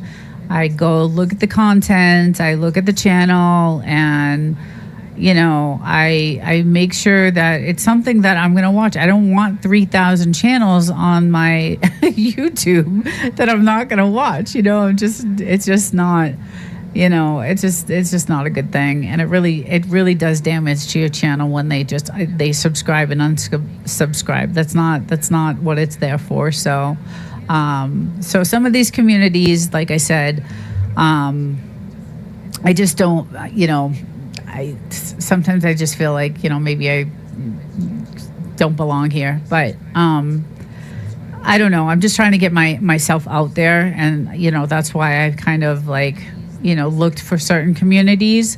And I mean, I found Real Thoughts in one of them. I found Belt Loop, and I found a lot of good people. I'm not saying that there's not a lot of good people there, because there are. But it's just the ones that, just want to, I don't know, make themselves look good in the chat, saying, I'm going to sub to you. And then, the next day they're gone. And that ruins my channel. It just does nothing for me. So, and I'm really, really, really trying to, get this channel off the ground, because eventually I would like to, Poetic. Oh, Poetic. She's another one I have met through a community. She's great. I love her. She's just a sweetheart, just amazing content. And Poetic, I am so glad you're here right now, because I have something to ask you. You have music on your channel, and you have some amazing music on your channel. And I want to know if you use Suno. I want to be able to put music on my channel, but I just did this video like a couple days ago about Suno, and Suno is an amazing program. You can make like all kinds of music. You could use your voice and just do amazing things with this program, and I want to use it so bad, but as I was looking into it and researching it, people are getting sued left and right for copyright. So I found this copyright lawyer on YouTube, and she was saying that in order to use Suno, you have to file a copyright application if you're going to use any AI generated music. So I was wondering how you're getting your music. Like, are you going through that process? Are you actually filing these copyright applications? Because it's super expensive. And I think JK or David told me how expensive it is to file one of these copyright applications. I remember the story about the lady who gave the 2 coins at the church. The man who made such a big deal about their contribution received their credit now. The lady got hers later. I saw that video, Desert. Oh, you did see it? I don't think I saw that video, Desert. I didn't think commenting. I meant to, but the legal stuff is very interesting. New territory, I guess. Poetic says she hasn't had any problems. I just pay $10 a month. Okay. Okay, so there is a thing. This lawyer said that if you do pay the fees to the program, to Suno, because there's tiers of fees that you pay on what you can make. And I do see the disclaimer, Poetic, on your videos, and that's a must. That disclaimer has to be there on your video before you play any type of music made from Suno. I did learn that. But this copyright lawyer broke it down, and it's on my video. And it was scary, because now this Suno program has been out for, I don't know, a few months now, maybe a year. And during this past year, people have been making music with it. And now everybody's getting sued. everybody's getting everybody's getting sued. So I was almost there to subscribe. I actually went to the copyright website to fill out an application to see what the process is, and it's extensive. You got to be very detailed on what you're doing. They want to know word for word what it is that you're doing. I don't think it's a problem if you're not monetizing the song. It would appear as, at Real Thoughts. So I would love to actually, because Poetic, your stuff is off the charts. Like, just, it's really good. You do so well with your stuff. I'm like really impressed with your videos. Just everything, how you get everything together, and just your layout, and it's just really good. Hey, Ace, what's happening? Welcome. So I really wanted to. And then there was the other program, Sorrow. So Sorrow is another program where people are getting sued left and right for copyright, because they're using like Disney characters, and I saw a lot of like Kobe Bryant like videos from it, and they're all like parodies of, they're funny as hell. Some of these Sora videos are hilarious. They're insanely funny. It's just, hey, Chili, hi, welcome. So glad to see you. I'm really nervous about it. I just don't want to be, I'm so new at this, and I just don't want to have to go through that whole lawsuit thing. And I know a lot of people, if you really look into this, go to that video. She has a bunch of websites and a bunch of links that break it all down about using these these music videos. Just chilling. Welcome everybody. I'm glad you joined. I just read your comments. Yes. I really, really want to. Like, I would, because you can sing.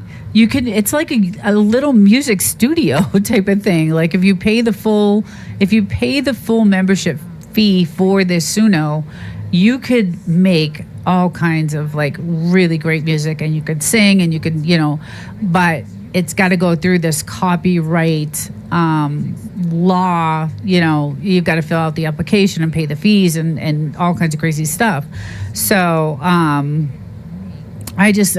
saw your stuff, and one of the things they said was that you have to have this disclaimer when you're using it, and I see that on your videos, Poetic. I see the disclaimer there. So and yes, you do pay. Yeah. So I really would love to use the program, but I was just like, I don't know how it all works. And now I'm hearing about all these lawsuits, and just I'm like really scared to actually use it. But I would love to add music, and I know there's I think Belt Loop told me about this, or either Belt Loop or Devil Dog told me about a royalty-free music channel for YouTube. It might have been Belt Loop. And I just actually,